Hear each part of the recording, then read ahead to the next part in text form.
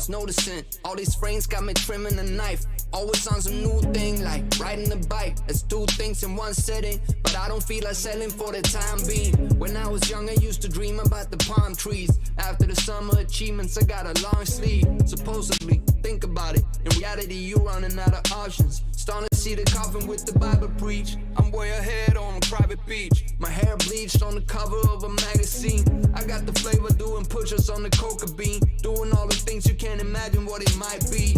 All these women trying to write me. I get the message now, I know they wanna wife me. And I didn't mention all the bruises, I just went through all the heat. I broke through all the edges like a right cheek. Yeah, I come and go like a round. They don't want the two be going nah. I'm coming back with the money in the bag. The rubies in my lab, yeah, I'm running with the cash. I'm come and go like a round. Putting in the work like I'm way behind. Still trapping on the low, lurking in the mode like I'm running from the pole. Yeah, I cooked it up cause I'm a hero in my own town. Whoa, we just running on our own now. Whoa, all these digits on my phone now. Working through the late night, that's just how it goes down. Oh wow, put in work, I guess we work it out. Almost summer and the money almost running out. All this running up and down, it's getting funny now. I do it for myself and all you ever did was run your mouth. Yeah, we at the spot, they be stunning now. They don't see the bigger picture, we be cutting now. All I'm saying is the man that I'm becoming. He gon' take the new edition and they twist it like a plumber now.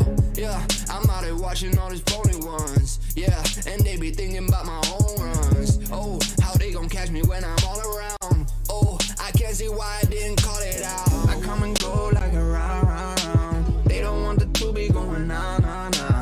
I'm coming back with the money in the bag. The rubies in my lab, yeah, I'm running with the cash. I'm coming go like a round.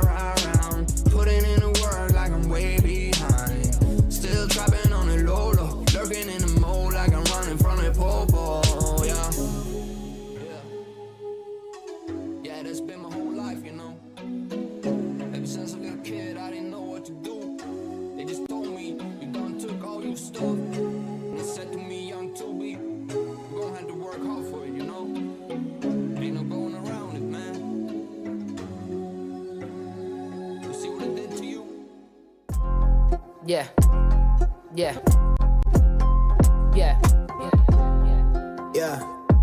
Hey. Hey. Yeah. Tell him, bro. Yeah. I'm staring in the mirror at the only one I trust. Been down on my luck, so when you see me now I'm up. I'm fresh up out that mud, I'm a diamond in the rough. So when you see me shining now, know it's anything but luck. I'm looking in the mirror at the only one I with. I've been held me down, so when you see me now I'm up. I'm fresh up out that mud, I'm a diamond in the rough. So when you see me shining now, know it's anything but luck. It's anything but diamond in the rough, yeah, we had it tough, yeah, we had the pressure and the pressure done its stuff. Oh, I'm not flexing when I'm brushing off the dust, no. All this pain and the tears made my shoulders rust. In this life, gotta do what you must, build your value up, gotta earn trust, avoid fuss. Maybe you don't know the facts, you don't know enough. You can judge me all you want, cause every day I send love. Every day I do me, makes me wanna see you, makes me wanna see more, makes me wanna see through. Maybe we become one, maybe this is the thing. There's an energy and flavor to the things that you bring to the table, any way you're able. Real work turns into gold when you're stable. Now life feels sweet like syrup, like maple. Wouldn't change a thing about my past to stay grateful. I'm staring in the mirror at the only one I trust. Been down on my luck, so when you see me now I'm up. I'm fresh up out that mud, I'm a diamond in the rough. So when you see me shining now, know it's anything but luck. I'm looking in the mirror at the only one I with. I've been held me down, so when you see me now I'm up. I'm fresh up out that mud, I'm a diamond in the rough. So when you see me shining now, know it's anything but luck. It's anything but luck now. I'm busy doing me, I'm out their range, I'm out of reach now. Almost let it drown, but they found me off the freestyle. Product of that ground, you seeing her eye me down. She wanna vibe, trying to see if she could slide. It's in the green now, it's snakes from my past. They look at me where I'm at, thinking they could hit my line, and I'ma help them on their feet now. I had a few I looked up to, they showing different shades. They might have blocked a couple rays, but now they watching my beam down. I struggle to open doors to places that come to life if I step inside. I learned to cut the keys down. Got it locked, this demon stirring the pot with pretty faces and plots that try to knock me off my feet now. No new friends, I had so many hit my line for the freebie, but if you see me out, you gotta pay the fee now. All these things you never cared to see me for is what I let the world see now. I'm staring in the mirror at the only one I trust. Been down on my luck, so when you see me now I'm up. I fresh up out that mud, I'm a diamond in the rough. So when you see me shining now, know it's anything but luck. I'm looking in the mirror at the only one I with. I've been held me down, so when you see me now, I'm up. I'm fresh up out that mud, I'm a diamond in the rough. So when you see me shining now, know it's anything but luck. It's anything but luck now.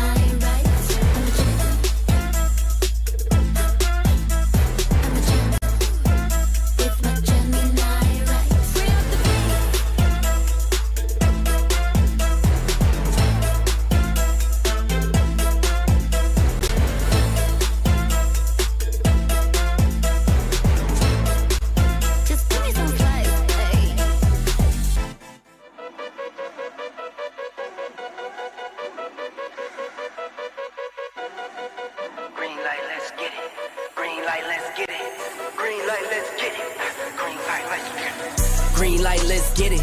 I'm the future, I'm in it. Check score, I'm winning. Green light, let's get it. I just win. I'm on 10. Hello, I'm Himothy. I got the recipe. I got the flow. I got the remedy. I know they do. I know they envy me. Feet on the floor. What they gon' say now? We came along from last place, bottom to top of the fast pace. Out of this surf, I get touchdown. I take a loss, get it back 8. I'm in the gym putting numbers up. You're never there, you got bad traits. Never excuses or cover ups. Learn from the losses and bad breaks. Green light, let's get it. I'm the future, I'm in it. Check score, I'm winning. Green light, let's get it. I just win. I'm on 10. Green light, let's get it. I'm the future, I'm in it. Check score, I'm winning. Green light, let's get it. I just win. I'm on 10. Who said I wasn't him? Who said it? All this talk about who's on top and who's not. Miss me with the gossip. Check the score, yeah. See me coming off the screen. No, I gave myself the green light. Catch a shoot from the 3. If I'm not the one, it doesn't seem right. I need like 2, 4, 5, 6 in them rings. I'm talking back to back to back like 23. Green light, let's get it. I'm the future, I'm in it. Check score, I'm winning. Green light, let's get it. I just win, win, win, win, win.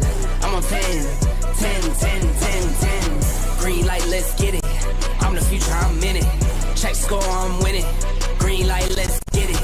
I just win, win, win, win, win.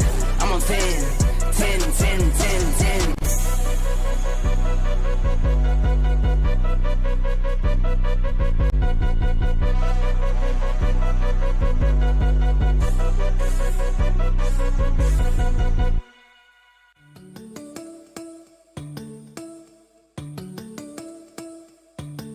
It's like everything around me looks a little great.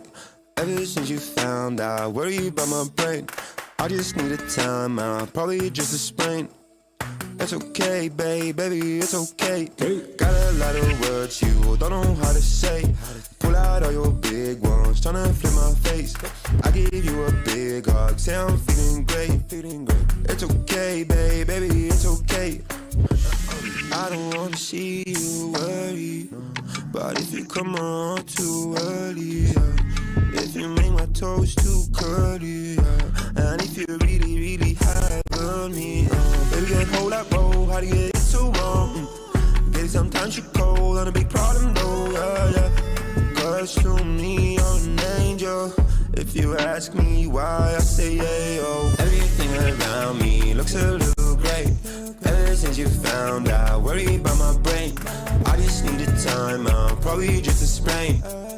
It's okay, baby, it's okay. Got a lot of words you don't know how to say. Pull out all your big ones, tryna flip my face. I give you a big hug, say I'm feeling great. It's okay, baby, it's okay. I'm alright, everything's fine, everything good, everything nice. Don't pull the curtain to something uncertain, just living your life. Taking a drive, stay in your lane. Don't veer off, might go insane. Think of your brain as a shelter in place. Don't let no one in, just lock up your chains. Change to be feared if you hear what they're saying. All in the news, feeding us views. Them feel good to be tamed. Taking my feet, treated as true. Ain't it a breeze to forget how to speak and let them do the speaking for you. Learn to feel free and to give real freedom, decisions be made by the group. Mama told me safer folding. Trying to carve yourself a space. Bend over backwards, let the assholes run us right down the drain. Everything around me looks a little great. Ever since you found out, worry about my brain. I just need a time out, probably just a sprain. It's okay, baby, it's okay. Got a lot of words you don't know how to say. Pull out all your big ones, tryna flip my face. I'll give you a big hug, say I'm feeling great. It's okay, baby, it's okay.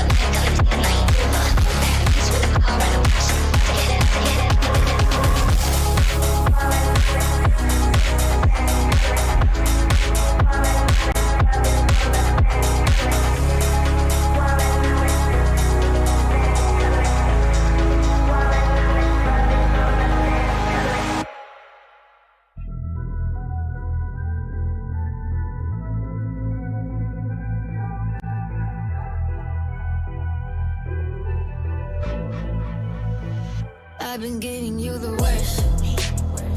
Now you wanna stay the night. Pretty how you work hard for me.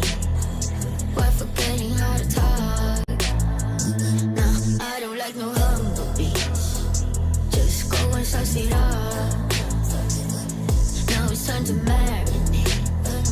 And right after we're done, I like it when you're looking like that. Don't like it when you check. I like it when you're looking like that. Oh, shut your fun, don't mind my reaction. I like it when you look like that. Don't wanna watch a bugger with a white mouth. Just like it when you're looking like it. No sweets, no rush, can't my attraction. Don't think twice, I'm here for a moment. No, I like him better. I go to church, please tell me end up. I'll make it last forever. I've been giving you the worst of me. Now you wanna stay the night. Pretty how you work hard for me. Why forgetting how to talk? Now I don't like no humble beats. Just go and suss it up. Now it's time to marinate. And right after we're done, I've been giving you the worst of me.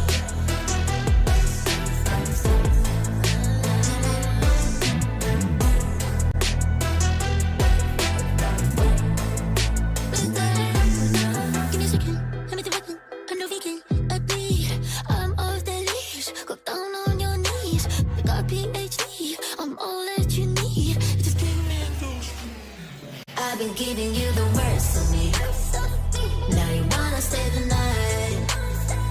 Pretty how you work hard for me. Why forgetting how to talk? Now I don't like no humble beats.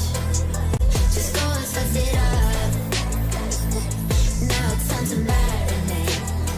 And right after we're done,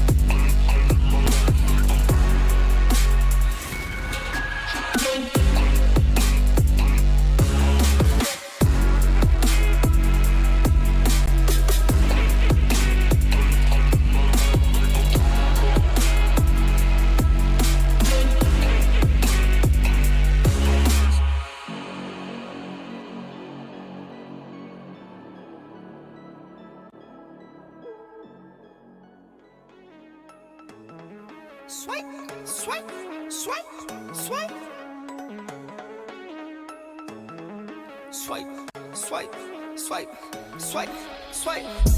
Just picked up some bands, come again, come again. They do what I do, I'm like Simon Says.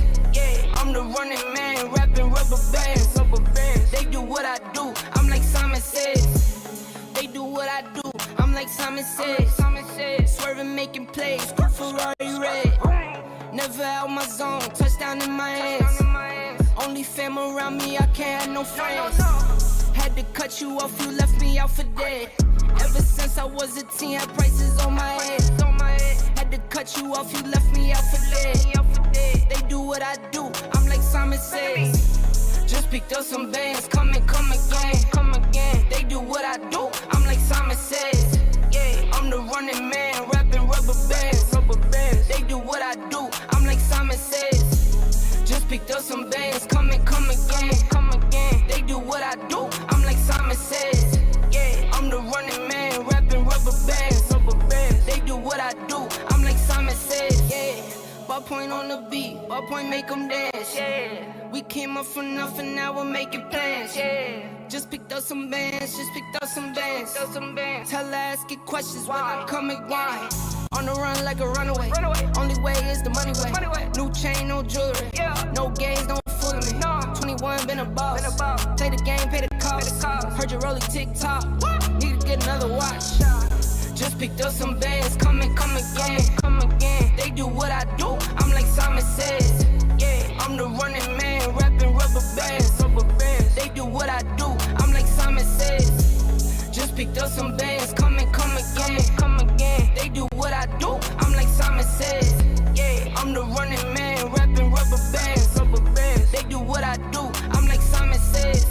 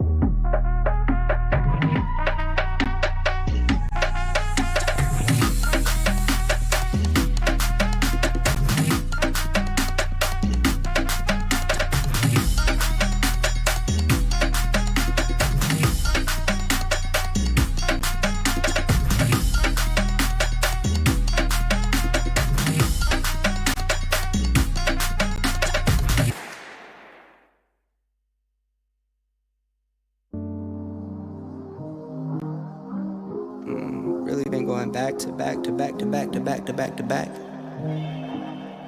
Like the neighborhood warriors.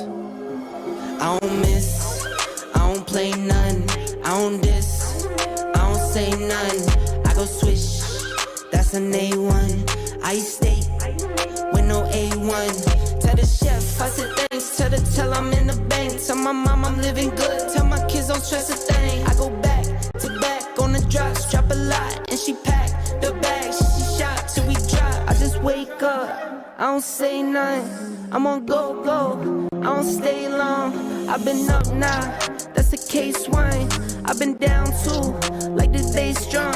I got summer toys for the summer boy. I keep drummer boys in the summer boy. I keep making noise, I've been paranoid. This is God body, you can never void. I don't miss, I don't play none, I don't diss, I don't say none. I go swish, that's an A1. I stay with no A1.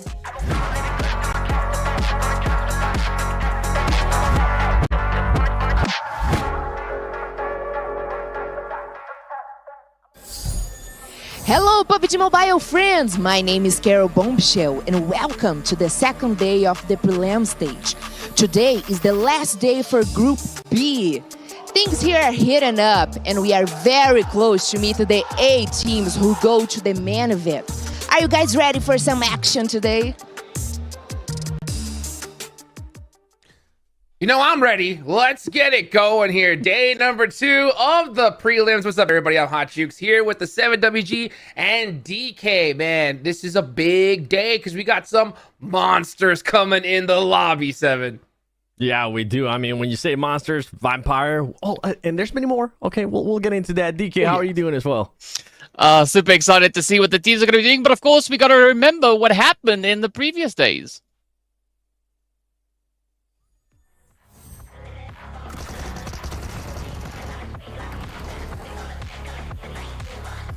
You know what? We're going to be started with Sanhok. What happened yesterday? I mean, overall, it came down to Zebra Masters just dominating, absolutely dominating this map because it was a masterpiece, DK. Oh, I mean, it was so beautiful to see them just securing those 15 eliminations. But as we know, like Zero Master, they were playing a very contentious game yesterday, but things really took quite a bit of a swing here as we moved up into the action, Hodjuk. 100%. I mean, that first match really was a chunk of their points in the overall day, but they definitely hung on the leaderboards with a good solid finish towards the end. But you know what? New teams are going to be coming on in today, so they got to be careful. Another squad, of course, that everyone has their eyes on was Team Falcons. These guys crushed it yesterday, 79 total points. So you know they're going into the rest of these days feeling pretty comfortable, Seven. Yeah, they are, and the best part for them too is that they're going to be sitting now today since they are in Group A, and they're going to get a chance to see what Team C and all the teams in Group C are going to be doing, which is going to be even more perfect for them. And this was the main thing yesterday for some of the teams, the hot drops, man, that would just absolutely end up hindering them. And yes, I'm talking about Enigma Galaxy and DX Xavier. I'm hoping, boys, DK, today, hopefully there's not that many hot drops. Yeah, I'm right there with you, right? We don't want to see too much of that. It's gonna be okay, I think, for game number 1. But after that, we got to see the momentum flowing. Got to see these teams just cracking cans open all over the place. So yeah, Dukes, I think it's gonna be quite the lineup, especially looking at who we have stepping out on the battlefield today.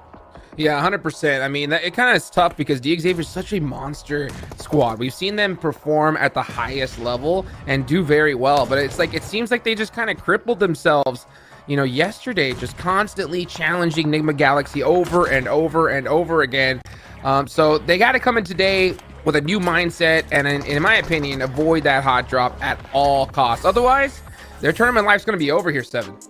Yeah, well, luckily for DX, as we were talking about the groups, another team that's also in Group A that's not going to be playing today, it's going to be Enigma Galaxy. So I'm pretty sure DX is going to be very happy about that. I'm hoping it doesn't end up being DX decides to hot drop other people as well, which could be there's a possible chance that some of the teams from Group C might want to be looking at that Pochinki drop, especially what happened yesterday. Be like, you know what? They're already down there with DX. Let's just kick them down a little bit more. Oh, that's worst case scenario. That's what we were kind of alluding to yesterday, right? It's like because top 8 is the goal, guys. If you make it to top 8, you're gonna go ahead and head into the main event. But you know, there are gonna be some teams that have performed so well off the rip that they could just look at those teams in that 7th, 8th position, DK, and decide to hunt them down and say, nah, we don't even want to deal with you in the main event, right? Yeah, and I think it's going to be of the utmost importance for teams to try and establish themselves, right? Because they do have a little bit of a jump to work through, so there's going to be a little bit of work here ahead of them today, Seven. Yeah, there is. Yeah, we got a nice little interview. Oh, do we? Coming up right up. So we're going to go ahead and take it to the main stage. For Zebra Master, yesterday they got a chicken dinner, but it wasn't enough. We're going to know right now.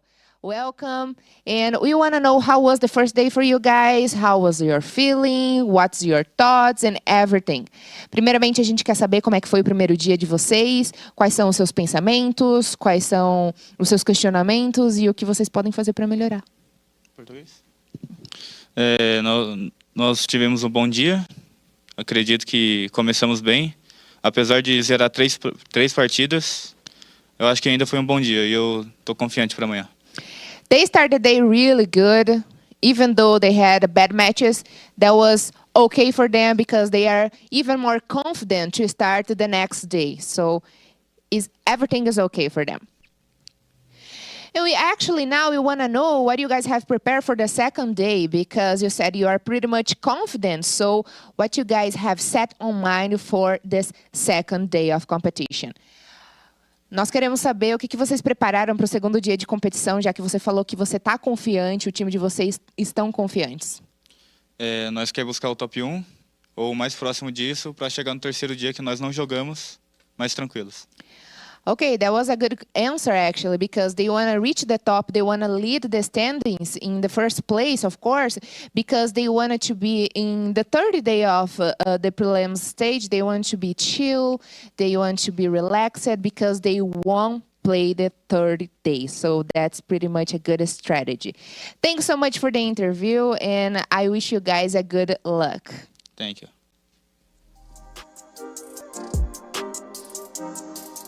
There we go. Let's take a look at the overall standings. This is where they stand for now, but we're going to see them shake up at the end of the day big time, Seven. It's always good to hear from Zebra Master because these guys are going to have a lot of pressure going on them today because this is their last day that they're going to be playing in the prelim, Seven.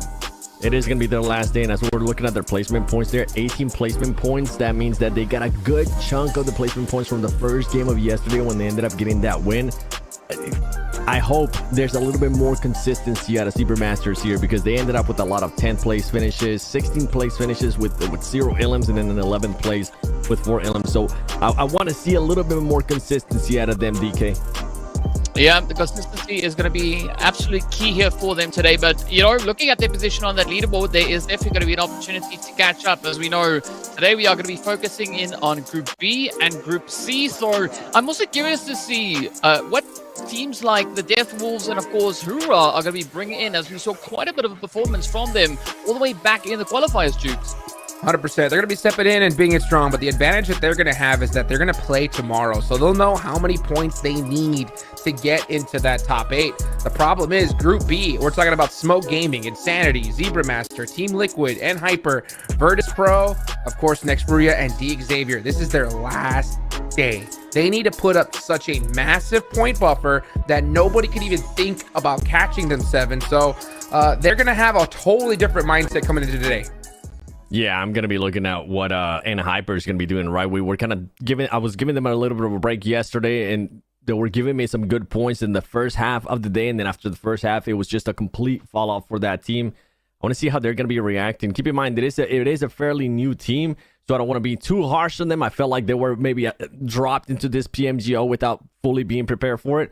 But if we can get a nice response here out of N Hyper, set themselves up to possibly qualify, even though they're not going to be playing tomorrow, it'll be interesting what this team can do under pressure. Yeah, 100%. I mean, we've seen in the past when we have like these different kind of groups, we've seen teams that have sat in 6th place get overtaken, 4th place overtaken. So that is definitely not a position that you want to be in here. As we take a look here at the squad rosters, these are the big names, and we're going to see we need to see some all-star players here, DK. We need to see some guys just shine up, put that backpack on, and carry their teams all the way to the main event.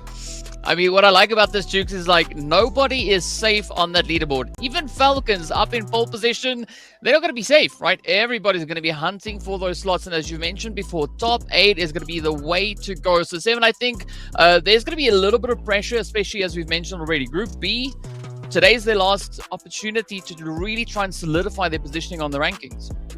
Yeah, it is. The good thing, right, is going to be that coming tomorrow for all those teams that are in Group A that are not playing today, they're going to know exactly what they need to do. And out of all these teams, there's one team I'm looking specially at for today for Group C, and it's going to be none other than Vampire Esports, because this team was just... I'm sorry, Vampire Esports, that I'm about to do this to you, but you know I have to. It was an absolute letdown when it came down to PMGC, and maybe we'll be able to see a little bit more out of them. Trying to prove a point. Yeah, they need to, big time. But we got a quick little video for you guys, and we're going to be right back. Team Liquid. Well, I actually wanted to go to the Amazon. Who is the best Pubgmobile esports team in Brazil? Pô, não tem nem o que falar, né? É o melhor time tá aqui, ó. Team Liquid. Bom, eu acredito que o nosso time seja o melhor. Em colocações mundiais a gente sempre vai bem. Best food in Brazil.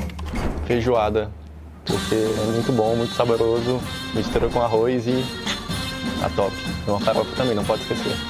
Eu sou gaúcho, desde pequenininho comendo churrasco o dia inteiro. E eu lembro de ter bons momentos na minha vida porque reunia a nossa família. Bọn anh đầu tiên qua Brazil ăn một bít tết, có đậu và khoai tây. Name one Brazilian sports icon. One of my favorite Brazilian players is Ronaldinho. Well, I like him because he's skilled and I used to watch him a lot when I was a kid. Can you share a favorite Brazilian tradition or celebration that holds special meaning for you? Eu gosto, tá, velho?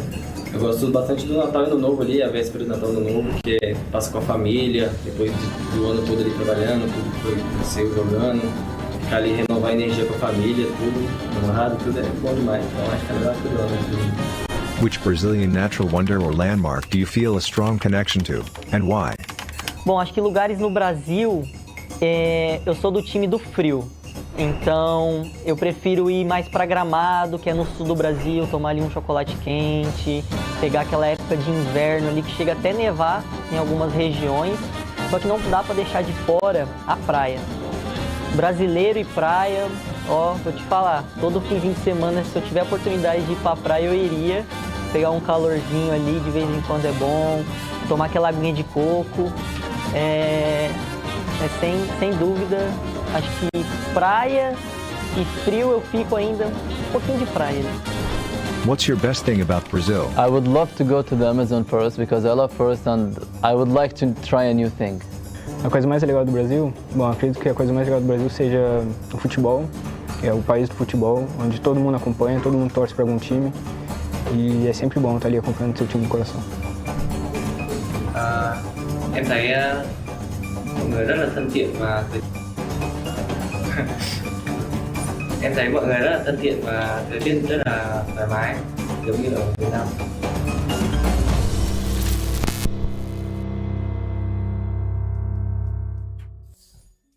The best of Brazil. You love to see that right there, man. These guys are turning up, ready to go. And I'll tell you what, we saw D. Xavier talking, and we saw them talking about, hey, you know what? The people of Brazil are so friendly. The food is good.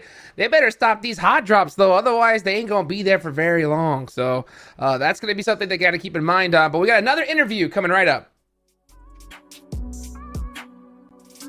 You know what? We're going to go into the schedule. It's all right, bro. It's all right. We were thinking too much about that steak. And also we found that it gets cold and it possibly snows in Brazil. Newsflash to me. But nonetheless, we're going to be starting off hot, baby. We're going to be going into Sanhok for match 1. And you can see at the top there, it is going to be Group B versus C as we've been talking about it the whole time. Sanhok, I'm intrigued what Zebra Masters is going to be doing here today, DK, because with what they did yesterday, how proactive they were within that match too, I feel like if this team wants a chance at maybe making it to the main event, they need to take full advantage of Sanhok again. I think we're going to be seeing an absolutely phenomenal performance coming through from the Zebra Masters. But, you know, speaking about the team, speaking about the players, we're going to be hopping into interview. And we are here with Cunha, the player for Smoke Gaming, and they are in the second place in our standings, and we're going to talk to him about the day. So welcome, first of all, welcome, and we want to know how was the first day for you guys in the prelim stage. So we want to know everything, your feelings and your thoughts. So the first day was not so good for us because the first 2 matches we didn't did what we have to do, so we just got 2 points from these 2 matches, and the next 3 I don't know how to say, I'm very happy that we can perform well, and 1-2 matches, 1 top 2, and the last one we was so bad, we didn't get so much points, 0, and we have to study more to achieve our goals here. Okay, perfect. You guys had a double chicken dinner, so I think it was pretty well. But we want to know the expectations for the second day. We are ready. We have to be because it is what it is. We are qualified from the online stage and preliminaries before this one, and we are here fighting for the top, and we want this top 1, so we will go for it. Perfect. Thank you so much for the interview. Thank you. Man, you can even see it in his face, right? These guys want 2 chicken dinners. And they're thinking that, man, we should have done better because they know they're on the chopping block today. They really are. They're not going to be playing tomorrow. They know they need to put up some massive points. Even though they had 2 chicken dinners today, DK, they're still thinking like, man, we need to put a lot more points on the board. I mean, it was not only just 2 chicken dinners, they also got a second place all the way back in game number 4. So, I mean, they had a phenomenal day, and if they stressing, you got to know that there's quite a bit that is going to be coming through here today. But I'm really looking forward to seeing what the Group C teams are going to be bringing out on the battlefield. I mean, the stakes are pretty high. The teams are definitely fighting for quite an important position. And I think, Seven, there's going to be a lot riding potentially just on this first game. There is going to be a lot riding now. I mean, you know what? I used to overthink Sanhok. I used to be super excited about it, like I said yesterday. But we'll give him a break. Get him off ready, you know? Get him ready with all the madness that's going to happen in Sanhok. But like you guys were mentioning earlier, I want to see what Deathwolves is going to be doing, what Hora Esports is doing. I also want to see what Team Queso is going to be doing, because this is not the exact same team that we've seen from last year. It is going to be 3 brand new players within that team, and I'm interested to see what the order is going to be between them, with Malkin, M2M, and Milos coming into that team. Anything can happen, right? It could be a completely different Team Queso, could be an exciting Team Queso, and we got a chance to see Vampire Esports there on the screen as well. Tony K, a guy that absolutely destroyed last year when it came to the PMWI, and this is what I was mentioning. There were just such a big disappointment during PMGC that I feel like Jukes, they're wanting to make themselves look good again, even though it's not an invitational tournament. Yeah, you can just see it on his face, right? You can just see the weight of those expectations for sure, because, you know, I remember after PMWI, it was such a legendary performance. I immediately went to some of the top coaches and IGLs on the planet from some of these other squads, and I was like, dude, what do you guys think about Tony K, his performance? They were so shocked that their only response among all of them was just like, I don't know. All I could say is that he got lucky, because it was just so unreal, you know? And unfortunately, I mean, I was like, no, it couldn't be luck. I mean, that's too consistent. But then you look at the performance in the global championships and it makes you question, right? So I think he's definitely coming into this tournament with a lot of expectations that could be good or could be bad, because you know what they say, you know, pressure makes diamonds, DK. Ooh, but there's only going to be one way to figure out how that pressure is going to play out, right? We got to see what all the action is going to be bringing in, but I think we're in for quite a bit of a ride here today. I mean, you guys were talking about the Death Wolves stepping out onto the battlefield here. I just want to remind you of that clutch up they brought in the final match of the qualifiers to kind of steal away a bit of a position, right? Just bringing in an absolutely insane match right when it mattered the most. So, I mean, they showed quite a bit of capability, so I want to see what their approach is, right? How they're going to be looking to play this one. And just looking at the team on screen there, they just seem to be super chilled, super relaxed. And I think that's kind of the mentality to take moving into the first game here, Jukes. 100%. That's another team right here that we got our eyes on here, Seven, is Team Liquid. This is one of those teams, it's their final day playing today. And I mean, let me ask you this. If you are the coach, right, going into today, what place do you think that you would be telling your team you need to aim for at least this, right, going into tomorrow if you want to feel safe? For a team that was, especially with Team Liquid, for a team that was able to finish with only 28 points, I'm going to be telling them, hey, boys, we need to try to get up there. We need to definitely pass Falcons, because Falcons currently has 79 points, and they're not even going to be playing today. They're going to be coming back tomorrow and know exactly what they need to do. And Team Liquid, keep in mind, this was the team from last year that ended up getting 12 plays at the PMGC. So there was a bit of high expectations, at least from my end, when it came down to Team Liquid. They just haven't been able to deliver. They ended up with a nice 4th place finish in one of the Erangles and 7 eliminations. But besides that, we haven't really seen that much consistency in regards to those placement points. We know this team can definitely get the eliminations that they showed in Sanhok, being able to get 8th place, but still put up 7 elims. I feel like we need to see more of that fragging power. I feel like they need to find that nice little marriage between those placement points, go for the wins. And you know what? I would like to see them, even though I highly doubt it's going to happen, I would like to see them there finish at least within the 1st place after today, because we know coming in tomorrow, Team Falcons is going to be on another level. I mean, you're totally right. I mean, they have 79 points already. That means that Team Liquid needs to triple the points that they did yesterday, pretty much, if they even want to stand a chance, because we're going to see Team Falcons coming in playing 6 games. You know, they're going to pass them up. So, I mean, if you're talking about having a couple bad games, all of the bad games that Team Liquid could afford were yesterday, right? So they literally need to go off from the start here, DK, and it's going to be a big task considering that there's so many new teams, you know, different strategies, drop locations. It's going to be tough. Yeah, I mean, it's going to be a pretty tough 2 days still ahead for a lot of these teams. So it's going to be interesting to see whether or not Team Liquid can pick up that pacing and really look to accomplish what they set out to lock in. But another team I think that could also potentially really do with quite a bit of a step up here, and we've been speaking about them a little bit earlier on as well, is the Xavier, right? I mean, looking at the performance that they brought through back in the PMGC, it was so surprising to see them having a completely different kind of result stepping out onto the battlefield yesterday. What do you think about that, Seven? Well, I actually want to know, DK, why were you so surprised about it? Because, I mean, with them, they just kept hot dropping. They weren't willing to give it up. And then we were kind of making jokes about it, too. We're like, okay, you know what? Now it's going to be the end whenever they stop hot dropping when we finish Erangle. And we go into the first Miramar, and then same thing, they end up starting to hot drop as well. I don't know. It's weird because, I mean, they had a really good start, right? Sanhok looked good, 4th place, 5 elims. And then it was, time to play hot potato, but play it on the same spot with the same team, match after match after match. And I don't know. It's not what I was expecting to see come through from the side of the Xavier. I was expecting them to really hone in, focus on the aggression, go out there, get the points, instead of, trying to see whose spot is it anyway. Yeah. I don't understand. I could not get it. I mean, the only theory that I could come up with at the time was that, okay, Xavier were trying to secure that location because they were so confident that they were going to make it into the main event.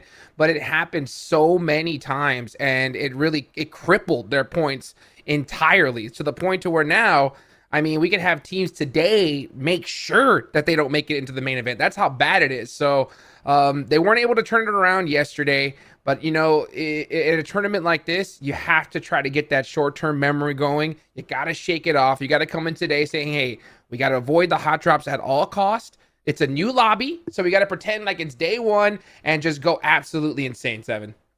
Yeah, you're talking about short-term memory. I'm hoping that even the teams that did end up doing well yesterday from Group B, they do have that short-term memory. They kind of take it as a completely new, different...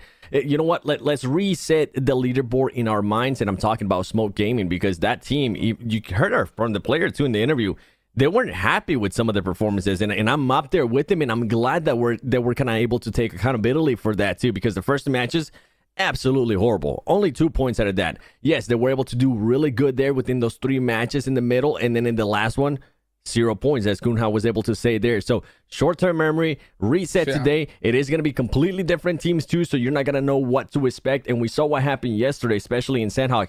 There was at least 4, 5 hot drops. I'm going to be expecting about the same here today in the first game, with some of these teams seeing each other for the first time. And I'm going to be expecting a lot of the Brazilian teams continuing to be aggressive, continuing to push that envelope, because I think at one point yesterday, out of all the wins that the teams were getting, Brazil had more than 50% of it, more than 60% of it, and I don't see that changing.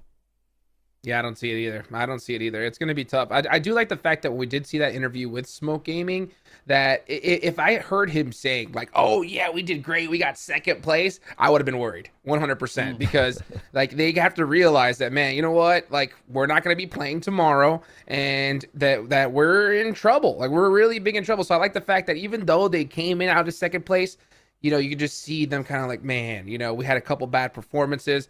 56 points is not going to be enough. So if they're able to, at a minimum, I think they have to, at a minimum, match what they did yesterday, but definitely take it up a couple games for sure, DK, if they want to feel comfortable. I mean, on average, if you look at their performance yesterday, they brought in about 9 eliminations per match, right? They had 28 eliminations in total across the 3 games. That brings us down to about 29 eliminations per game. So if they can kind of pick up that same kind of pacing, that same kind of momentum, bring it into today, there's a really good chance that we could see Smoke Gaming get a very predominant position on that ranking spot. So, yeah, I'm curious and very excited to see what they're going to be bringing out. But as we know, it's not going to be an easy lobby, right? They're going up against a few big names coming through from that Group C. So, I don't know. Anything is essentially open for the taking here. 100%. Yeah, that's scary. The scary part is that, 9 eliminations per game is insane. Right? The thing that scares me though is like, Seven, we saw some ridiculous performances yesterday. We're gonna see some teams bust out those 15 elimination chicken dinners, and with a performance like that's 25 points. That is insane to add. That's more points than what the 10th place team got yesterday.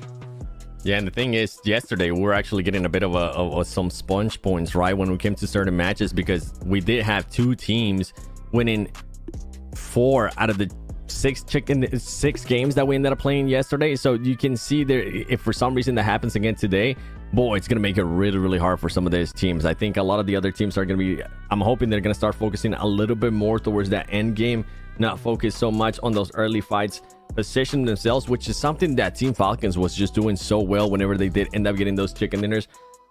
Thinking about their positioning, making sure that they set themselves up for those fights, and then willing to take risk. I feel like that's, even though Team Falcons is not here today, I feel like that's something that we definitely need to expand on a little bit more, because Team Falcons, we usually see a team that's being very dominant. They have a very, very good position, but what Falcons was able to do is they were willing to take those risks, and we saw that perfectly in the last Myanmar match, where they ended up taking the fight down in a position that it wasn't going to help them out. They made sure they cleared that team, and right away they knew that their good position was going to try to be taken over by Enigma Galaxy, and the way they reacted to that was just so beautiful. I think we just need to start seeing more proactiveness like that, more aggressiveness, and also just being able to flip that switch from some of these teams today.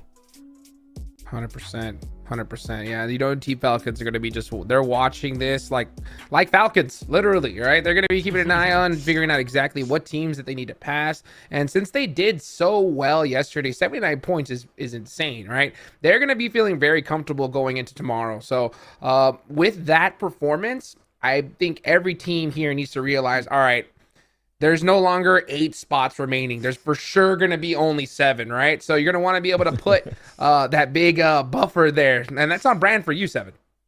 Yeah, it is. It is. You know what? Out of all the teams, DK, that are coming in from Group C, which one's the one that you're really think they're going to have a great performance here? I would love to say Fireflux, right? Okay. I would love to say Fireflux are going to be having a phenomenal day here. I mean, I don't know. I'm just really leaning in that direction. I'm excited to see what they're going to be bringing through. I mean, it could have gone for any of the others, but I think that's kind of to be expected. I think Fireflux, they could bring a little bit of extra onto the battlefield here today. And yourself, what do you think? For me, it's going to have to be Influence Rage. I mean, these are the champions of Americas from full split last year, so I want to see more out of this team. They had definitely had a bit of a disappointing PMGC, and for their being on their home turf, knowing that Alpha 7 is already qualified to the main event, knowing that they want to be able to be there as well and challenge them, because they've always been compared to like their little brother to Alpha 7. I feel like that's going to be hurting the ego of the players a little bit. And we know the ego that some of these Brazilian players have. We know that the passion that they carry to just be the best in their region. So I feel like Influence Rage, I'm hoping it actually happens. They have a great performance here today. I want to see that happen. For me, it's going to be obviously Vampire Esports. I think Tony K, you know, just after that performance in PMWI, I want to see him kind of have that crazy pop-off game. I think that'll make things interesting. If I were to pick a wild card, though, I'm going to go with Death Wolves. And the reason why I'm going to go with Death Wolves is because it's one of the qualifying teams, right? We saw yesterday a ton of the qualifying teams pop off, way more than I think that any of us expected, DK, right?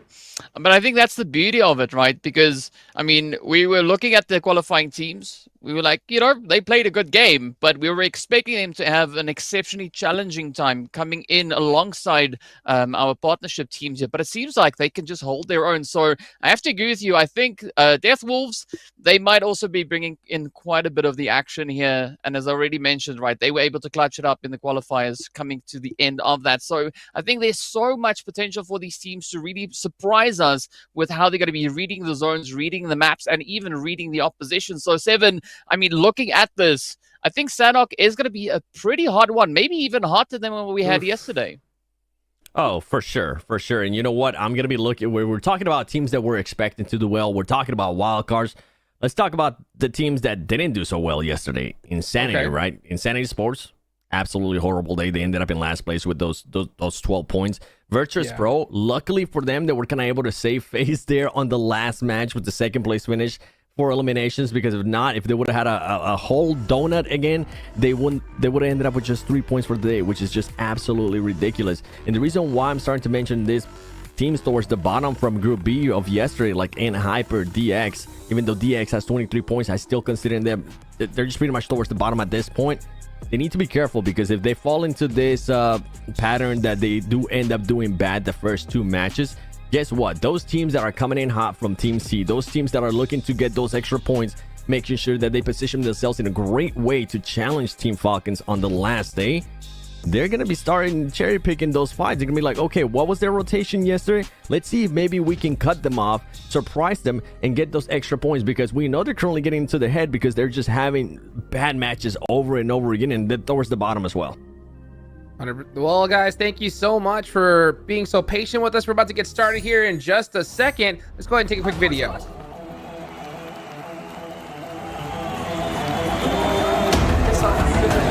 Não fomos ao... Участие этого всего.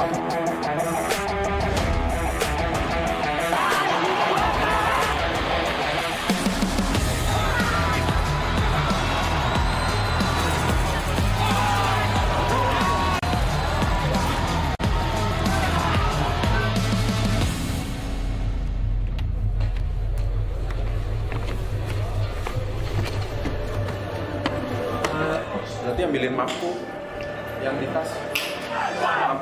You're just waiting to get into that playing path now. The final thing to be done is to get into that playing path, get into our first match of the day here for PMGC here in Istanbul. Maybe we're getting that trifecta split every single time, but here we are in the plane. Continues to move along the wall, and Razy steps in, and it's a 1-4 bit alive, but they find that they will move in the sidelines, and more start to fall as well. F2G keep it going. Today's game, the best opponent was S2G. Revo is here as well, and Dino will go down. Alpha 7 sweep on through. They will stand up for the performance, and Revo get another challenge, and it will not be long for it. Alpha 7. Feeling good, but it's just the first match. We're gonna try to stay like that. Go, let's go, let's go. Which team was today the most Yes, not the call. Couple of players out from the smokes, out from, but it's still going. Hamzy up on the high ground, spotted by Lamborghini, really in his to go long with it.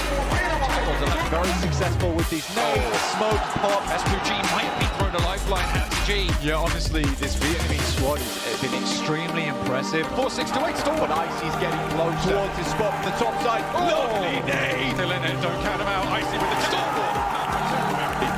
No eliminations needed. We'll take the second place. Oh, might get a knock. Unfortunately, the hop into the back there is good. 준비해온 걸 지금 잘 하고 있어서 다음 남은 경기도 잘 할 수 있을 것 같습니다. Steps out wide. 2v2 now. Top goes low. It's the deck. Can he get the heal? Could be crucial, but there's it down. Today we lost some game. We expected better position and better points, but then we'll try to fix our mistakes for tomorrow. Counts right now, but they're certainly going to be happy with this one. A 1v4. F2G to give a shot to Hamzy. He can find the stage. He has a finish. F2G with a chicken dinner. Böyle bir taraftar karşısında oynamak cidden çok güzel. Bugün performansımızın üzerindeydi bence bana göre. Yani yarın %70 sonu %100 olacak. O yüzden şampiyonuz. Looks to drop the nade out the window. It's great. Taken out. 2 players now. Razy's down. Getting knocked. Eliminations flank. And he's going to burn himself away. Yeah, the real PMGC for me begins tomorrow. Yes. Because it's about the prep work you do tonight for the next day of matches. It's about the review. It's about the VODs. It's about figuring out what to do with your team. And obviously, you just played 6 matches back to back. Your day's not done. Okay, I'm gonna mute myself. All right, sweet. Well, I believe we are getting ready to go into that first Sanhok between Group B and Group C. You heard us talking about it. You heard us mentioning about all these new teams that are going to be coming in Group C. Well, guess what? Now it's time to actually see them perform here in the hot and absolute madness on Sanhok that has to offer. And you know what? I'm going to be looking, DK, at seeing if we have any hot drops to start off the day with. Ooh. I mean, it's understandable, right? To see it in the first game, so I gotta agree with you. I'm looking forward to seeing if we're gonna have any of that contention coming through. So far, it doesn't necessarily seem like anyone's gonna be swinging in hot, and I'm also gonna kind of wondering where the point of contention is gonna be in this game, right? Are we gonna see it over in Painan? Is it gonna be boot camp? Is it gonna be over towards Paradise, or maybe even shift over towards that northwestern island? Yeah, we'll have to wait. You know what? I would like to see, and I know Hot Jigs is going to be happy about this one. Give me a K finish. I don't think I think maybe I got a chance to see one, but I wasn't part of it. I wasn't able to cast of it. So give me a K finish. I like the madness. And okay, you know what? Influence, boot camp. Okay, that was expected. Fireflux. All right, this is more of what we were expecting to see yesterday. We do have a bit of a semi-hot drop there, as Fireflux is going to be found by Team Queso. Fireflux doing a big split, and I know this was one of the teams that you were looking to see how they were going to be performing, DK, not how they want to start off the day losing one player right away. I mean, it's a bit of a bumpy ride, but let's see, maybe they can pick up the pacing, maybe follow through with a beautiful play coming in at some point. But I gotta say, like, it's also interesting seeing the zone taking a nice bit of a shift over on towards that western side. So we have Ruins currently being smack dab center zone. So I think at this point, Painan could definitely start to heat up, because it's going to be part of that funnel, like leading the teams over on towards the western front. Yeah, and for Painan, for this, you know what? Let's look at the map here, and teams that could end up benefiting out of this is Team Queso. Maybe they're going to be able to readjust themselves and go up to that top of that mountain, because if the zone does end up going their way, we've always seen whoever's at the top of the mountain is not only going to be able to go for that chicken dinner, but they end up with a lot of eliminations because they just see so much of the map. They're able to third-party fights. They're able to just stop people from even being able to rotate towards them. And down by Ruins, we noticed that N-Hyper was by themselves as well. And that's a team that definitely needs those points. That's a team that's currently bottom. They're not going to be playing tomorrow. And N-Hyper is going to be looking to make the best of their day here today. Yeah, I got to agree with you. We were talking about the teams we got to be keeping a bit of an eye on. And yeah, N-Hyper definitely could do with a nice big serving of points. I mean, looking at the start of their day, you know, 6th place, 8th place finish in the first 2 matches, so there was definitely a bit of potential there, but something just started to crumble as we progressed through the rest of the day. Hopefully day 2 is going to be the day in where they'll be able to grab a bit of super glue, stick everything back together, and just bring in a really dominating performance. And I mean, we said a very similar thing about D Xavier, but now Influence, this could be an interesting play up alongside Fireflux. This could be, considering that Fireflux is currently just with 2 players there. So let's see if this push is going to end up working out for them. We see those SMGs, we see the DBS, and now we start seeing Fireflux trying to position themselves. I think Influence Rage definitely knows that they're there as the vehicle is around. If one of these nades can hit, it's going to be massive for them. Here comes their shot. Can Influence Rage maybe connect on them? They're not going to be able to, but at least they're going to be pushing them away. And now that's another team that they necessarily don't have to worry about.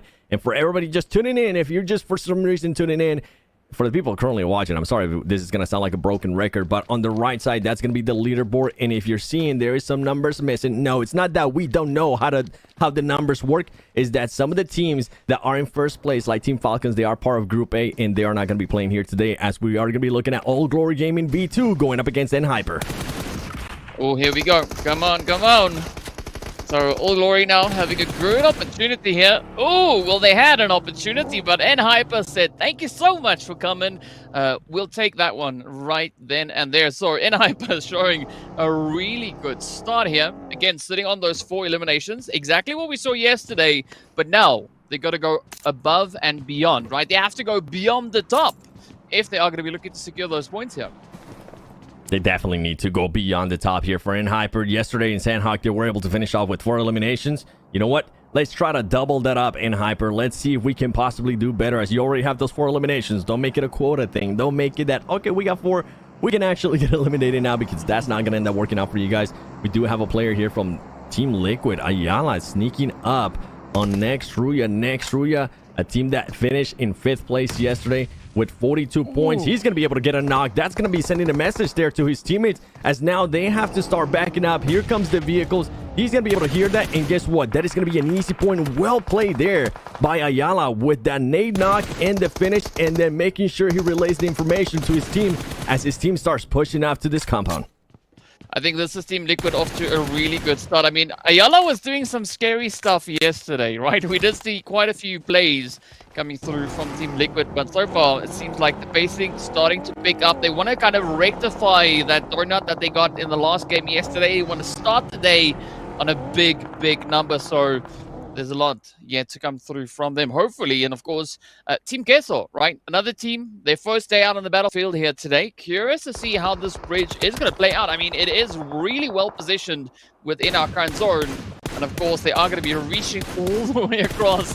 Just reminding the players here from N-Hyper that, you know, you're not as safe as you feel. Yeah, and Hyper thinking they were safe, but that's not going to be the case, though. But Team Queso needs to be careful because it's not only in Hyper here. Fireflux, remember, we saw them getting pushed out by Influence Rage, and they are going to be very close by. And on top of that, you're going to have the next Ruya as well, that this teams could try to third-party this fight. So I think they're going to probably try to slow it down a little bit more. Team Queso is going to see if they can make the push. And I was talking about it, and guess what? It's going to start happening. Fireflux is going to be able to spot Team Queso with all the noise that they were making. And here comes the knocks and possibly the eliminations for Fireflux that you've been wanting to see, DK. I mean, Storm out here fishing, right? Just hooking some big catches, but let's see whether or not Storm and the rest of Fireflux can now close this one up. Lux taking up a nice little bit of an ambush position here. You can see that spread. I mean, a really good positioning overall from Fireflux. Good read, but let's see, can they now follow through? Still got to watch out for next Rhea also hanging in the wing. And we've got a square of despair potentially now starting to build here with 4 teams holding on the edge of the bridge, 7. Yeah, this was my biggest worry here for Team Queso. They were getting a little bit too much freedom there with N-Hyper taking shots, trying to do that damage. But with Sanhok, it's so tight. Everything is so close by. Everybody's going to hear those shots, and you are just going to be making yourself a big target. And with this zone shift, guess who's going to be looking good? Vampire Esports currently hasn't had to rotate all the way to the South Island, and they're going to be like, you know what? Let's play a little bit safer here. Let's slow down our gameplay. Let's let them fight it out like Smoke Gaming was able to do yesterday with a lot of those teams, and see what is going to be happening at some of these teams are going to continue to fight with Fireflux and Hyper and Team Queso close by. Well, N-Hyper in a good spot. They just got to lock it down. Just got to get those flows going. But now it's going to be a little bit of an interesting one to see how these plays are going to develop from here. It is. To be completely honest, we're waiting to see what's going to be happening. I'm currently looking at the map feed. There's really not much going on my end. So I have no idea what this team is going to be doing or what's currently being shown on the screen. All we know is that Vampire Esports is going to be towards the north. They did end up doing what I thought they were going to be doing, which is slowing down that play. And now we go over to the N-Hyper, trying to get that different position, trying to see what they can do here as next Rhea is close by. There you go. N-Hyper being able to knock another player, and now they're able to get even more eliminations than what they were able to do yesterday. This is what N-Hyper needs to do, but they need to be careful because now you got Team Liquid starting to take some shots at them. They're exposing themselves a little bit too much, and Fireflux is going to be possibly able to get some shots down the line too, as Team Queso now having to back up. A team that was already in that North Island, they decided to push south. Guess what? The zone said, you know what? That might not end up working out for you. Let's send you guys back to the north. You just gotta love all the action that we see happening right here. I mean, N-Hyper, right? We said they needed to go beyond the top, then it seems like that is exactly what they're looking to do here. A quick patch up coming through, but look at that keen now. Super keen on locking in those elims. Next Rhea also just looking to establish themselves on either side of the island. We do have Stodge and Capri though. They need to get picked up, so hopefully N-Hyper can do exactly that, but things seem to be quieting down ever so slightly, at least up into a center zone. So I think this is where we got to see a little bit of those plays now coming through from the teams heading up in towards the zone. Yeah, and in that madness that we saw there, N-Hyper did end up losing 3 players. Is going to be coming down to 1, trying to secure those extra placement points for his team, as he was actually able to rotate towards that North Island after he saw that circle. I really enjoy too what some of these teams are doing. Team Liquid, they know that they're gonna have to push at some point. They know that there was gonna be somebody in this compound. The way they were able to push and make sure that they clear it, even though N-Hyper was already long gone. That's what we want to see out of these teams. And here we go with Smoke Gaming, a team that I was mentioning earlier. Yesterday, they were trying to be a little bit passive, and guess what? The team that definitely needs the points, DX, is going to be able to find some of those players snaking in the grass, getting those eliminations. The only problem is I'm seeing where these teams are currently fighting, and it's a little bit too far away. It's once again with DX taking those fights in the blue zone. DX, they need to start focusing more a little bit on the end match. Yes, you got those eliminations. Now let's see if we can maybe try to make it to the circle before all those other teams set themselves up on top of the mountain, on the island towards the west, and then it's gonna be a lot harder, DK.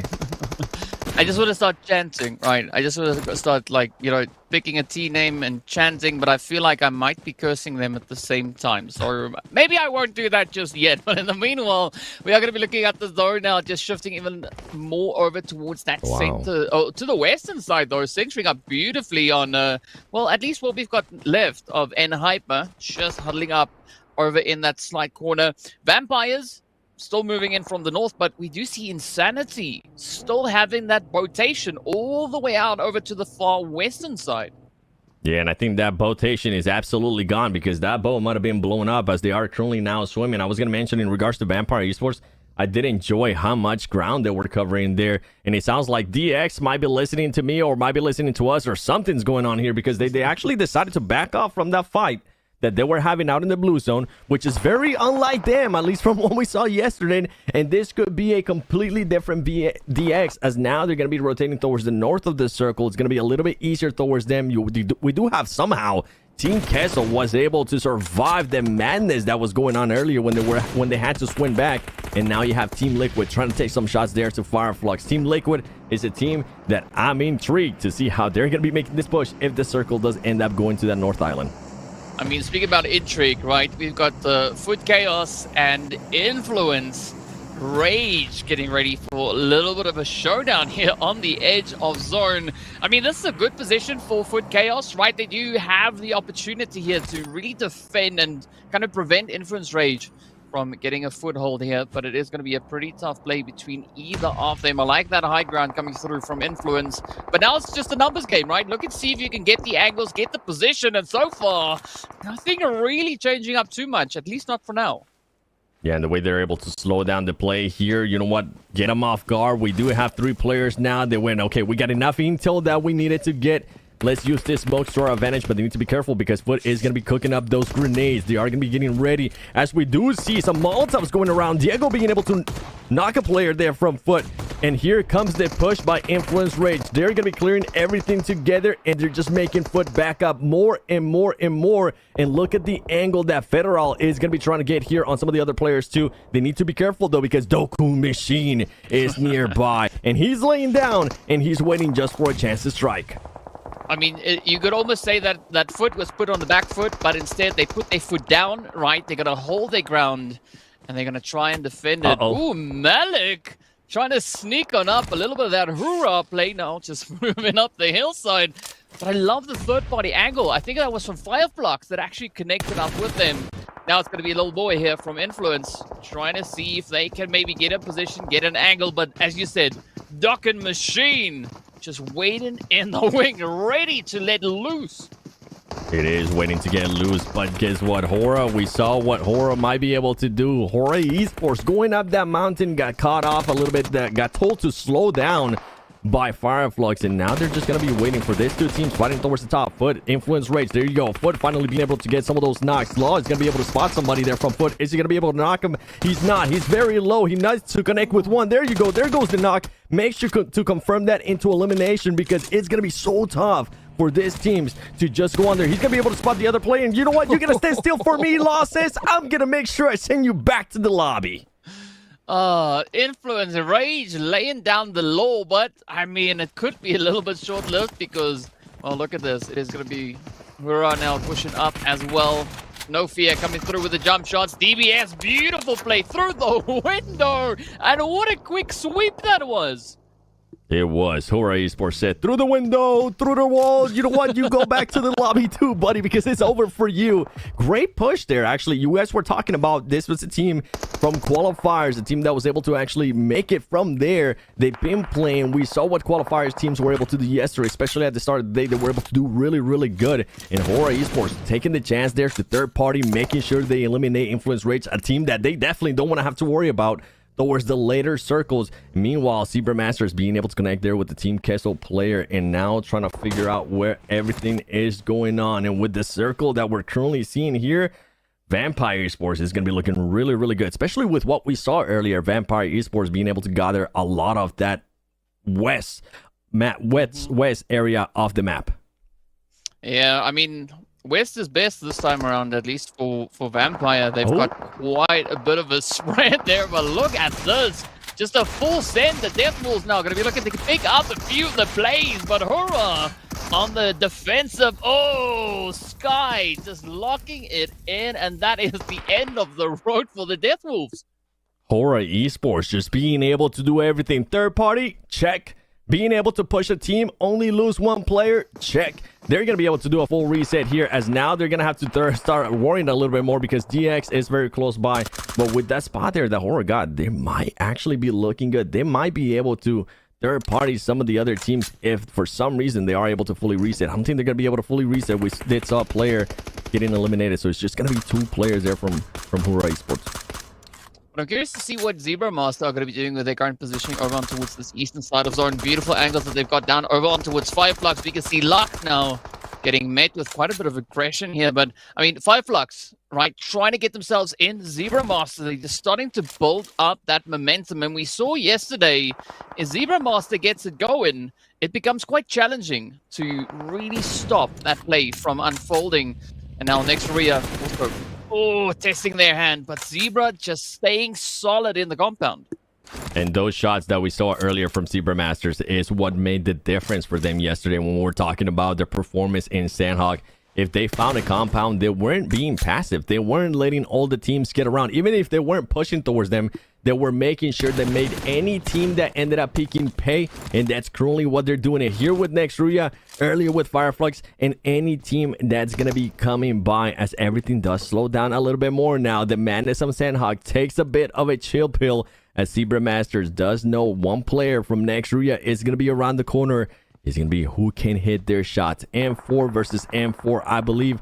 Who is going to be the better one with it? And Nextria, the player, is going to be looking a little bit tougher for him. A bit more of a struggle, as now they do have to worry about the blue zone.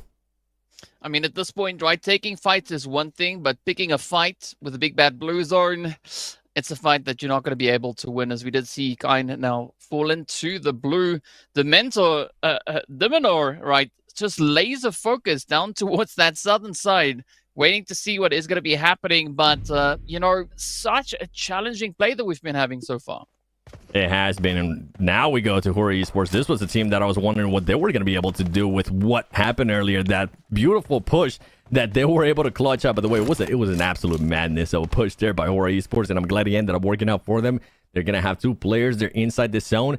And if I'm not mistaken, if they can just hold this and keep on moving up inch by inch, this team could end up with the great positioning for those placement points as Baton, Vampire Esports. Look how proactive Vampire Esports too, being able to get those angles, making sure that nobody tries to surprise them. DX is still in the mix. This is what can happen when DX decides not to take those fights in the blue zone and instead prioritize towards the later of the game. This is the DX that we've been wanting to see. Oh, let's see. I mean, Parisian and the rest of the crew just trying to get a little bit of foothold. I like the fact that Nade has gone for that wide positioning over on towards the western side. But let's see if that play is indeed going to be paying off. They do seem to be gatekeeping Hurrah from getting themselves positioned, getting a position, getting an angle in. The Baton still in the mix. Oh. Beautiful nade though up onto Zebra Master. Baton was able to spot him. He's going to be able to get that elimination for his team.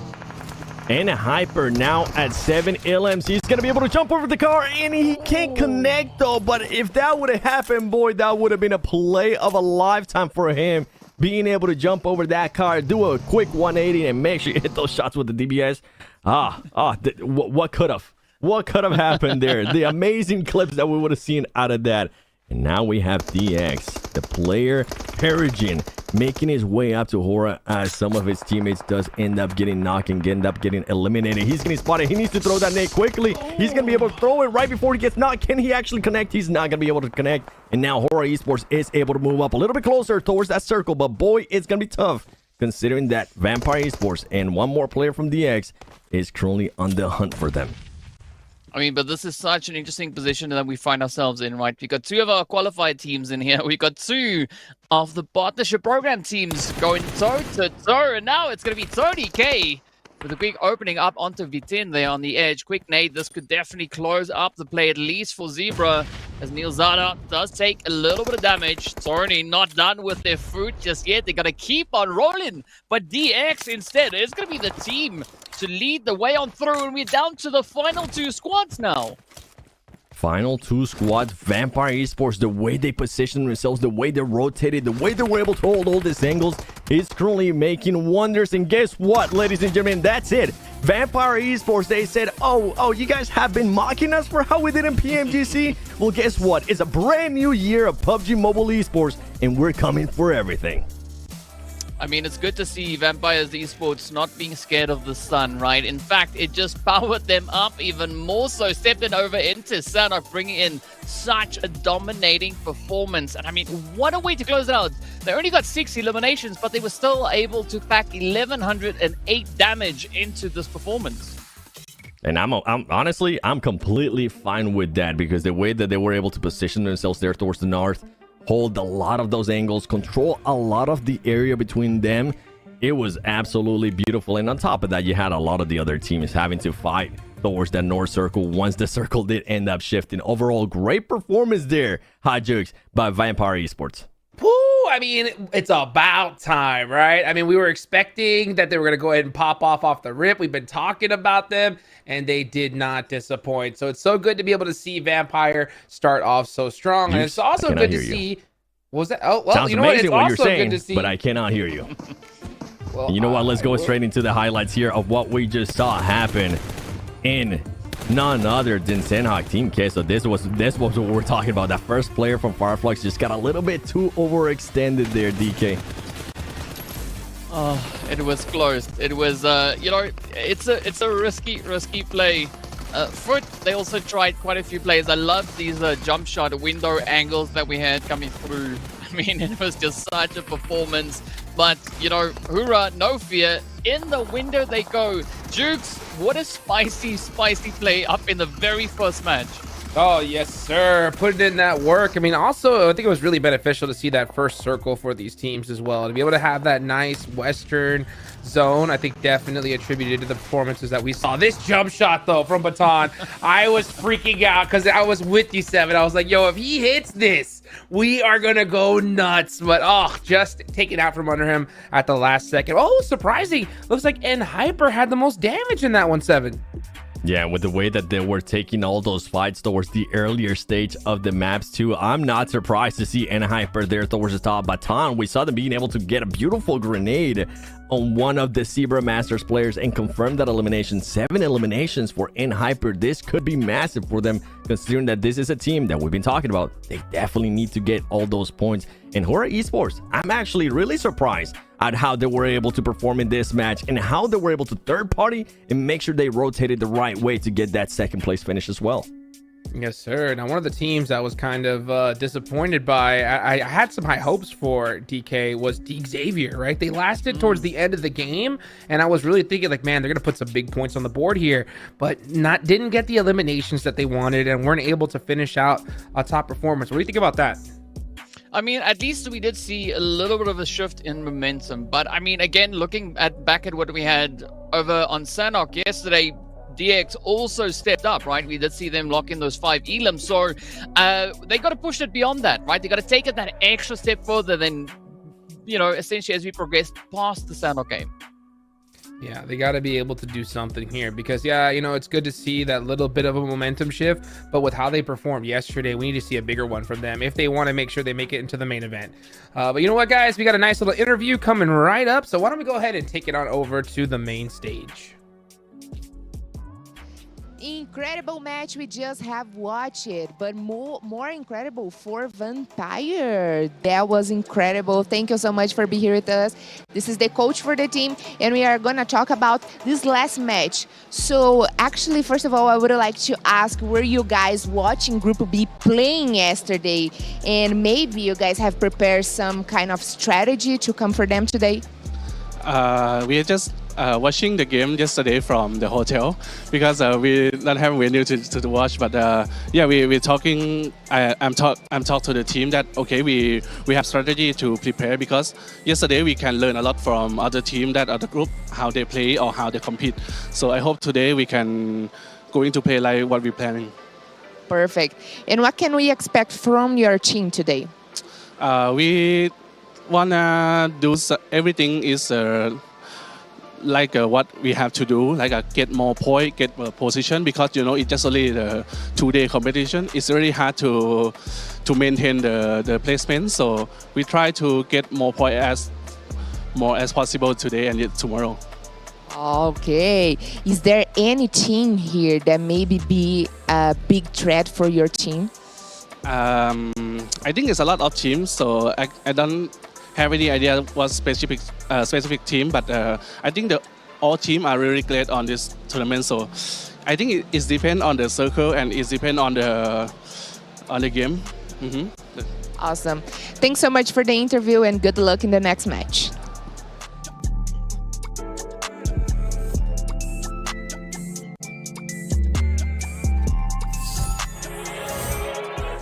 Always good to see the legendary coach there for Vampire Esports coming in saying that he was watching yesterday. But you know what?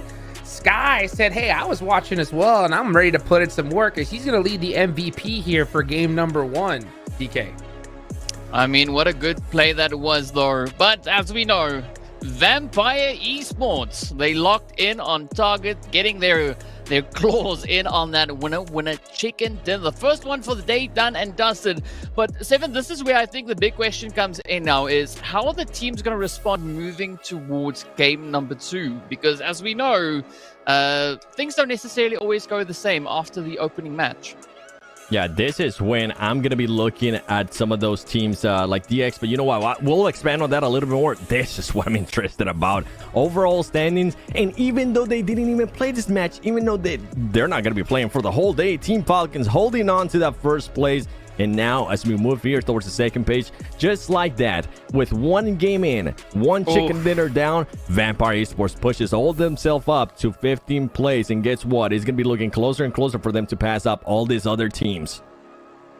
Yeah, these leaderboards you just cannot trust right now, guys, because we got, teams that played 6 matches yesterday, and we have a new group coming in that has not played at all. And yeah, like you said, it's so crazy to see Vampire in match number 1 pass up one of the teams that played 6 matches yesterday, DK. I mean, I'm not going to say like I'm super shocked because we know what this team could do. I'm glad they didn't disappoint here. But, all these other teams that played those 6 matches yesterday, we're talking about Group B, they need to look at these leaderboards with a different kind of glasses on. They need to just not trust them at all. And I'm looking at you, D. Xavier, right? D. Xavier need to go crazy if they want to make it into the main event. Yeah, I mean, it's going to be of the utmost importance for D. Xavier. If they want to, stay in the running here, they're going to have to up that gameplay. They're going to have to pull a move similar to what we saw Smoke Gaming do yesterday. So there is going to be that pressure stepping into the latter part of this day. So quite a bit on the table here.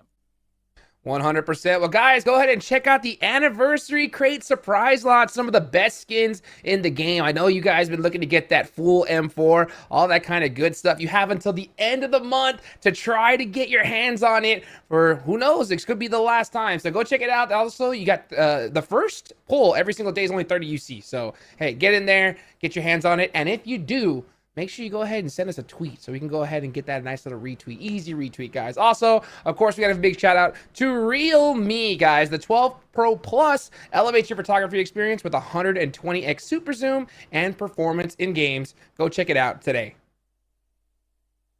How to be a portrait master.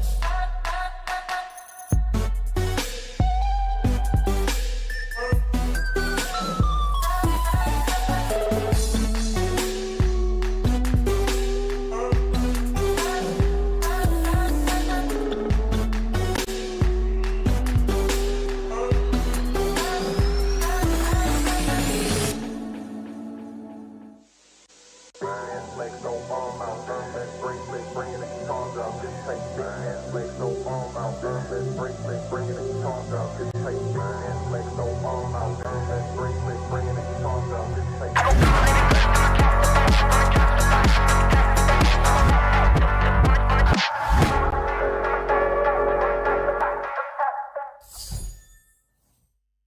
are back. Welcome back, everybody, here to the PMGO Brazil Prelims. It's day number 2, and it's the last day for Group B. So that's who my eyes are going to be on here because they have the most at stake, really. This is their last day to perform and their last chance to put up points to hopefully hold on, and it's going to be brutal tomorrow, 7. These teams and players, coaches, fans are going to be just watching, biting their nails, hoping that their team doesn't get passed up on the leaderboards.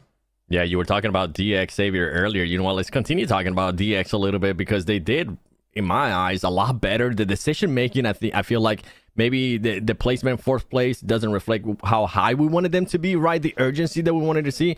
But I did enjoy them willing to back off from a fight in the blue, backing up from a fight that wasn't gonna end up benefiting in any way. Yeah, if you end up winning, you do get those extra elim points, but then you just set yourself up horribly if some of the other teams are set up. They decided to, you know what, get that knock, confirm the elimination on Smoke Gaming, and absolutely back off from that fight. And that's exactly what we want to see out of DX.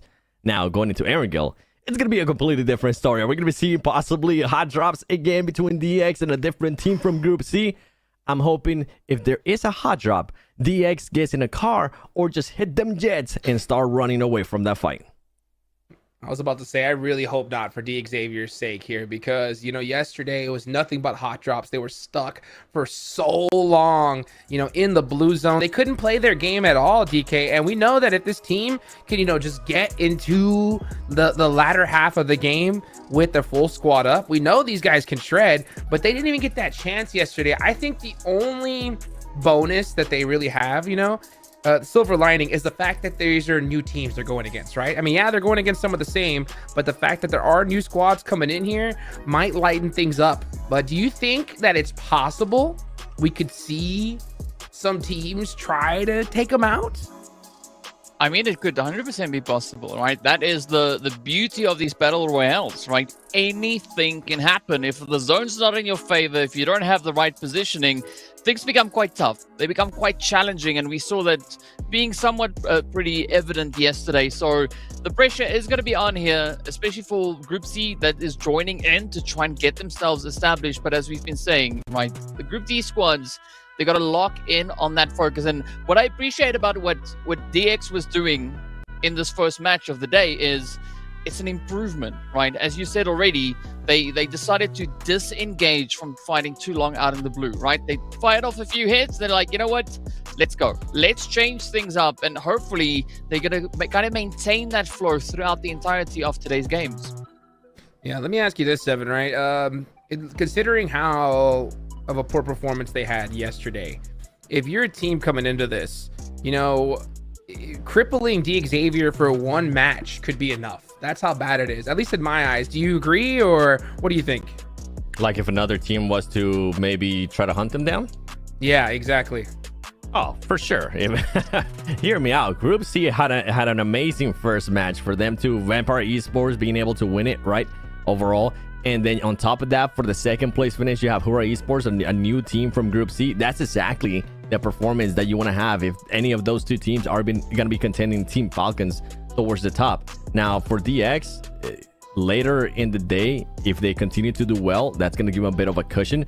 But if for some reason they start performing bad and I'm maybe Vampire Esports or maybe I'm some of the other teams from Group C, I'm definitely looking to see if I can make their life a little bit harder. We saw it in Qualifier Finals. I wouldn't be surprised here if we start seeing it on day 2 of prelims. Oof, hopefully we don't see it off the rip for a team like D Xavier. I think they need some momentum, right? I think that they need to start the day off strong. If they can get a good game in match number 1 of Erangle, I think they're going to be pretty set for the rest of the day. But it's going to be hard because, we got such crazy performers. And I think that if I was in, D Xavier or any of the teams in Group B shoes, seeing Vampire Esports get match number 1 with 16 points, DK, I think that would definitely get my boots to shade a little bit. What do you think? Yeah, I mean, I can see the team sitting there going like, you know what, we wanted to do that. But, I mean, we still have 5 more maps left, so there will be opportunity for teams to try and contest, try and see if they can play that catch-up game and replicate, you know, what Vampire was able to pull off right out of the gate here. But, I mean, the pressure is going to be on, right? And I want to see that evolution come through. But the big question is, moving into Erangle, right, are we going to have somebody drop up in Pachinki alongside DX, or do you think DX is going to be having that spot to himself, Seven? You know what? We talk about DX way too much already. I'm going to wait and see, because all the hypotheticals here, I'm just getting a little bit nervous for what could happen with DX. I'm going to be looking at some of the other teams that maybe didn't have one of the best performances from Group C. Even though they were able to showcase some flashes of greatness there, influence range, we saw what they were able to do, right? Not only fending off some of the other players earlier in the map, but also winning the fights when it mattered the most. And then sadly for them, the team that ended up in second place, or Esports, ended up third-partying them. Influence Rage, I feel like that's a team that could definitely do well when we end up going to Erangle, whenever this match does end up starting. And then the team towards the bottom, All Glory Gaming, we didn't even get a chance to see them. That I can possibly remember, DK. I don't even think we got a chance to see them on the screen. A team eliminated right away, 0 points. That is not how you want to be starting your day, considering that is a team from Group C. Yeah, and I mean, just as I was shouting them out, right? They were gone. They were gone. So I don't know. Jukes, hopefully, I'm hoping that we can see a little bit of that BBA, right? The bounce back ability coming in as we enter over in towards game number 2. Yeah, 100%. There's a bunch of other teams here that need to have a great match number 2. And, you know, a couple, another one is Team Liquid, right? Team Liquid, they've already played 7 matches today, and they only have 34 points. They're currently sitting in 8th place on that cutoff. And remember, we're going to have quite a few teams, 16 in total, play 6 more matches tomorrow. So Team Liquid need to step it up, and Hyper is another one of those teams. They only have 27 points on the board. And, you know, unfortunately, I think it's pretty much... I'm gonna call the nail in the coffin already for Virtus Pro and Insanity Esports. I mean, they played 7 matches so far. Virtus with 16 points and Insanity with 13. These guys have got to be not feeling too good here, 7. Yeah, and it kind of goes back to what I was saying at the beginning of the show too. It kind of comes down to how this team is gonna be able to react when we end up getting to that 3rd match of the day, to that 2nd Erangle. If they also have a bad game here on this Erangle, not only is the morale going to be down for that team, knowing that it's over right now, there is a slight chance of hope, even though deep down they probably know that it's not, right? With what along the lines of what you were saying, Hot Jukes. But if they continue to do bad, all those other teams are going to recognize it. They're going to be looking to see if they can maybe stop the rotation, surprise them, or if they do see them on the elimination feed, try to third-party that fight, because they know it might be a little bit easier to get those points. So that's something that these teams that are towards the bottom from Group B, now playing on their 2nd day, are gonna have to start worrying about. 100%. You can already see right there, you know, Xavier. You look at the players, you can see these guys have a good idea of where everybody's dropping. You know what I'm saying?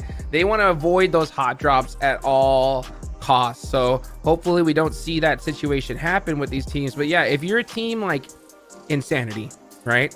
If you're a team like Virtus Pro, you have to start adjusting your gameplay, just like we saw in the qualifiers, right? You got to look at your situation and make a change. And if you're one of these teams, you have to know that, hey, we got to win like 3 chicken dinners. Like, that's how bad it is. And they can't just be regular chicken dinners. We need double-digit elimination chicken dinners, right? So if you can't do that in, honestly, this match here, it's going to be tough. It's going to be really, really hard for them, DK. And one other thing that we didn't really mention, what you were talking about, 7, right, is, yeah, teams can definitely hunt them down and try to get those free points. But then again, when these teams have nothing to lose, they could decide to just hot drop some top squads and make things hard for them as well. I mean, it's a tough lineup that they have to, a tough choice rather, I would say, that the teams will have to make it. I mean, we were talking about this through the qualifiers, but now it's about time to see what they got to deliver. Well, let's see it happen here. Yeah, as we get ready for match number 2. I'm going to go ahead and hop on in here and run this one with you here, Seven. Let's get it going as we see a nice little plane path right down the center. Easy. You couldn't ask for a better playing path than that. Wherever it is that you wanted to go land, and you're gonna have a perfect chance to go for it. Man, I was expecting. I wanted to start letting that toxicity flow through my body. It's day 2. I can be a little bit more toxic. I wanted to see like a southern plane and then maybe a north circle. Make it really, really tough here for the first Erangle. So when we get to the later ones, possibly it's a little bit easier. But what if we get the reverse, Jukes? Ooh, why don't I just go ahead and take it to Millie off the rip, huh? Let's keep that energy. You know what I'm saying? Let's just see some absolute chaos here.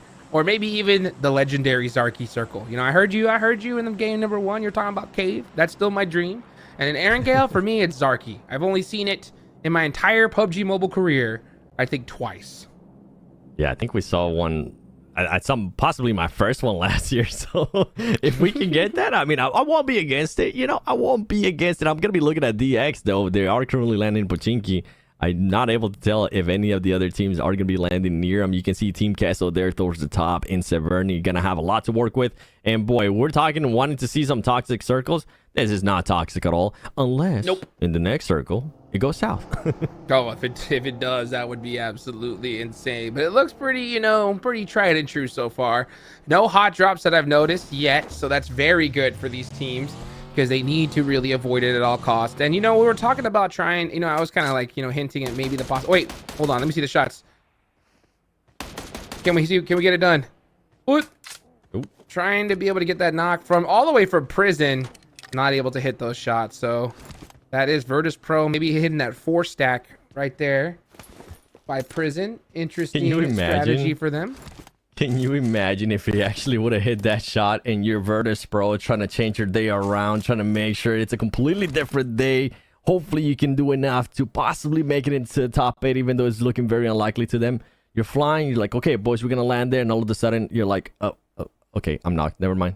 We're 1 down, boys. 1 down. I'm not even gonna lie. Just hearing those shots whiz past my ear while I'm in a parachute, I'm like, are you kidding me right now? You know, like that is not the energy that you're looking to have here. But you can see the standings, everybody. Remember, they are quite skewed on the fact that we have, you know, teams that played 6 more matches than a lot of these squads here. So it's crazy for me to see Vampire already in 15th place. After only 1 game. But you know what? We're only going to see them climb up more and more and more as the day goes on. Yeah, the fact that they were even able to right away on the first game pass up some of the teams that played yesterday, that just talks about how bad those teams had yesterday and how much they need to just make a change. And we're talking about teams that definitely needed to make a change. DX, we got a chance to talk about them for a long time. We finally get to see that, okay, they're going to have enough time here to position themselves to loot Pochinki. Nobody's going to be pressuring them. Also, with this circle that we are currently getting, they're going to be able to take their time and figure out where they might want to rotate, possibly have enough time to scout and see what's going to end up happening. And now we're looking here at a Team Liquid being towards the south. They're more than likely going to have to rotate. They're more than likely going to be moving up through those bridges. And something that we saw yesterday was a lot of that bridge camping. And if I'm looking at Team Liquid, I also have to point out Old Glory Gaming. It's even further south, currently looting. They're not even in the circle. Yeah, they're not in the circle right now. They're all the way down on military base, just looting those little southern buildings. So they're gonna have a fun time trying to get into this zone because both bridges right now are pretty well gate kept and secured. So we'll see how that all plays out here in just a few minutes. You know, when it comes to Team Liquid, 34 points on the board, definitely not going to be enough as well. You know, what I want to see from some of these teams that are kind of low on the leaderboards that were from Group B, I think they need to hunt down some third parties early on, Seven. What do you think about that? You know, I think that they need to try to get some eliminations, but safely, you know? So maybe try to avoid those early engagements. You know, if you can get a third party, though, and try to soak up some points, do it. Because there's no guarantees here. You need to get to end game, and you need to put some massive points on the board, but you also need those eliminations as well. So if I'm one of those teams, I think that trying to loot very quickly, you know, and try to get some of those early game third parties going is going to be absolutely essential. Yeah, possibly trying to get teams under rotation.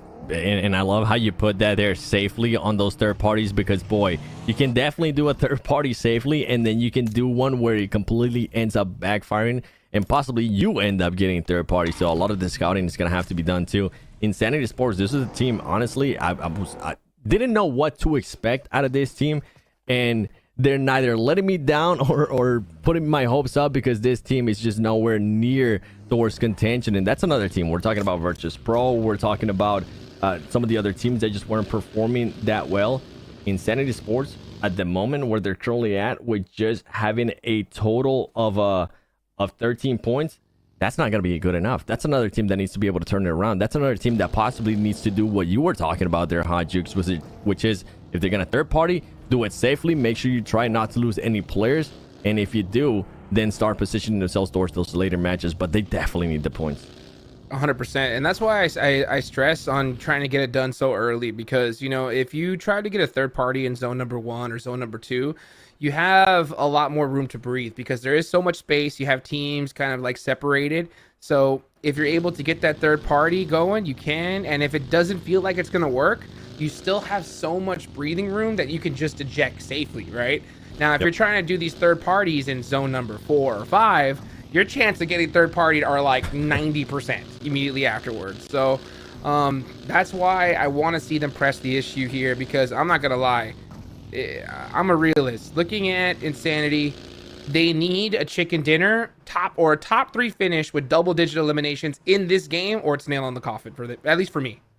Yeah, when you were saying earlier how I was trying to be positive and saying, okay, you know what, maybe they can kind of end up positioning themselves, and then you hit me with a truth bomb of possibly they need to have 3 chicken dinners for Virtus Pro and those other teams that are towards the bottom. I was like, okay, you know what, you sway me. They're definitely not going to make it to the top 8 unless they do end up getting it's those possible. 3 chicken dinners. Yeah, it's possible, right? But it has to happen now, and that's what I stress on, because, you know, I hate to see teams and, you know, IGLs and coaches just say, hey, just play your game, play the same thing, you know? You have to look at reality. Like, hey, we had a terrible day 1. It's still possible, but in order to make up for the bad performance we had in day 1, we have to go insane in day 2, right? Stick true to the name. So I want to see that. And honestly, I will be more proud of Insanity if they do that. If they go insane and go out, right? If they try to push the issue, and if they go out, it's okay. But if they just play it safe, you know, even if they get a chicken dinner here with 1 elimination, I'm going to start shaking my head, because that's just not enough. Yeah, I'm 100% with you on that one. And the thing is that they actually do have like a veteran player within that team as well, with Swagwin. So, I mean, we'll have to wait and see. Another team that I kind of want to see a little bit more about in regards to today, and a team that positioned themselves pretty well from yesterday, as we do see Foot being able to take some shots there on Virtus Pro. It's going to be none other than Smoke Gaming. I mean, the team performed so well. They're currently within the top 3, and they can definitely position themselves, not only guarantee in a way themselves that they're going to make it to the top 8 by how they performed today, but possibly make it to that first place and try to challenge Team Falcons, although Team Falcons still has one whole day to play. If they start performing well, if they break the pattern that we saw yesterday with the first 2 games being absolutely awful for this team, we could see a much, much better Smoke Gaming. Yeah, 100%. Remember, yeah, Smoke Gaming are not going to be playing tomorrow, so they need to go crazy. They need to challenge all these teams with a crazy performance right here today. And you know, they didn't have a bad game number 1. They put up some good, solid points there. So I think that's good, especially considering that is Sanhok. This is a very good circle for them here. And I was hoping that with the zone shift, we would see them, you know, start driving along that south side and try to get to that hard shift side. And that looks like exactly what they're doing. So they're definitely in a solid spot here. Now, some of these other teams, like, you know, All Glory Gaming and Hyper, Death Wolves as well, they're going to be pretty behind the 8th ball with this kind of circle. Yeah, a lot of teams might end up getting just bottlenecked there towards the bridge. And yeah, I see what you're saying, no, and that's because one of the DX players does end up getting eliminated. I was going to give them props earlier. They didn't end up losing anybody. They were having a little bit of freedom. But Zebra Masters, a team that is just so proactive, looking around, seeing who they can find. They're able to spot a player there from DX. Maybe is overextending a little bit too much. They get him knocked. And that's one trait that I really enjoyed about Zebra Masters, just how proactive they are, looking around, making sure that nobody gets too close. And if they do get too close, make them pay for it. Yeah, that's kind of disappointing for me from the side of DXavier, considering that this circle is pretty good for them, considering that they loot Pachinki. But the fact that Zebra Masters was able to catch one shows that they did their homework, right? They knew that DXavier was going to be coming from Pachinki side, so they did what we talked about earlier, right? Those rotation campings. If you're going to beat a team like DXavier and some of these other teams that can have some pretty insane players, the best way to get them is by catching them out in a vehicle, right? And that's exactly what Zebra Master did. They saw the circle. They're like, yo, this team's coming from Pachinki. Let's get this easy point and loot. And that's exactly what they did. We're talking about earlier with Virtus Pro, possibly third party in fights. Well, guess what? They're currently positioning themselves here to gatekeep Vampire Esports, which is easier said than done. And then on top of that, they had DX very close by. And what I actually enjoyed there, Virtus Pro just taking those shots, even though they more than likely weren't going to be able to connect and fully eliminate that player, still taking the shots, showing that they're still confident, they're wanting to take those fights and letting them know, hey, just when you step out of that building, remember, we're going to be here towards the top. Oh, yeah. Virtus Pro, I like the fact that we see them active. It's very unfortunate for them that they happen to be looking at one of the most insane teams in the lobby. Oh, okay. This zone shift is going to make things interesting. We saw Death Wolves go all the way down to the south to gatekeep on the bridge to possibly catch Team Liquid on their way in. That's what you can see there on the bottom left. So Team Liquid's in trouble, but now Death Wolves have to make a decision, right? Do we keep this gatekeep going, try to get these points, or do we leave and go to Circle 7? What do you think they should do? For Death Wolves, I'd rotate as soon as possible because there's just going to be so many other teams are going to be rotating. The fights are going to be very unlikely at that point because they're more than likely wanting to focus towards that end of the match. And Team Liquid, I mean, yeah, you'll get some solid points here, but it kind of goes with what we've been talking about DX this whole time. Just focus towards the later games where you're more than likely going to be able to get easier points, and they're just going to be coming towards you. But I mean, at this point, they're trying to back off. They're wanting to stay. I'm not sure what they're wanting to do here as Team Liquid just took a little bit too long there in the south, and I think they're getting away with the Jukes. As yeah, you know what? They're backing off. Team Liquid definitely gets away with one there. Yeah, no, 100%. I mean, if I'm Team Liquid, I wouldn't have even shot a shot at Death Wolves. I would have been like, yo, guys, go. You know, we'll fight you guys later on. I'm not even going to shoot a shot. Don't even worry about us, you know, because it would have been bad for both of them. Any second longer would have crippled them even further. And honestly, Death Wolves and Team Liquid are already so behind. So it's good that they were able to get out when they could. So let's see if they're even able to make it into this next circle already. It's so difficult to go late into these games. In earlier stages in tournaments where there's weaker teams on the edges, it's fine. It's not okay here at PMGO. I mean, every single one of these squads are just monsters waiting to just tackle teams that are on the edge. And oh, look at the trigger discipline from Schweppes. Oh, he's going to take off that tire. Nice. All right, Schweppes. And then on top of that, you have enough of now let it spray. Oh, so close. He's getting him to like, what, 10 HP? Oh, but Foot actually ends up getting that knock. And now they're going to be switching targets. Yeah, Schweppes, they knew exactly where that team was going to be at. And they need to be careful as DX is also starting to get shot. I think Foot is going to realize this is going to be a very, very bad spot. Let's not stop there. Let's send it back towards where we were. And Schweppes just causing a lot of damage and just a lot of confusion here for the team. Zebra Masters is now currently looking to hunt down one player from DX. And that's going to be it for Chua as he gets knocked and he's going to get fully eliminated. This is just so tough. These guys cannot catch a break. I mean, they haven't had one Erangle where they're able to get into late game with all their players up. So when you have something like that happen so consistently, it kind of alters your brain chemistry of just how this tournament is. And it's going to be so difficult for them. But meanwhile, look at this Team Liquid, another team that needs to put up some big points here. It's all up to Ayala to keep his team alive. And let's see what if he's going to be able to do, as we are taking a look at the map. And this zone is going to make things difficult. This is actually a really good circle for Hyper, though. It is. They have so much space to work with there towards the north. Nobody's currently going to be challenging them too. But with this circle, there's going to be so many shifts. Once again, Smoke Gaming, a team that we saw there for a bit inside the circle, Next Ruya now being able to reset a little bit, going to be making a push. Death Wolves, remember, that was a team that decided to stop with the bridge camp, and it's going to be working out wonders for them. At least they're now within the circle. They're not going to be super handicapped. Old Glory Gaming losing some players, and Perigean currently trying to figure out if he can possibly get inside this buggy and get away with it. He needs to put this team on his back at this point. Like, they desperately need points in game number 1. They need a hero. Oh, meanwhile, look at this battle back and forth. Zebra Masters and next Ruya go down. So they do end up taking out Team Liquid, but Zebra Master real quick on that third party. But you said it earlier, right? Once you start third party, you can instantly get that fourth party going, and that's exactly what happened. Keep the parties going, baby, because that's exactly what can happen.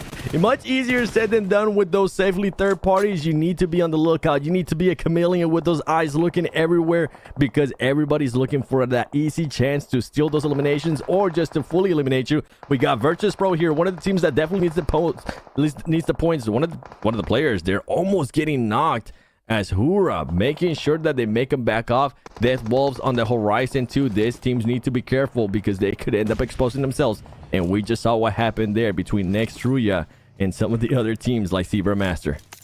That was a scary rotation for Virtus Pro. I did not like it at all. These guys need to be fighting and trying to get the points rather than trying to risk a crazy rotation. They did get one player knocked. I'm not sure if they're going to be able to get that res off because they need it. They need all 4 players up. And again, in my eyes, a chicken dinner with double-digit eliminations if we want to even see them have a chance, as they do get a beautiful knock there onto Smoke. That is one of the teams that is also in their group. They need to get the finishes, but 2 of their players are knocked. They're so separated. It's not looking good. They are separated, and then we have Smoke Gaming now trying to make sure they are possibly going to be able to confirm these eliminations and then knock the third player there for Virtus Pro.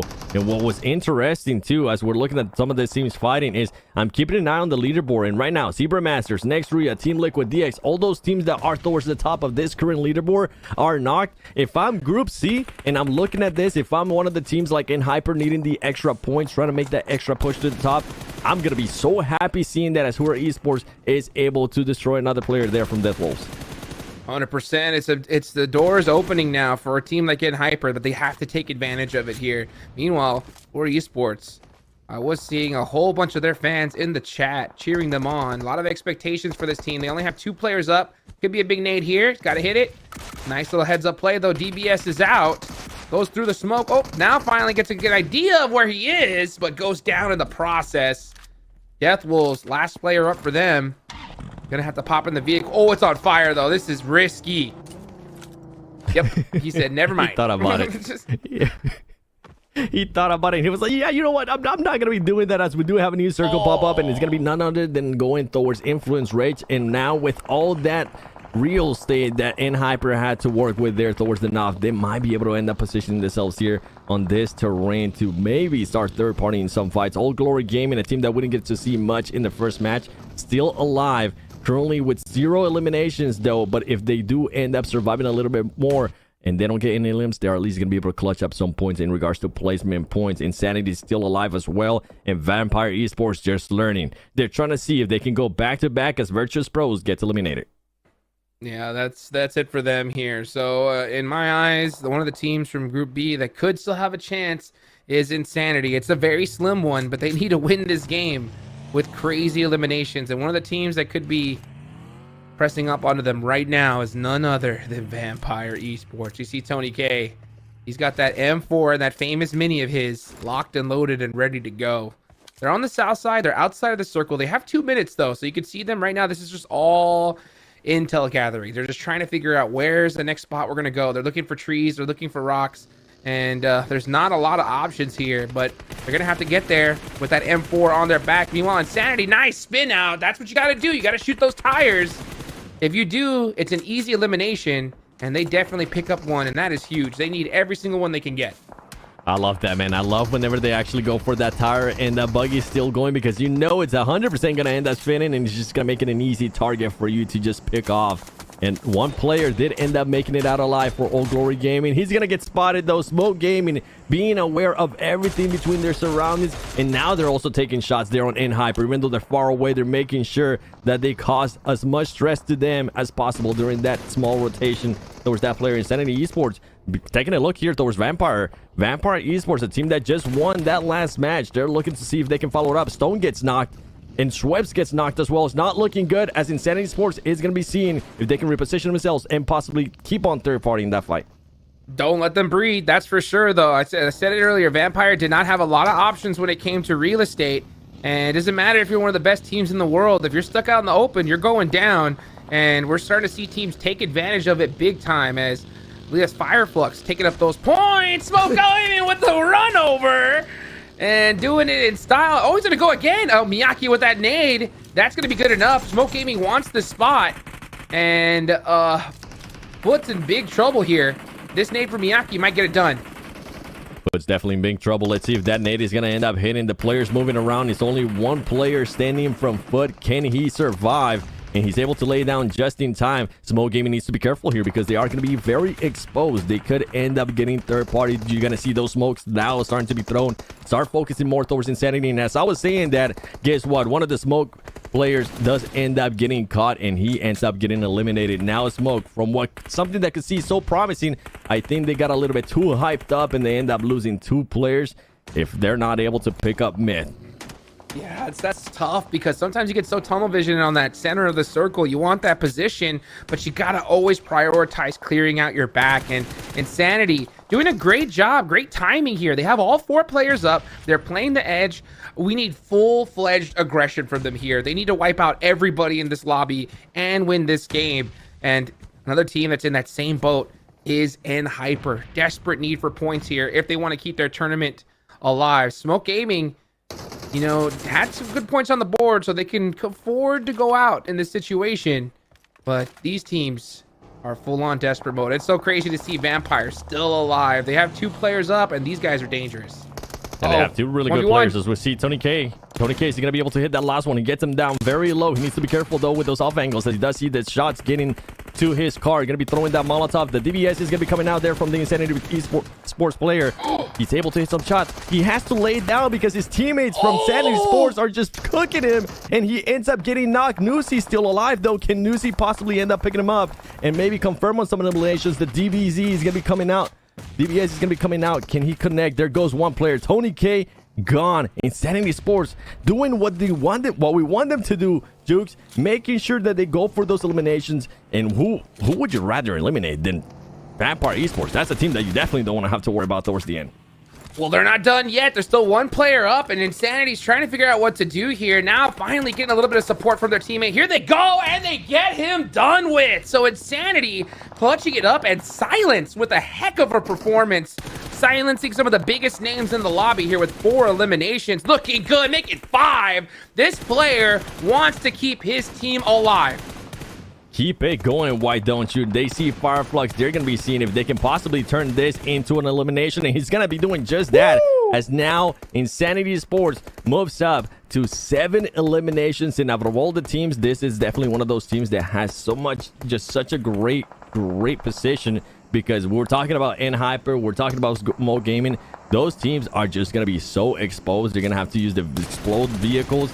Hyper does find a bit of a rock to cover him. It does end up covering, and Hyper able to secure another elimination as they have 3 players still standing. Insanity doing exactly what they need to do, and Hyper is going to need some of these eliminations as well. So let's see who's going to end up on top here, as 2 teams from Group B are fighting it out to try and keep their tournament alive. Insanity with some great angles here, but here comes Fireflux with the push. They should have all the angles on them, and it looks like they are. And Hyper, are you going to come with a third party? That's the question. Meanwhile, Influence Rage still alive. We haven't even talked about this squad. They've just been waiting in the water, waiting to make it happen, and they are now starting to pull that trigger. Here goes Federal on the push on Hyper. Influence Rage being currently the biggest nightmare possible to some of this team. Federal trying to hit those shots. He's going to get a player very low. He knows that one player is going to be pushing him. He's going to take out that shotty and see if he's going to push out of that smoke and make it easier. Federal now has to hit the deck as his health is very, very low.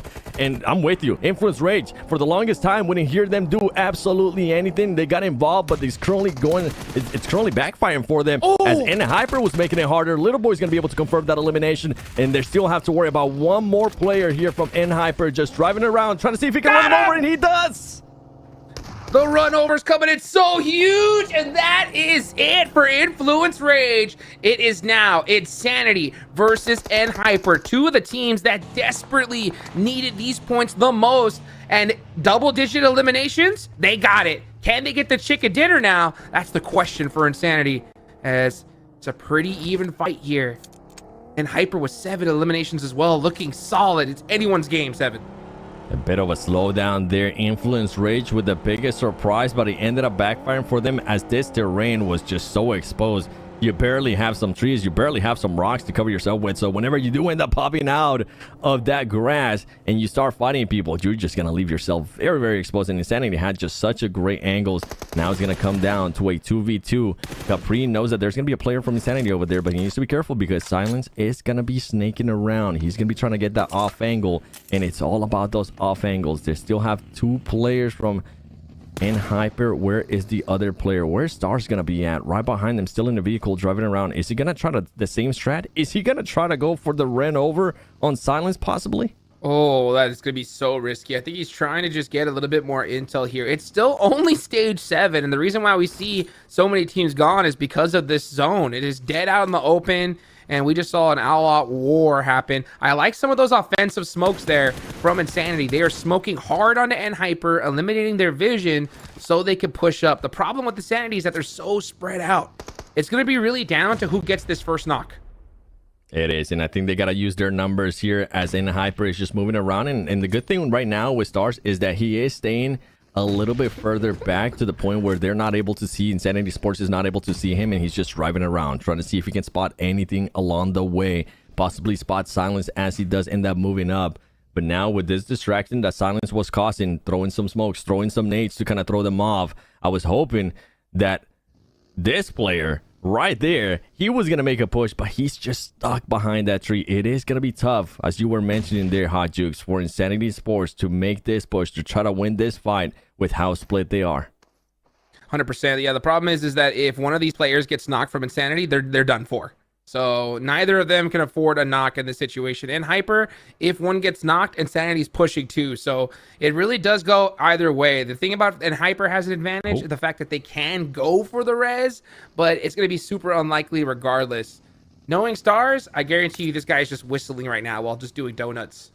He's just big chilling, just saying, oh, I know, yeah, there's some time to the fight. This is stage 8. Once we hit stage 9, though, the zone's going to nothing. Oh, we have to see the crawl from Whiteout in the open. If he gets to that hill, Insanity's going to have a really big advantage here.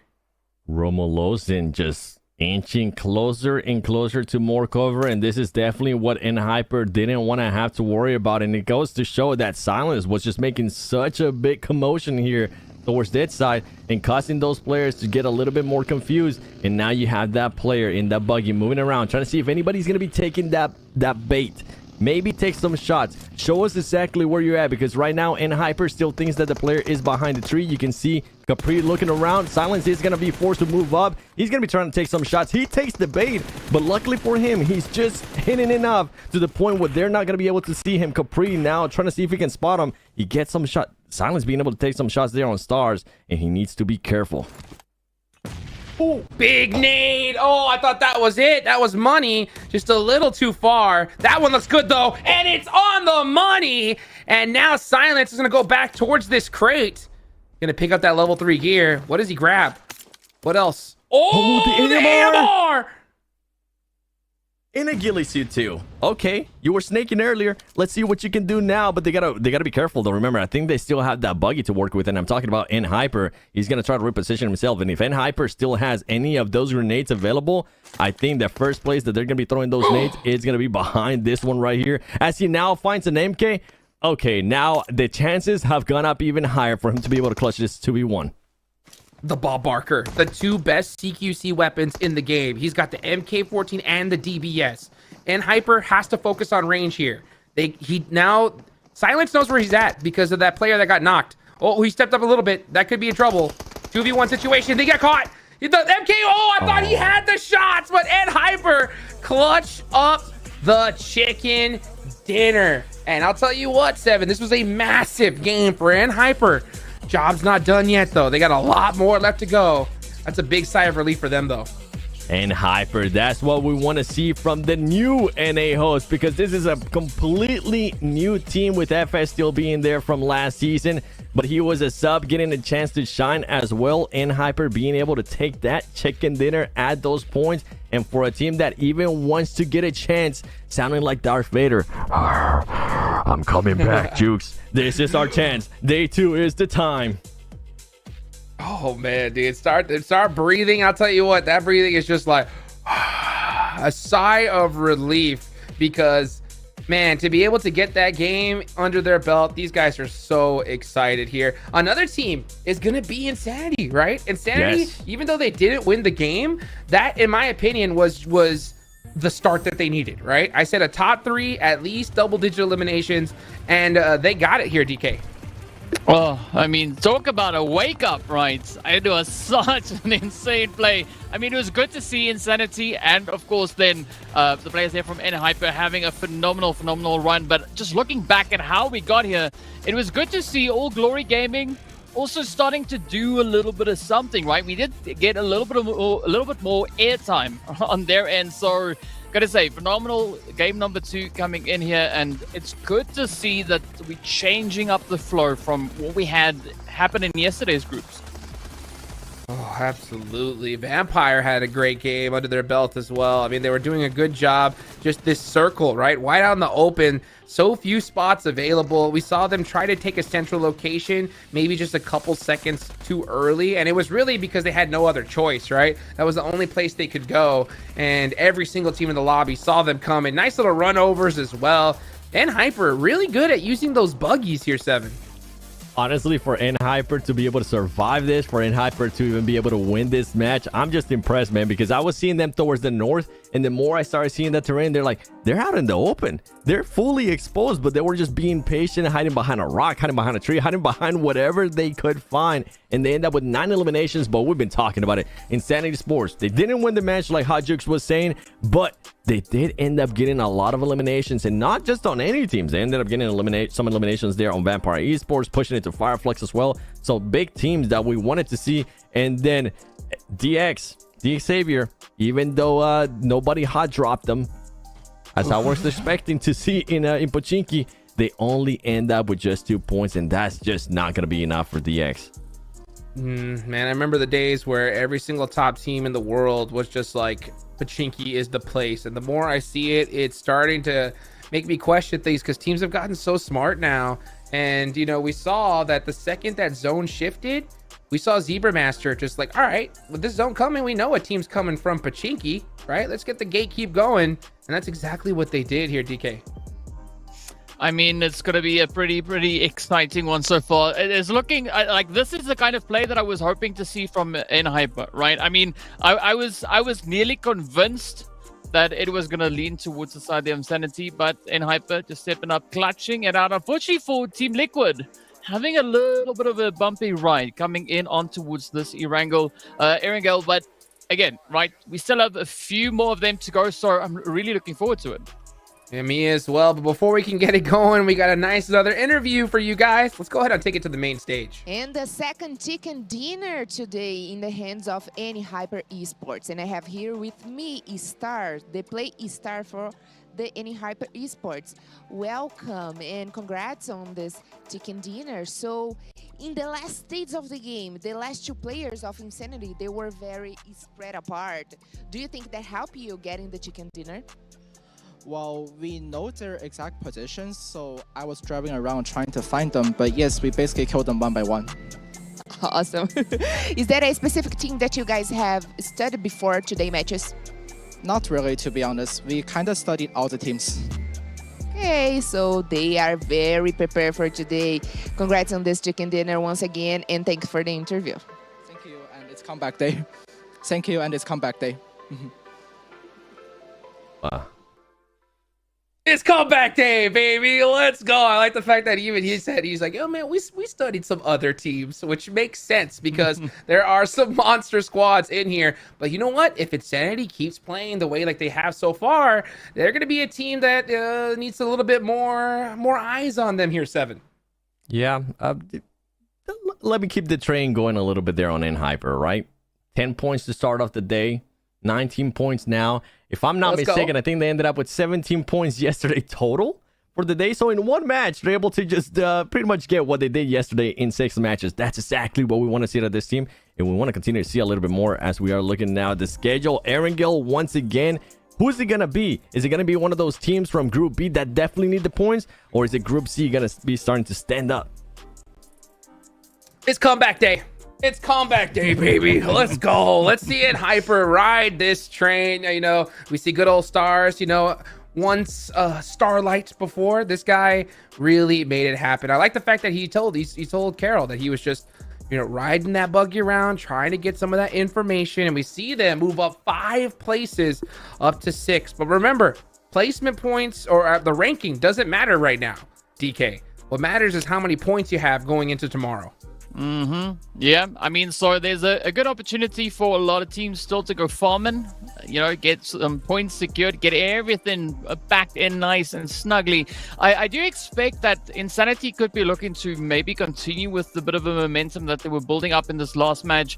But if we look a little bit further down the board, I mean, Influence also trying to get that engine started, trying to bring in another bit of a play, right? Because I mean, we're almost in game number 3, right? So if they're looking to do something here today, we're starting to run out of time. So whatever surprises they have in store, the sooner they get down to it, the better it will be for them.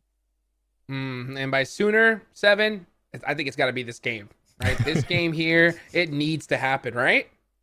Yeah, I mean, with some of the way that the teams from Group B are starting to stand up, they don't know how the teams from Group C are going to be reacting tomorrow when they end up playing a completely different group in Group A, and then you're going to have Team Falcons on top too. By the way, Team Falcons, 2 matches done today, and they're still on the lead. They're still chilling. They're still saying, okay, all right. I mean, keep on doing your thing. We're just going to keep on doing our thing. Smoke Gaming, not having the best start here. I feel like if we do have another interview there with Kunha, he's going to be like, okay, the first 2 matches, even though we did get some points here in this last match, just not good enough. We need to go back to it. And I wonder what's going to happen here with Smoke Gaming if for some reason they aren't able to match the chicken dinners that we saw out of them yesterday. Because besides those chicken dinners, besides those 3 games towards the middle of the day yesterday, they really weren't able to do much. It was quite inconsistent for them in regards to their placement and also in regards to their elimination points. Well, guys, we got a lot more action for you coming on up. Will we see Group B? Hold on. I hope so. We're going to have to find out right after this break.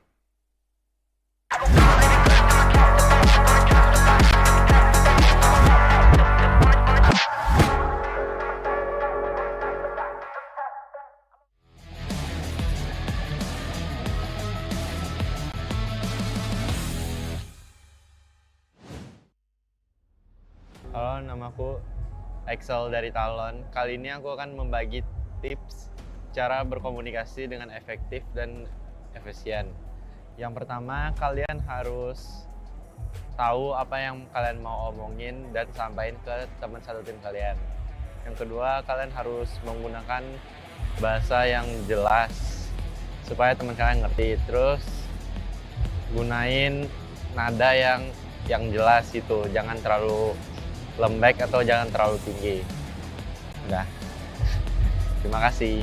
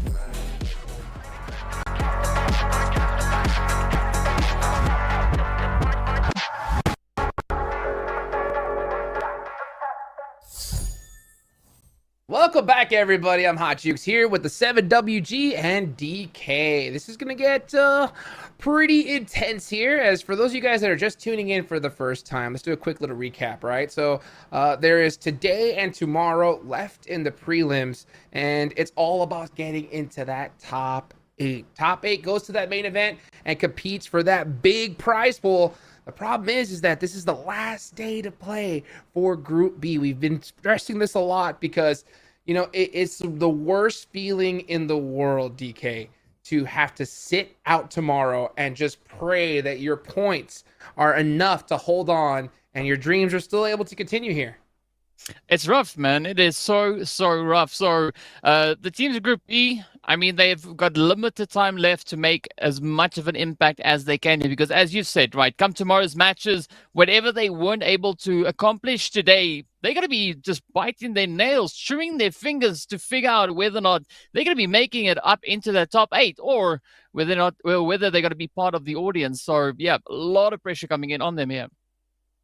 Yes, sir, indeed. And yeah, you know, just to remind everybody, Group B is Smoke Gaming, Insanity, Zebra Master, Team Liquid, and Hyper, Virtus Pro, Nextria, and D Xavier 7. Now for the side of Virtus Pro, I think it's nail in the coffin at this point. When it comes to Insanity, though, right, we saw that little bit of a sign of life. Not even a little bit, a good sign of life in that last game. Even then, it might be enough, though. So they need to continue here with another performance just like we saw in the last one, right? Yeah, and that's for this team. We're talking about consistency. We just want to be able to see that consistency. How are you going to be able to follow through? The only thing, too, for that team, for Insanity, is that I really enjoyed that they were taking the fights to people, man. I really enjoyed that they were willing to just go after a lot of those other teams. And not only being able to do that, they did end up with 10 elimination points, if I'm not mistaken, in that last match. So we know the fragging power is there. If they can just find more of that, they could definitely end up positioning themselves in a big way for tomorrow when they're not going to be playing to just biting those nails, saying, oh, did we do enough or did we not do enough?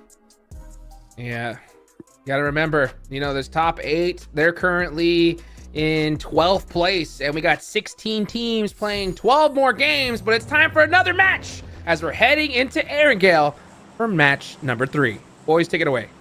And who is going to be end up winning this Erangle 2 of the day? Day 2 of the PUBG Mobile Global and Open Brazil Prelims. Because, boy, oh boy. Oh, hey, we get a nice plane path here once again, DK. Anybody can take it with this plane path. Wherever you want to land, you can do it. Yeah, pick a spot, get it. And I mean, I was happy to see that we had a decent spread coming through into the first Erangle that we had here. So I'm curious to see what this Erangle is going to be doing. Are we going to be having a decent zone to accompany a flight path like this? Because that would be such a nice play to make. But yeah, the big one is here. The pressure is on. I'm expecting Insanity to maybe try and replicate a little bit of the efforts that we just saw from them. But as we know, the rest of the lobby, I mean, Sevens, they're also going to be looking to wake up, right?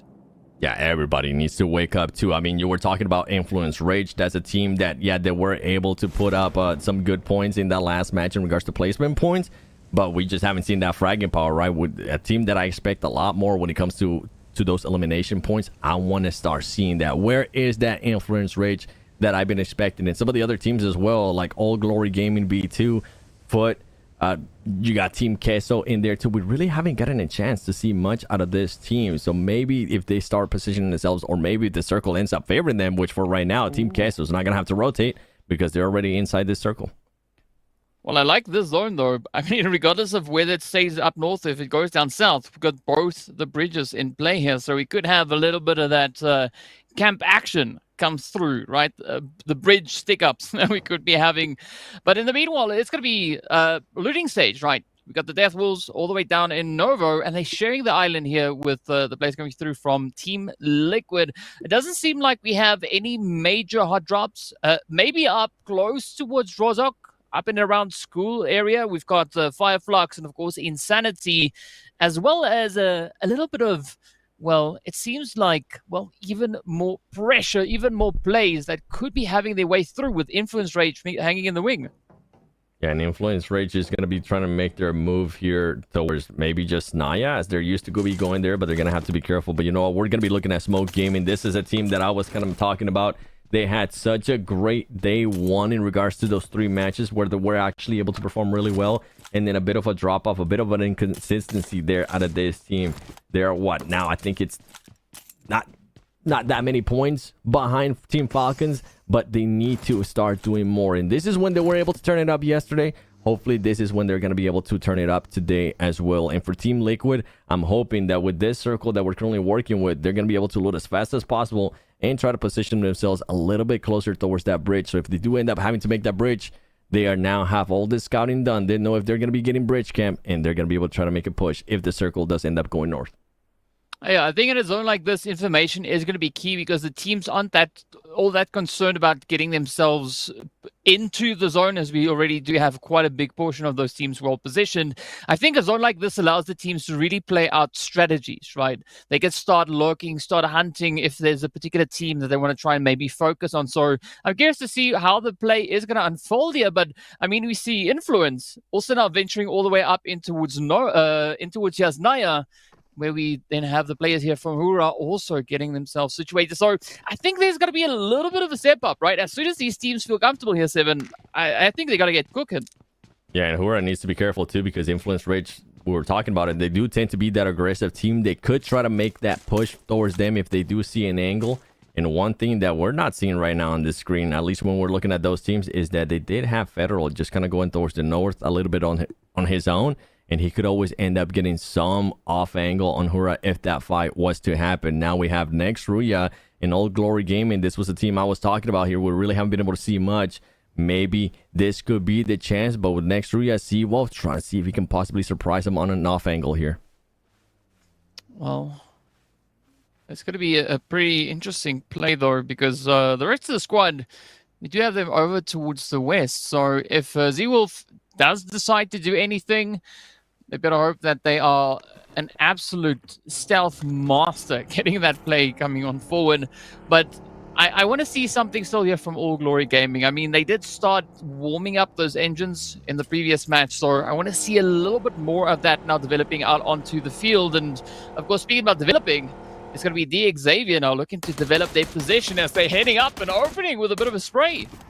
DX now trying to keep an eye on there on All Glory Gaming, and DX with them being able to actually rotate this fast is nice to see. Remember, they're usually a team that likes to take a little bit more time in Pochinki with those all those hot drops that we saw yesterday. They haven't been happening today. They're trying to take advantage of it. They really weren't able to do it in that last match with only being able to get just 2 elimination points. I think they're going to be trying to change their luck here and position themselves a little bit better, as next Ruya is hopefully seeing if they can maybe get an angle on All Glory Gaming, but All Glory Gaming is absolutely gone. Yeah, it's going to be fast reactions that will need to be coming through here. I'm also looking all the way up towards the edge and that northwestern side where we've got the Zebra Master squad as well as N-Hyper, both teams in the opposite ends of Georgia Pool. So I'm curious as to what their rotation is going to be leading back in towards the zone. But one thing that we don't have to worry about is going to be what Smoke Gaming will be getting up to, as we already see Ninho up on the roof getting ready, popping away over onto the side there. Alfarajan. Oh, DX being able to find themselves once again down a player early on, and this is the second time in a row that this happens, and Peregrine is gonna get sent back to the lobby. It's gonna be an easy point here for Smoke Gaming, and now DX puts themselves at a disadvantage once again. Just only being able to fight with 3 players, they're gonna be having to change whatever they were planning on doing, as Smoke is gonna be able to confirm that elimination. And on top of that, Ludeman, on top of that, look at Smoke on the elimination feed. They're taking shots on Team Kessel. They're taking shots on anybody that gives them a chance to possibly turn them into elimination point. I honestly think that we've not seen everything that Smoke Gaming can bring onto the battlefield here. I mean, they are holding up exceptionally well in this lobby. So I think game number 3 could provide quite a bit of a turning point for them. As you can see, Team Queso also now feeling even more pressure, but it is now going to be the Death Wolves knocking at the door here and see whether or not Konav can actually get themselves out of the sticky spot, because I don't really see the rest of the squad there to provide any backup. So it is going to be, an unfortunate angle. Death Wolves right on it. Deathwell's finding him there with his pants down as none of his team was nearby. Remember, they were currently taking fights with DX, with Team Queso. They were definitely split around. Deathwell's, though, being able to confirm that quick elimination. And now Smoke Gaming, look how far away they were. Yeah, they weren't really going to be able to do much. But you know what? They're just going to be taking some shots. They currently have 2 eliminations to their name and seeing what they're going to be able to do there towards the end. And Team Queso, you were mentioning them earlier as well. They're going to end up backing off and trying to see if they can reposition themselves. Next, Ruya, we'll be talking about all these bridge camps. Guess what? Team Liquid decided to move a little bit faster. Instead of the east bridge this time, they're going to be going towards the west. And one player is going to be making it through, forcing next Ruya Frozen to back off and go up this little lighthouse and see if he can maybe find somebody else from Team Liquid whenever they do end up making that push. Yeah, but now the element of surprise has kind of slipped through here. As you can see, the rest of Team Liquid trying to see if they can maybe find a different way through. But the interesting thing here is the zone has not yet committed to either the north or the south. So I think Team Liquid trying to assess as the zone now just shifts a little bit more, centering up beautifully between the main island and of course that southern island. So this is where the bridges are going to be quite essential, because I think a lot of the teams that don't want to get caught up in the chaos erupting on that southern coastline of the main island are going to be opting for the bridges. Yeah, for a team that right now is the only one towards the south, Team Liquid, with having 3 players still in the military island, they could definitely set themselves up here for greatness, as Cordozan from Team Liquid is trying to find a way back now to his team. There we go. Next, Ria taking some shots to Vampire Esports. Vampire Esports might need to be careful because they're going to end up getting surprised by Team Liquid, which is currently set up on the other side of this bridge. Next, Ruya looking at everybody pass by, and they're currently setting themselves up here to cause a lot of damage. Yeah, next Ruya essentially just softening players up for Team Liquid to welcome them in. As we already do see in the feed, there is a little bit of something happening here. Chief now spots a bit of an opportunity, bit of an angle over towards Tony K. The nade getting close, but not going all the way through.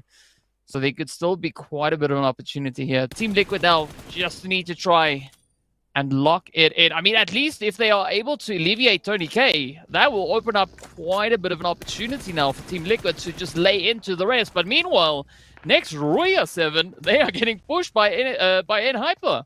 Yeah, next Ruya finding themselves there in a now particular position, as you mentioned it. N-Hyper is trying to make this push. N-Hyper is going to be down a player, though. The grenades are going to be coming towards the top, seeing if they can maybe find that player on the roof by surprise. But they need to be careful because other players from next Ruya are going to be moving up. There you go, a bit of a switch up. Stars ends up getting knocked. This is not what you want to see out of N-Hyper here. They decided to go for this push, and it's currently backfiring as next Ruya is going to be able to reposition themselves. Now, there you go. Just like that, you can have the highs, you can have the downs, and right now for this match, N-Hyper is going to be going home with only 1 point. Oh, man, up, and down they go back again. But there's still quite a bit of congestion over on towards the edges of the zone. Even looking at center, relatively close to center, this is where Smoke Gaming is going to be trying to just establish a little bit of a foothold.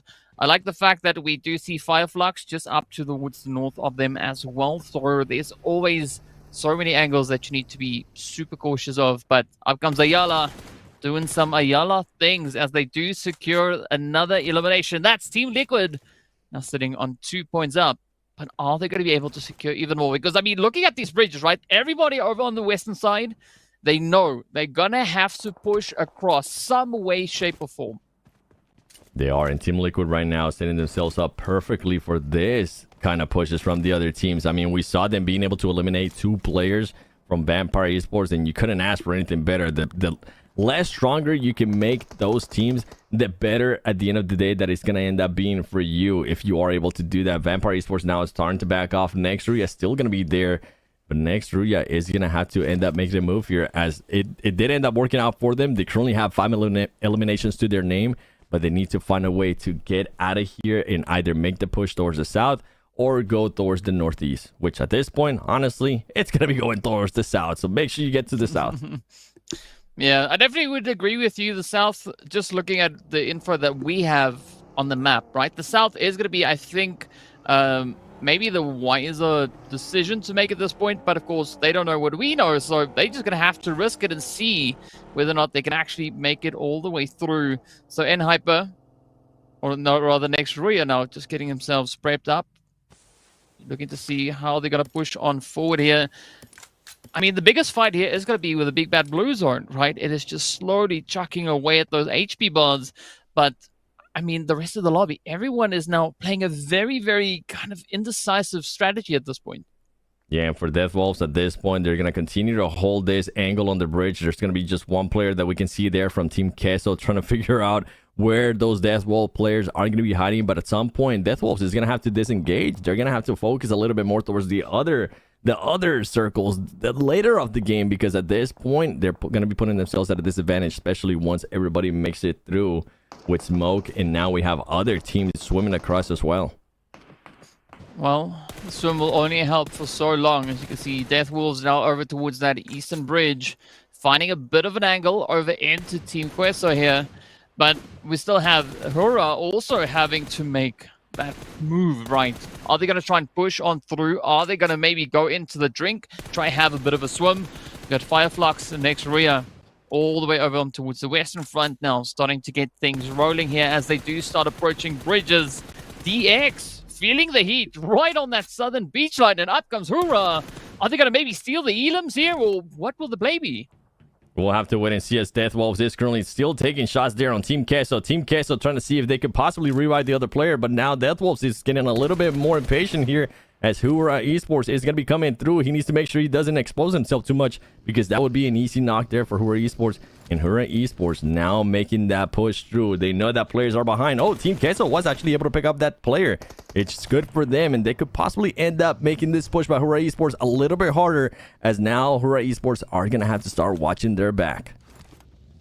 Well, that blue is going to kick up a notch in damage as well. It does seem like Hura starting to prioritize that bridge push, as they will need to cross on through. Meanwhile, it's going to be Zebra Master and Foot now prepping for a little bit of a play.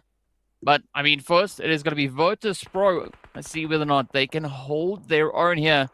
We got Furia just waiting in ambush. Team Liquid also still trying to assess this whole situation. I mean, yeah, sure, they are securely over on towards that southern island, but I mean, like, there's so many teams that are yet to push in. The only team currently in zone is DX, Smoke Gaming, and one player coming through from Team Liquid. Yeah, and Team Liquid are going to be looking to push out of that circle. But you know what? Let's focus on the fight that's currently happening here, as Virtus Pro now has one player knocked. They were trying to see if they were going to be able to swim across. That's not going to happen. A Zebra Masters is going to be able to knock them. Fireflux as well, one of the other teams that we had high hopes for, is going to end up getting eliminated. And Nexria did end up backing off from that bridge. They didn't want to go across the bridge because they know Team Liquid was going to be waiting for them. And instead, they are going to be going for the other play, which is just start swimming and keep on swimming until you touch land.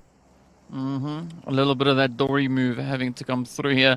But I think especially with the zone now shifting down onto that southern island, whoever gets a strong position close to the bridge, you know, with some decent coverage, they're going to be smiling, right? They're just going to be farming those eliminations, because we've got so many teams now not only trying to swim across the way, but also just going for a slightly exposed position onto that southern island.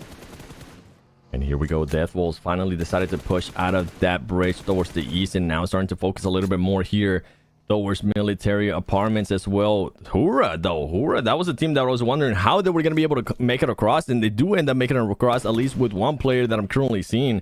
So good for them to be able to do that. Zebra Masters now having to switch up from being the aggressors on land to trying to make it across as well by swimming. They need to be careful though, because Virtus Pro has now made it through, and then on top of that, Foot is gonna be waiting for them too. Virtus Pro, look, this is exactly what's gonna happen. You're gonna have to start dancing that salsa. You're gonna have to start hitting them with that two-step, because as soon as you step on that land, as soon as you step on that sand, everybody's just gonna be looking at you. That's not the kind of dancing I think they were hoping to do here. But meanwhile, it's gonna be Death Wolves. Whoa. Getting a quick 1-2-1-2. Malik now having to try and pick up the pieces. I'm not quite sure whether or not Malik is going to be able to raise up their teammates. You can see Nofi and Sky just waiting in anticipation. But up comes the Death Wolves. We did see them being capable of backing in quite a bit of that heat. And the nades now starting to come in as well. Meanwhile, Hura trying to take as much of a spread here to kind of accommodate the potential losses of players here. Yeah, and Deathwolves making that push, stopping the revive there from Hura and now Smoke Gaming. We're talking about them earlier. This is usually when they tend to shine. They ain't gonna be set. They're gonna be able to take some shots on anybody that's gonna be swimming across, and they're looking to just get those easy points. They see Foot, they're gonna start shooting at them. Zebra Masters finally makes it across too, and they're starting to take some of the players there from Foot. So it's going to be easier for them. Foot gets fully eliminated. Now DX, we switch over to DX. They're going to be chilling. I can't tell exactly how many players they are right there. Only just one. So it's going to be a tough ask for them. Nexria eliminated as well in Zebra Masters. This is what I was talking about. Yeah, you're going to have to go from the aggressors on land to make that swim. But then once you get back to land, it is going to be tough. And I mean tough for them to be able to even survive this. And now we got a chance to see some of the players from Team Liquid as well towards the beach area. I don't even know why they were there, Team Liquid. You should have been with your other teammate towards the mountains, towards the high ground. You didn't have to push this, and now I think they might be able to reset, but it's gonna cause some struggle for them. Yeah, and also looking over on towards Smoke Gaming, who we can see slowly approaching over to the side here of Zebra Master. I mean, Zebra Smoke now in contention for the most elims. As Mus says, thank you so much. We'll just take that one in stride. But now Team Liquid getting themselves picked up, prepping for a little bit of recovery here. Fortunately for them, there's quite a big vacancy over towards this western side of the zone. So I'm curious to see just how they're going to look to get themselves positioned. A lot of the focus, though, from a lot of the other teams, right? The remaining teams that we have here, 5 of them, is going to be over towards the eastern front. So, I mean, the Xavier, Hura, Insanity, Deathwolves, they're going to be having an exciting time looking to defend their position in zone. And Team Liquid finally doing what I wanted them to do, which is finally being able to go back towards the mountain. They definitely get away with it a little bit there as we're looking at Romulo Solon, and he's going to be trying to spot some players in Sanity Sports, trying to see if anybody is going to be on the lookout. And you know who I'm currently not seeing on this. I haven't seen anybody from Influence Rage, and I wonder if they actually ended up getting eliminated early, and I might have missed that, because that's a team that we're definitely looking forward to seeing how they're going to be able to step up now that we're in the 3rd game of the day, the halfway point of today. And Smoke Gaming is going to continue on a tear here. They're seeing some players there from Hura Esports, and they're looking to land those shots. Well, let's see how this one is going to go. Will they indeed be able to get those plays? Smoke now putting down a bit of that utility, trying to cover up the angle before they decide to make any major moves.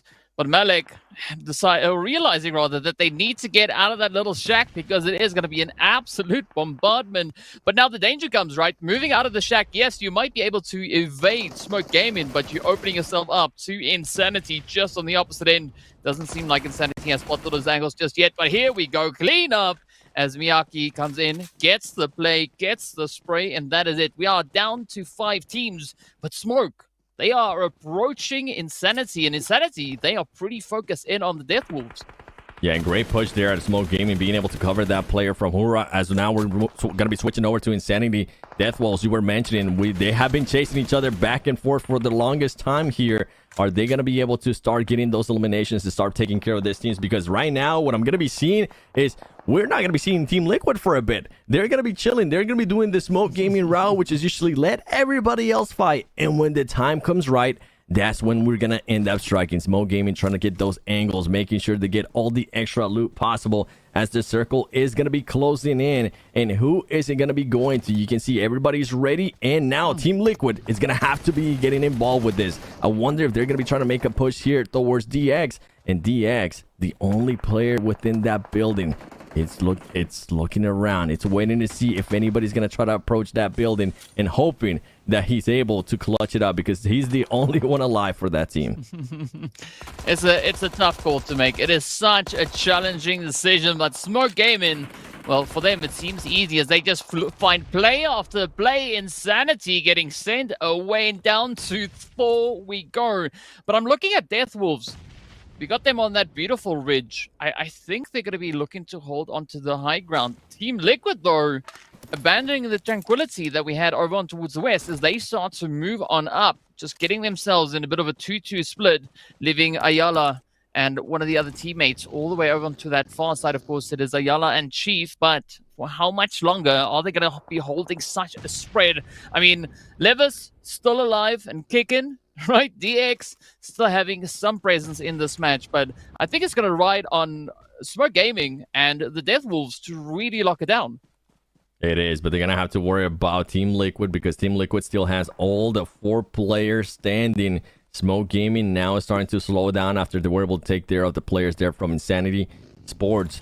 And the player we were talking about, the DX player, that's the only one alive, stopping Team Liquid from taking over this compound. You were mentioning Death Wolves keeping that high ground. They're going to continue to stay there. There is one player in a vehicle. I wonder if he's going to try to make some kind of a weird push and hopefully get an off angle on them. But right now, it's going to be a bit of a stalemate, trying to see where everybody's at, trying to find those off angles. And that's exactly what Death Wolves is currently looking to do, trying to see if they can find an off angle on Team Liquid. I mean, if the zone shifts towards Death Wolves, they set, right? That's it. They're just going to be sitting out there, just clapping everything that moves around them. But you can see Gardozan not satisfied with not being able to get up into that compound, trying to get the breach going. Smoke Gaming, they're going to be using this opportunity to get themselves positioned as they slowly start to lurk, just inching their way further and further forward, while at the same time doing their due diligence, right? Keeping their eyes on the hills, looking to see if they can find any pixels out of place. So we do find ourselves in a bit of a standoff, I believe, here, Seven. Yeah, and I think this is how it's going to play out there for a bit, unless a team finds an opening. I don't see Team Liquid. Oh, Team Liquid, Cardozo, you're thinking about it? Don't tease me like that. I thought he was going to be a madman and try to go for that push into the building, but he needs to be careful. We've been talking about it. Death Wolves is very close by, and I think Team Liquid might end up committing to this as the nades are going to be coming through. The smokes are going to be coming through as well. Team Liquid currently not comfortable where they're standing, and if they are going to make a push, they need to make up their mind because they're going to start getting spotted there by Smoke Gaming. That standoff, it stops as one of the players from Team Liquid ends up getting knocked. Well, now it is going to be go time. Death Wolves just waiting for that zone to pop. We got a few more brief seconds left on the clock. But Smoke Gaming now looking to big brain the heck out of this position. The zone is going to be shifting in favor of Team Liquid. But looking at what we've been seeing so far, right? Death Wolves, Smoke Gaming, now they are going to spring into action. And I'm expecting them to just rush and just trying to overpower their position into this next phase. They need to make something happen here because Death Wolves, they're taking advantage of all of this commotion going on here because they're having 2 players rotate around and get those off angles. DX, the only player, Levi, the only player that's alive from his team, trying to clutch up those extra points. They're currently sitting at 0 eliminations for this match, and boy, this is a team that definitely needs any points that they can get. Levi getting a little bit riskier now, getting closer towards that door, seeing if he can maybe get somebody with that TPP angle. Not gonna be able to spot anybody just yet. Meanwhile, Death Wolves just taking advantage of all of this. They're just chilling right now. Smoke Gaming, one of the players does end up getting knocked, and Team Liquid can Mythic end up confirming this into elimination point. I mean, it's looking good though. Team Liquid picking up some much needed points. So far, this is the best game that they've had here today. So let's see just how far they are going to be looking to push the envelope now. Still Smoke Gaming trying to find the appropriate way, the appropriate angle to get themselves positioned. Miyaki, well, they're getting quite a bit of that HP ripped away from them. But out comes Death Wolves. This is their opportunity to shine. As you can see, the rotations now heading along that southern side, going in a bit of a clockwise rotation. And this could really open up the place for them, especially over on towards Team Liquid. I believe it is going to end up opening up because they're just going to continue to wrap around and see if they can possibly find somebody out in the open from Team Liquid. Team Liquid now starting to eliminate some players there. Finally getting that elimination on the Smoke Gaming player. The DX player still alive. And you got Death Wolves looking to see if they can possibly spot somebody, but they need to be careful because guess what? Team Liquid does have 3 players up on top of that mountain, but they still have Chief trying to get that off angle. Here comes the push by Smoke Gaming. Myth is going to be making that push. He's going to be hitting the shots, and beautiful play there by Smoke Gaming Myth as he's able to destroy the player from DX inside the building. He's going to have to heal up, and he's going to have to refocus as now everything is starting to let loose. Death Wolf is starting to get some angles, and meanwhile, Chief, the only player that was towards the bottom of that mountain, trying to see if he can help out his team. Well, let's see how this one is going to go. The final 2 teams now in a bit of a showdown. Cardozen is still going to be holding nice and steady on high. Team Liquid, it looks like this one could be turning in their favor. But we've seen what Deathwolves can do if they decide to strike. So I like the play here, though, right? Both squads going for a 1-2, 1-3 split. So it allows them quite a bit of flexibility. But now out comes the push, moving in here, Obscure. Having his vision obscured with the smokes getting brought down here by Chief. A nice little bit of a distraction. But once that first hit, that first play is made, there could be a roll-up opportunity here for the Deathwolves. But of course, you still got to watch that heal side. So, yeah, Deathwolves definitely needs to try not overextend the reach at this point. Yeah, it's not going to be an easy finish here. The thing that they do have going for them for Team Liquid is they do have a numbers advantage. And with Chief being down there, he's still within the circle, which is something that Deathwolves can't say for the person that was holding that off angle for them. He's not within the circle anymore. Right now, Chief not really going to be able to do much, as he does have to end up laying down. The smokes are going to be coming through for some of the players there from Deathwolves. I'm hoping and I'm wondering if maybe Chief is going to be able to spot that player. Uzo, he is going to be able to spot him, and here comes the shots. If they can get this knock, it's going to be massive because he's going to open it up, and now it's going to become a 4v2. Great stuff there from Chief. And also his team being able to relay the information. We see somebody running, make sure you knock him. They do just that, and he turns into a 4v2. And well, speed about 2v4, it is about to be stage number 9, right? So no more shifts, only blue. It's all going to come down to this Team Liquid now, definitely looking to capitalize on the opportunity they have at hand. But let's see whether or not the Deathwolves can maybe make a little bit of something happening here. Ooh, Mythic though finds the play up into Obscure. It is Deathwolves down to only one remaining hopeful. It is going to be a full-on push. Team Liquid, they want to get that winner with a chicken dinner in hand. It is going to be a full send as they rush on in. The place is there, and that is Liquid getting the winner chicken dinner. Way too much for that last player there from Deathwolves. Team Liquid, this is more like the team that we've been wanting to see, getting those 13 eliminations, 2100 damage. And as you were mentioning, whenever there was the top 4, it was going to end up being one of their best matches. Well, guess what? They were like, we're going to cement it as our best match so far here in the PMGO with that chicken dinner. And that should help them out push up on the leaderboard, because, man, this is exactly what we've been wanting to see out of these teams that are in Group B. 100%. This was a huge chicken dinner for Group B in general. I mean, Team Liquid needed these points desperately, and they got them. My question, though, is it too late? Is it too late? I had to put my glasses on and stare at the leaderboards, do the math, because, whew, I mean, they still have a lot of points to get, at least in my opinion.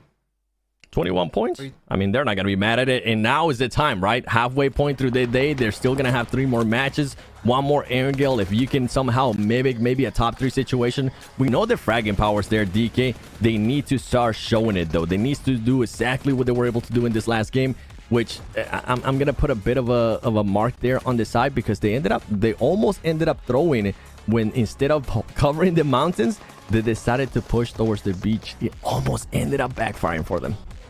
I mean, it was a close call here, but yeah, you're gonna have to see a copy-paste, rinse-repeat play, and I think that's the beauty of having yet another Erangle coming up next, right? It would allow for exactly that kind of strategy to be optimized on. But I gotta say though, I like the flow, right? The teams not having such a tough time really getting over on towards that southern island, and once they were there, it was just go, go, go. So yeah, I gotta say, big ups. Team Liquid, they just flowed so nicely. 100%, dude. 13 eliminations, and that chicken dinner is going to be huge. And so Smoke Gaming, so consistent here, 7. I mean, I really love to see how they've been playing. They've just been putting up points on the board constantly. Zebra Master as well, doing some good points, doing some good points as well. Yeah, Smoke Gaming for them. I mean, it's going to continue onto the pattern, right? The good thing is that they were able to break the pattern from yesterday a little bit sooner. They ended up the previous match, I mean, 5th place, 7 points. And then on this one, they're able to end up within the top 5 again and being able to back it up with Illims. I know if we were to interview Kunha, he's going to be like, wait, this is more like we want to see. This is how we're going to be keeping it. Virtuous Pro, you were wondering what they were going to be doing? Well, they're going to be gone. And then Team Queso, not looking good there for the new roster of Team Queso. Well, let's go ahead and take it on over to Carol Bombshell for an interview. And I'm happy to have here Michik, the player from Team Liquid. Congrats on this last chicken dinner. And I want to know what were the biggest challenge you faced during the matches yesterday. Quais foram os maiores desafios que vocês encontraram nas partidas de ontem? Acho que foi se posicionar bem na safe e tal. A gente tava se fudendo muito por causa disso, morrendo muito, foi mal. E acho que foi mais isso. Em questão de bala, a gente tá muito bem sempre. É só mais se posicionar melhor e tal pra conseguir se destacar nas partidas e ganhar elas. They need to do now a better game to fit in the late stages of the game. They need to get better positions, and they need to set a better strategy to finally qualify for the main event the next week. And that's exactly what I'm going to ask them. What kind of the strategy they are going to set today because they are running out of time. Quais são as estratégias que vocês vão ter agora para as próximas partidas, já que o tempo está ficando curto, para que vocês consigam se classificar para a semana que vem? Acho que a estratégia é só... Não vai mudar muita coisa, só a gente se posicionar melhor, ter a cabeça melhor para pegar as posições. Porque igual eu falei, em questão de bala, em questão do nosso jogo, se a gente conseguir impor ele, sempre vai dar muito bom, sempre vamos ganhar a partida com muita kill, e se não ganhar a gente sempre vai ter as kills, porque o nosso jogo é esse, a gente não vai mudar, só vai aprimorar ele para conseguir pegar a classificação no top 8 para a final. Perfect. He said they just needed to adjust some things because they are a very aggressive team. So they probably just needed to get done things like positions in the maps and, for example, to talk better, to have a better communication with their team players and everything. For sure will go well and they will qualify for the main event next week. Thanks so much for the interview. Muito obrigado pela entrevista e boa sorte nas próximas partidas. Obrigado pela boa sorte. Vamos para cima hoje e é isso. Go Liquid. You heard it from the man himself. I love the fact that, we talked about it. He's so excited, of course, for a great game. You could just see it, though, in his eyes. You could hear it in his voice. He's like, we need more. We need more points. We want to qualify. We want to make sure that we make it to that main event here, DK. I mean, Team Liquid, it seems like they've thawed now, right? The ice has been shaken off. They're getting ready. They're approaching that flow state. And I think we could maybe have an insane play coming in the next few matches from them. I think so, too. I mean, you heard it there, Seven. He was talking about how much they needed to start playing aggressive. And we finally saw that aggression there as we take a look at the top 5 players. Ayala on top. Yeah, start playing aggressive, but... smart aggressive, maybe. Because I was saying it was a bit of a question mark there when it was just one player standing and then the other 2 were knocked and they were nowhere near. They decided to give their advantageous position. Maybe they got a little bit too hype up from seeing that last Miramar match from yesterday. Team Falcons being able to do that. Let's not get ahead of ourselves. As the MVP, Ayala, no surprise there. 5 eliminations to his name, 962 damage. We're talking about players being able to get more damage than some of these teams. I think this is definitely one of those performances. By far. Let's take a look at some of his highlights here on the bridge, throwing those nades, putting in some work against Tony K himself. Beautifully done. And you know what? Sometimes you just need a good game under your belt just to kind of, rally the squad. And that's what they got right there as we take a look at the overall standings. And finally, we see Team Falcons get passed up by Smoke Gaming themselves. Only problem is, Team Falcons going to have 6 more games tomorrow here, 7. I was like, let me borrow them glasses, Jukes. I think I'm looking at... Am I seeing this right? Yeah, they're still going to have so much to work with. And now we're going to be looking at some of those other teams, right? DX, Insanity. This is teams that are not going to be playing tomorrow that need to have that proactiveness. They need to do something. And another team that I kind of wanted to mention as well is Vampire Esports. We haven't really seen much of Vampire Esports ever since their win in Sanhok. I don't want to say it's a one-off because it's way too early for Vampire Esports, but I do want to start seeing a little bit more out of Vampire Esports. I want to start seeing more eliminations. I want to start seeing more stuff out of them as we're going to be going into the last Erangle. Oof, 3 more matches left to go, and that is going to be for the tournament for Group B. This is it. 3 games left, and for team squads like Team Liquid and Hyper, Insanity. Honestly, I'm going to say this already. It is not looking good for D Xavier and Insanity. At this point, I'm already starting to call them out at this. I mean, because D Xavier haven't really shown us anything. Yeah, they've gotten some points here and there, but we haven't seen that pop-off game that they just really, really need, DK. Yeah, I think if you're not comfortably situated up in towards at least, I'd say, like the top 5, top 4 come end of day, and you're in Group B, that's your ticket, right? Because, I mean, tomorrow the teams are going to come back with a vengeance. They're going to be climbing that ladder. They're going to try to get themselves up into the top 8. So there's a big opportunity for points to get acquired moving forward in these last few matches, but it's going to be tough.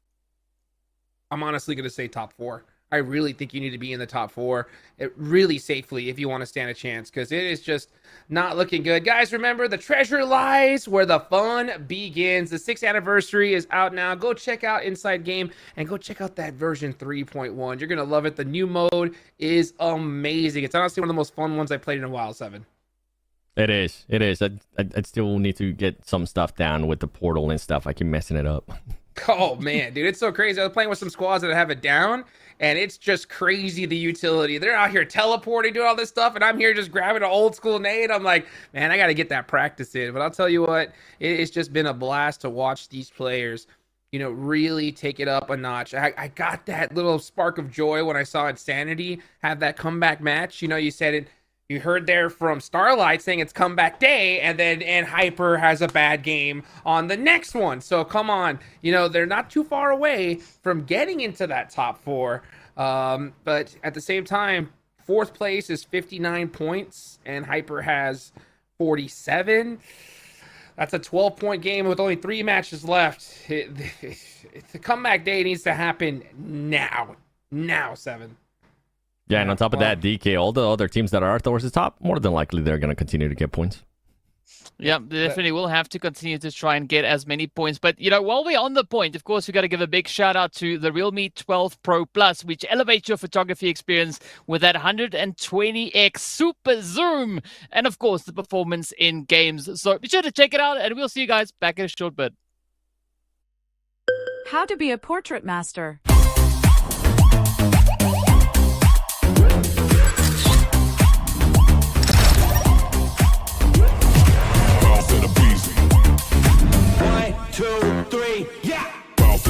I'm a boss till I call. Boss to the beast, I'm a boss till I fall. I'm a boss on the beat, I'm a boss, spit it raw. I'm a boss, keep it G, and I walk in the talk.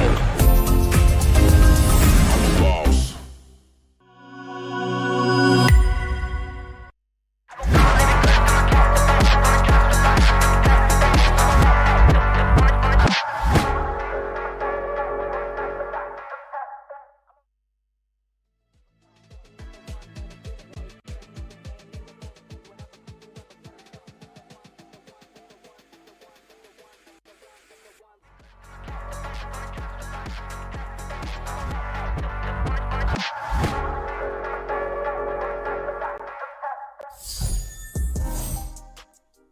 And we are back, baby, just like that. We got more to talk about here as things are ramping up, because we're now reaching the second half of the day, 7. All right, so it's time to put on those the calculator hat, 7. All right, which team in this next match? I want 3 teams. Okay, 3 teams in this next match. We need to see 1st, 2nd, and 3rd in your opinion.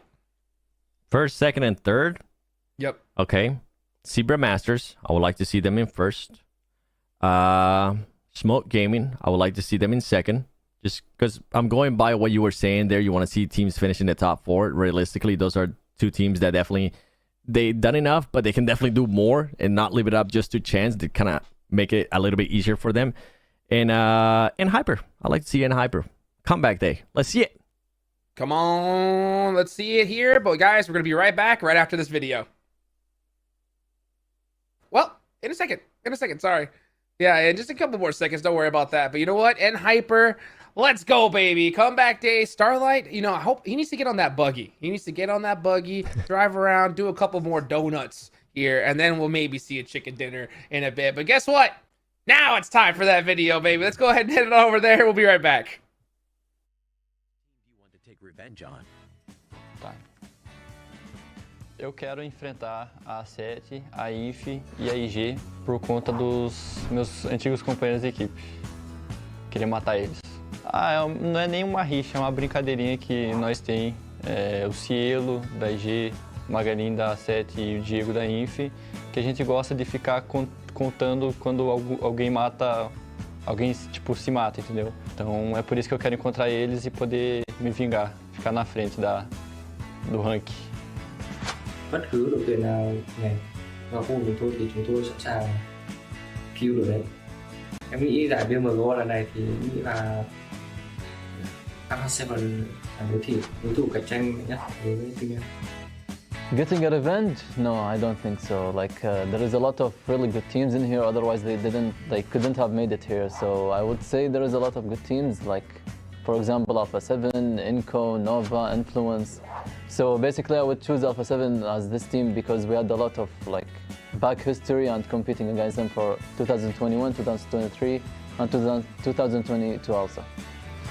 Tem muitos times bons, né? Campeonato bom, mas eu acho que tem um time que eu particularmente gosto de matar, porque são habilidosos, tem skill. Acho que é a Team Falcons. Já joguei contra eles 2 PMGC já. E é um time muito bom de bala, tem boa estratégia, tem ótimos players. E é sempre um time assim que eu gosto de matar, de passar por cima, assim, porque, querendo ou não, são bons jogadores. E eu acho que é mais por esse motivo, porque, querendo ou não, quando eu mato eles, o ego já sobe, já dá bom nas partidas. Pode ser qualquer outro time, mas sempre tem que ter uma estratégia para matar, não pode ser na emoção nem nada, até porque eu não tenho raiva de nenhum time, nem sou fã de nenhum time. Para mim, os 15 times que estou jogando contra são igual. E acho que é mais isso. Trato como se fosse qualquer outro, mas sempre na estratégia e na base da bala. O recado que eu quero dar para eles é, primeiramente, bem-vindo ao Brasil. E, segundamente, que quando entrar em campo não tem tempo ruim para ninguém. E se trombar no meio da partida é bala para cima.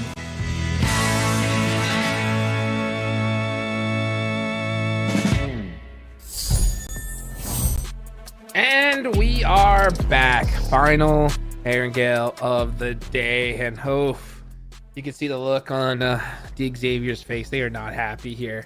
And it's totally understandable why, because this could be their final, most likely is going to be their final ride with how they performed so far. At this point, for a team like this, it's going to need a chicken dinner for the rest of the 3 games in the row. Let's see if it can happen here as we head on over to our final Erangle for Group B. Take it away, boys. Final Erangle indeed here for the Day 2 Prelims PMGO Brazil, and I'm excited to see which teams might end up taking advantage of this. Is it going to be Smoke Gaming again, trying to repeat what they were able to do yesterday with the chicken dinner on the final, on one of the Erangles, or we're not going to be seeing a chicken dinner out of them, DK? Anything can happen. I think they're going to come in hot, right? They're going to be smoking it up. There's going to be such a push, but I don't think Smoke Gaming is going to be the only team to bring it in, right? I'm expecting that to be potentially a collective push, right? Team Liquid, they could be looking to maybe play a bit of an upset here as well, but surprisingly enough, Vampires, they've just been, I don't know, playing a little bit of a shy game, it feels almost today. They are, and that's what I was hinting at earlier. I mean, they get that chicken dinner right. I kind of got a little bit blinded. I'm like, okay, maybe we got the Vampire Esports, baby, that we've been wanting to see. But I got a little bit too hyped there. I got a reality check that by Vampire Esports, because right now the first 2 Erangles haven't been going their way, and they're going to be landing in Stalbert too. So it is going to be an interesting land here for Vampire Esports. I want to see more out of them. I want to start seeing more of that Tony K hype that we've been seeing. And by the way, something to kind of mention too for Vampire Esports, it is not a completely different roster, but there has been some changes here and there, as we are going to be seeing Newsy playing more now in comparison to what we saw him last year. Well, I mean, a change up is sometimes as good as a holiday, they say. So I don't know if these teams are going on a holiday or they get into work, but we'll find out pretty dang soon, as we did see that Zone also taking a beautiful shift. Ooh, up into the northeast. Virtus Pro, though, getting the first elimination right out of the gate. Good start here for them. It is going to be a good start, but it might not be good enough, as Hot Jokes would end up saying, because, oh man, the way they are currently on that leaderboard, if we want to see this team within the top 4, they're going to have to just win out. They're going to have to win out the next 3 matches, and with the way that this team has been playing, it's just going to be so unlikely. And then for Hura Esports, I mean, the team that is just playing for the first time here today, so far they've done quite good enough, but I want to see more out of this team. I want to see them position themselves even better, because yes, Group B, you know what? They're going to take whatever they can do here within the last 3 matches that they're going to be playing for the prelims. But then tomorrow, we're also going to be having Group A. And it's not just Team Falcons, as much as we would like to hype up Team Falcons. There is going to be some of the other teams that are going to be making it at least within the top 8. And if there's a team that can definitely make it within the top 8 by 1 point, that has a history of doing that over and over and over again, Inco Gaming is going to be looking to do that. I mean, let's hope for that, right? Because, I mean, Incar, they're there, right? They could definitely do with a good little boost to come on through. But as we know, well, we'll have to wait a little while to see that play come through. Influence, though, they're in a good opportunity here. They do find themselves having to share a little bit all the way over in towards Yasnaya Poliana. If we look over towards Gatka, it is going to be All Glory Gaming now just scouting out the vicinity. But I'm going to be looking over towards Rozog, because that's where we've got Insanity and Fireflux. Not exactly hot dropping, but I think they're close enough to be, you know, just there, a little bit uncomfortably close. It is going to be uncomfortably close. And before we even go into Miramar, another team that needs to take advantage of this is going to be DX. We were hoping that we're going to see a little bit more out of DX here within this matches, since they weren't going to be challenged that much in Pochinki. We got a chance to see a 4th place finish, but guess what? That 4th place finish in that last game, 0 eliminations. So yay for the placement points, but boo for the eliminations, because that's just not going to be able to cut it, especially with what some of the other teams are able to do. Team Liquid putting out, what was it, 13 eliminations, and then on top of that you had Smoke Gaming. They ended up in 3rd place, and they ended up putting up 12 eliminations on their side. So yeah, DX, if you want to get a chance, which is looking very, very unlikely, to make it to the main event in the top 8, you need to do a lot more. You need a chicken dinner, and I don't want to see a chicken dinner with just 1 elimination. I want to see a chicken dinner with at least minimum 15 eliminations. Yeah, because that would make for not only a very impressive show, but as you said, right, it's going to give them those points they so desperately need. So it's going to be an interesting one. I like the fact that we've got those live locations coming on through. I mean, yeah, now we know exactly where everybody is. But I mean, in the meantime, this opens up the opportunity for, I think, that center zone busyness to get somewhat settled. And speaking of which, of course, we've got Influence Rage and Fireflux now looking to do exactly that, as we do see Diego coming through with a beautiful hit. That DBS going a long way, and they might be a little bit of contention now for Alamo. Yeah, and for Influence Rage, we want to see a little bit more aggressiveness. You heard Team Liquid say it. We want to be more aggressive, and I was telling them to be careful. This is a team that I want to continue to see. I want to see some aggressiveness out of there, because we just haven't been able to see it after 3 matches for Influence Rage to only have 11 points.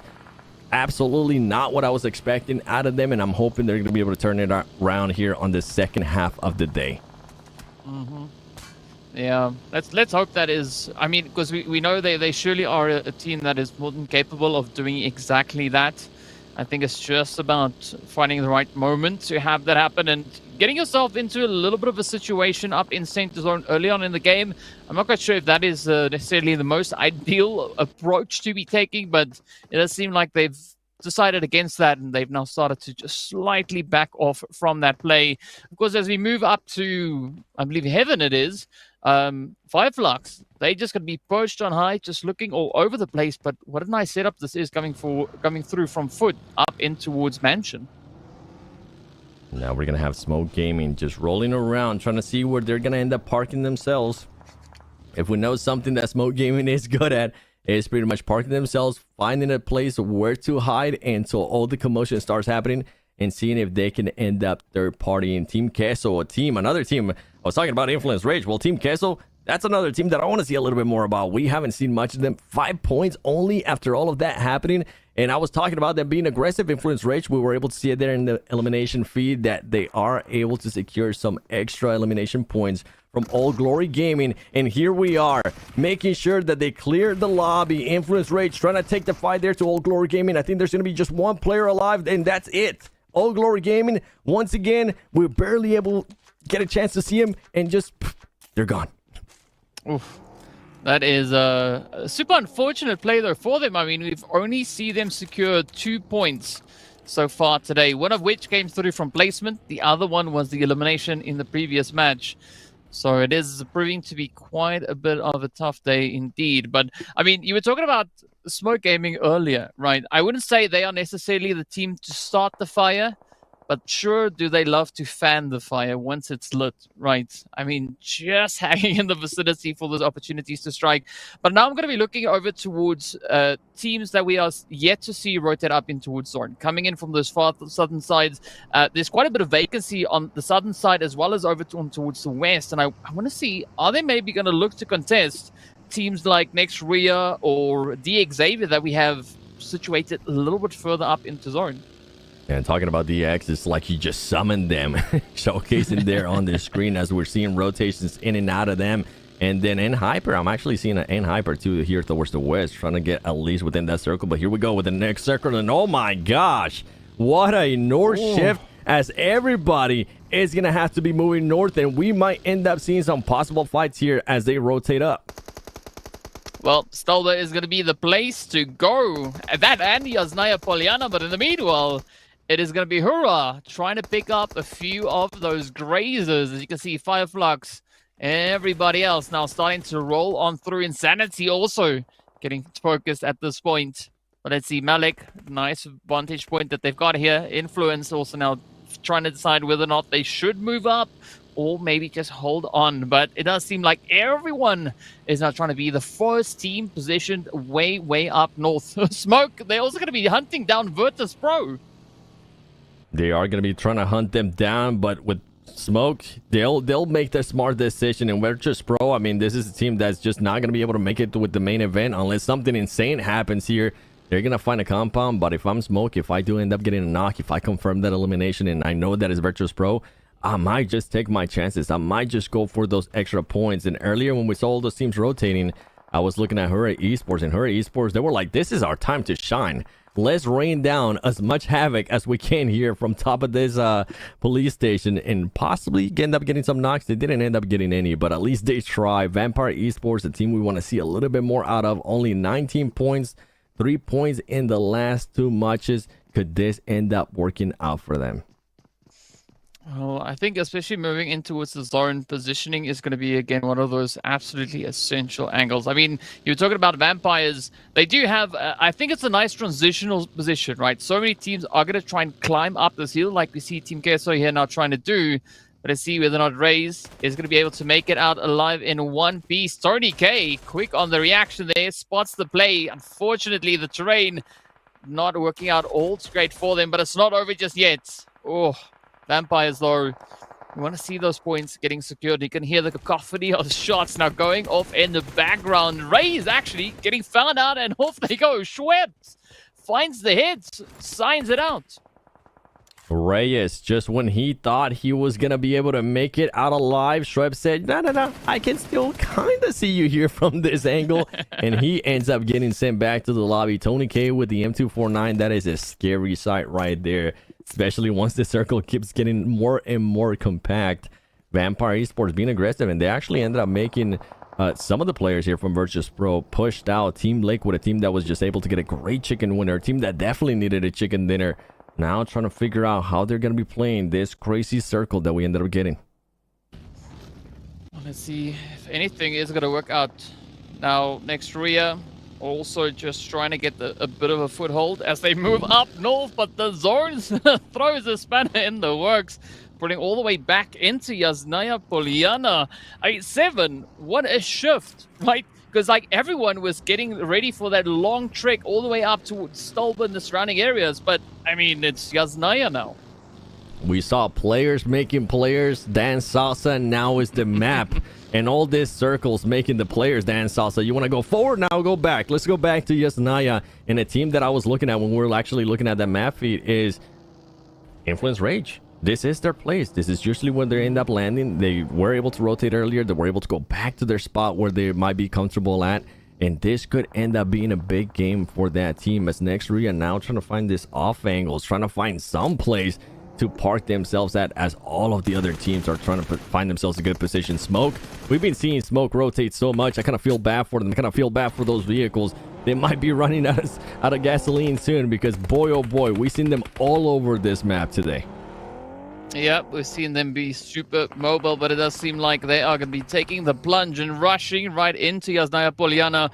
And as you mentioned, right, Influence, they're there, they are part of the welcoming committee, but let's see just how many pickups and how many trades they'll be able to get along the way. But this is where there's a slight bit of separation starting to happen in this zone with the teams, right? We've got our northern teams, our southern teams, and I mean, you got to find your foot, right? Find the position that is going to work best to your playstyle. And already looking over towards Hura, they are going to be trying to play the long game, right? Trying to play the nuisance card, right? Just poke and prod at every angle that they can spot up ahead. They are in Hura. I mean, we saw what they were able to do earlier with those shots. They weren't able to connect with anything. They are going to be down one player. Hydra did end up getting eliminated earlier in the match. Smoke Gaming finally is able to find a building that they can call at least their home. The tires on those cars were absolutely gone. They were like, okay, we need to make it to a safe spot. They are, and it's not that much of a safe spot, as they do had Influence Rage very close by, and then a player there from Insanity Sports close by as well, that could end up surprising them when the gunfight does ensue. And we didn't get a chance to see it, but Virtus Pro did end up losing 2 players on the overall right side. Vampire Esports still with all their 4 players alive. They're going to be looking to rotate now even more into the circle. Everybody just slowing it down. I think this is the way it's going to be.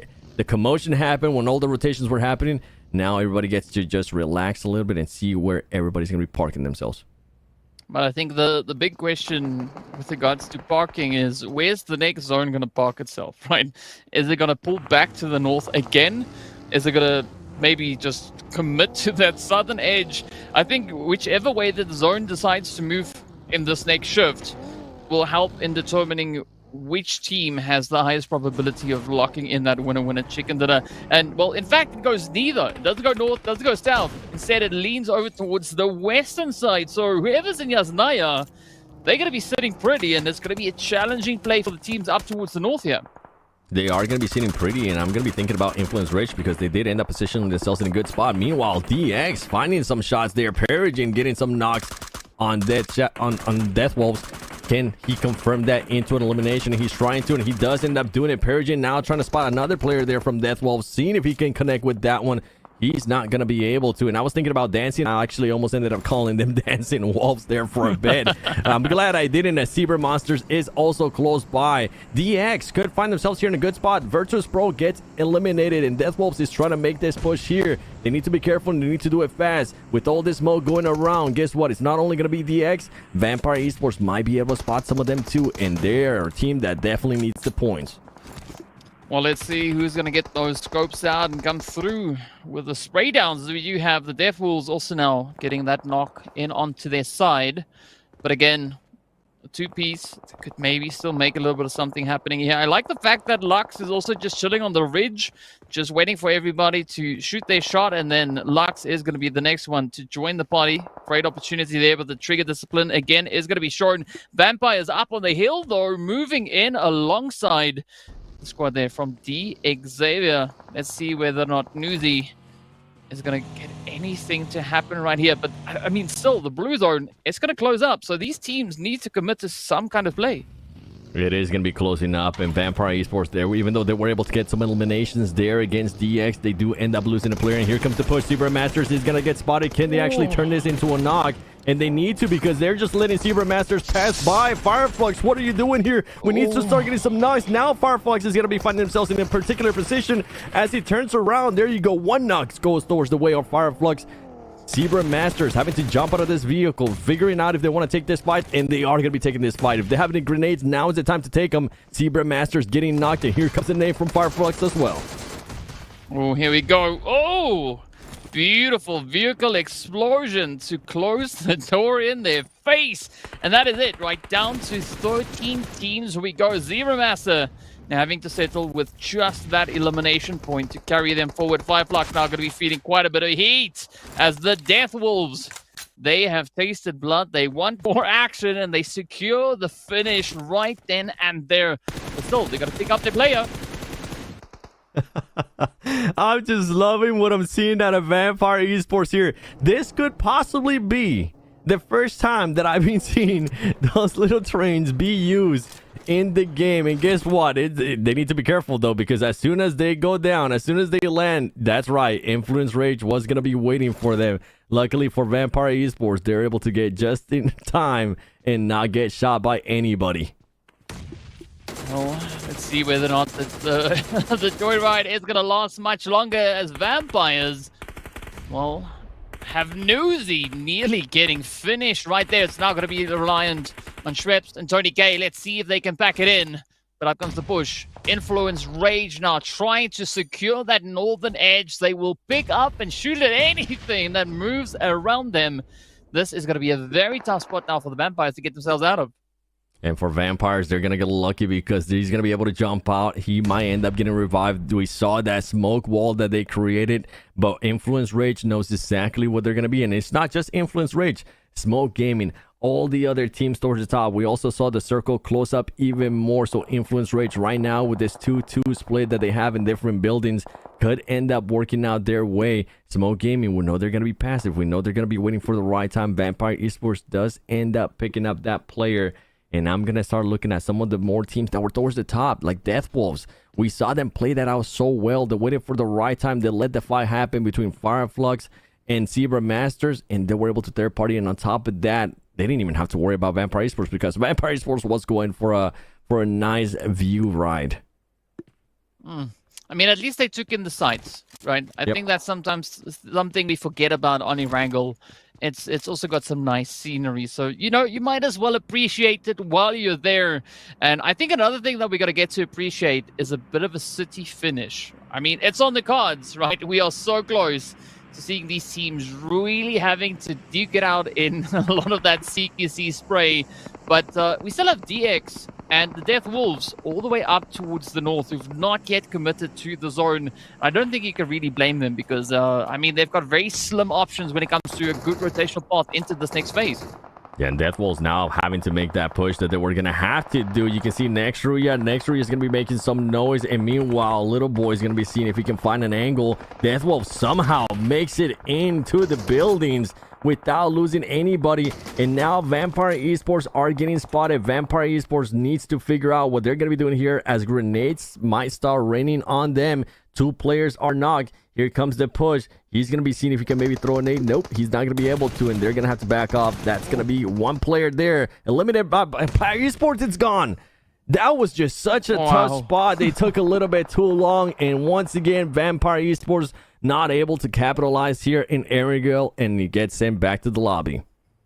I mean, what an unfortunate turn of events that it was for the Vampires, but, you know, it is survival of the quickest that we've got right here. Down to 11 teams left to kind of lock in the performances here. And Hyper also going to be taking a nice little bit of a quiet positioning over on towards that western side. We've not yet seen any eliminations come from them, and we can say exactly the same about the squad here from Smoke Gaming. But looking at Smoke, I mean, they are smack dab center. And Hyper, on the other hand, they could also still play a little bit of that elevation down in towards Yasnaya. Yeah, so many scenarios because it's going to come down to this circle. What is going to end up happening? Is it going to just go straight down the center, or could it possibly make us dance some salsa again and go towards the north where there's absolutely going to be no buildings, which I honestly wouldn't mind. DX wouldn't mind as well, as Peregrine is the only player towards the top. And guess what? They're not going to go towards the top. They are going to be going towards the left side, towards the west side. And that ends up benefiting one of the teams you were mentioning, which is going to be none other than N-Hyper, as Insanity Sports tries to make this push out of the location where they were at earlier. Let's see how these locations are going to unravel. Talent now Getting absolutely bombarded. We got mollies, we got nades, pick a utility, and it has been sent across. Insanity now having their numbers start to dwindle. Will Influence suffer the same fate, or are they going to be able to bounce back? Speedrun, bounce back. DX, instead of going to the west, they push up from the north, and now Smoke Gaming just opening their barrels, letting everything loose. And so far, it is DX now just relying on Chow to see whether or not they can hold on for dear life. Yeah, and it is going to be a tough one with Chow only being able to clean himself up. Actually, Nate was also alive. Look at that. Ooh. They were able to clutch it up. I don't think they're going to be able to pick up their teammates. They might be able to get in time, but no, he goes over in grenades. Actually, the car exploded from Hyper being able to be aware that there was a vehicle there. They start shooting at it and it makes it explode, and there goes 3 players of DX. Oh man, can they even pick him up? As Influence Rage now is going to be making a push towards this, and guess who's going to be on their way? Smoke Gaming. This is going to be a great fight. Oh yes, here we go, getting ready. Out comes Federale as well, alongside the rest of the crew. Knock, knock. Anybody at home? It's only Nate. It's a Smoke Gaming stops them right in their tracks. Smoke Gaming, well played by them. They put down some smoke as well. They knew that they were going to be coming. Federal's going to be able to find one.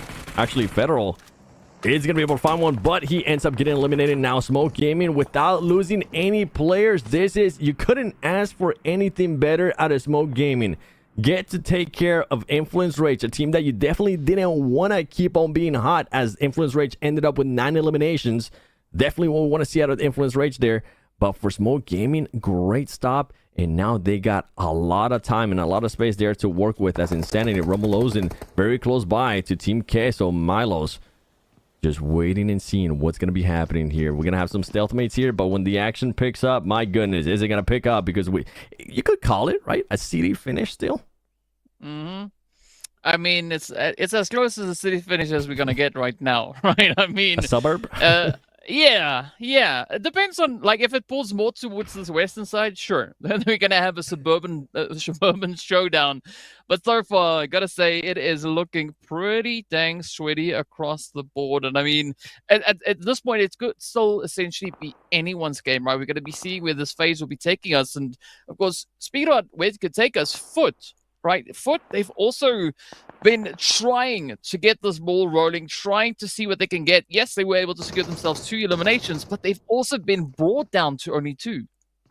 They have been brought down to only 2, and it is going to be tough considering where the circle ends up going. And here we go. The circle is going to be closing in Hyper. Look how much space they got to work with, and it's actually going to go a little bit towards the northwest, so that could end up benefiting a little bit on Hyper with how spread out they were. If they're able to position themselves, everybody's gonna be trying to fight themselves out of those buildings. Overall, this is gonna be just absolute madness, and that one player, that's 2 players that's still alive from DX, they could end up clutching up even more elimination points for DX, which is a team that definitely needs any points they can get. Let's see how this one is going to go, as we've now gone from the suburbs into the ranch. Only buildings remaining moving into this next phase. I mean, this is where the pressure is going to be, especially now for these teams over towards the southeastern side, right? We've got Team Liquid over there. We've got Ahura. Such a challenging bit of ground that they need to try and make up. But who knows? Maybe they can find a bit of a rat hole and get themselves positioned up in towards this next phase. Yeah, and then Smoke trying to find those angles. Didn't know Hyper is going to be looking to find their way in. And guess what? Hura now having to fight there against Team Liquid. Meanwhile, Smoke, we're going to be going back and forth here, ladies and gentlemen. Hura trying to make that cross. It's not going to be working out well for them, as 2 of their players is currently knocked. It's going to be coming down to 1 alive with the DBS. They're going to be jumping down, and he's going to be easy pickings there for Team Liquid, as Hura gets eliminated there with only 2 eliminations to their name. Oh no, Chief gets knocked as soon as he gets into the building, but luckily for him, his teammate is going to be right there to pick him up. And now we have some of the other teams. This is what I was talking about. Smoke, DX, all those teams that are currently within a comfortable location, they don't have to worry about fighting through. They don't have to worry about crossing the streets. All they have to worry about position, location. Team Liquid having to worry about their location, and they're currently just getting beamed as Team Queso being able to spot them. That is going to be easy pickings there for Team Queso. And guess who's waiting? DK, Smoke Gaming is waiting. They're saying, okay, Team Liquid, if you want to keep coming our way, we'll definitely take that point. Yeah, they're getting those fans ready, right? Because the fire's been lit, the action is rolling. You can see Myth now letting one loose as well, trying to see if they can maybe just force a bit of a play at the expense here of Team Liquid. But I think this final bit of the game is going to come down between N-Hyper, DX, and potentially even Smoke Gaming. But the shift now has taken us even more over towards that western side. So it is looking quite amazing now. If your name is N-Hyper, Smoke, I'm pretty sure they'll be able to get themselves out of the sticky spot. But look at that spot, the compound down on the southern side, right? We've got Foot in there. We've got Team Queso in there. We've got Insanity also just trying to see if they can survive. And I think Smoke is just playing it cautious here. They obviously don't know if anybody's going to be within those buildings. They're just going to be assuming that there's going to be people there. You saw the smoke, them they were throwing, but also the grenades. I saw a bit of explosions, them thinking that, you know what, if anybody does end up picking, we'll be able to get them DX to the players that are still alive. Being able to find some players there from N-Hyper and knocking them. Foot as well, looking for N-Hyper and Capri. Getting in here, he gets one knock. He's going to get the finish. Here comes down the player from DX, and guess what? Capri sends him back to the lobby as N-Hyper looking to get those extra points. And you know who wants to make that push? None other than Smoke Gaming, clearing buildings back and forth. This is the opening that they were looking to get. Grenades, everything being thrown, and they're playing it so well. Whoever ended up calling Smoke Gaming mid-team, they're looking like a top team right now. 100%. And I mean, they are just toying with N-Hyper at this point. N-Hyper down to 2-piece. Team Queso also going to be holding nice and steady. Let's see whether or not Smoke can pick up those last few plays. There's going to be Starch on the approach. FSS also just holding nice and steady. Myth, the entirety of Smoke Gaming, they are here just searching, clearing floor by floor, building by building, and eventually they are going to figure out that N-Hyper is going to be chilling on the outside. So just a few plays away, but what a nade though!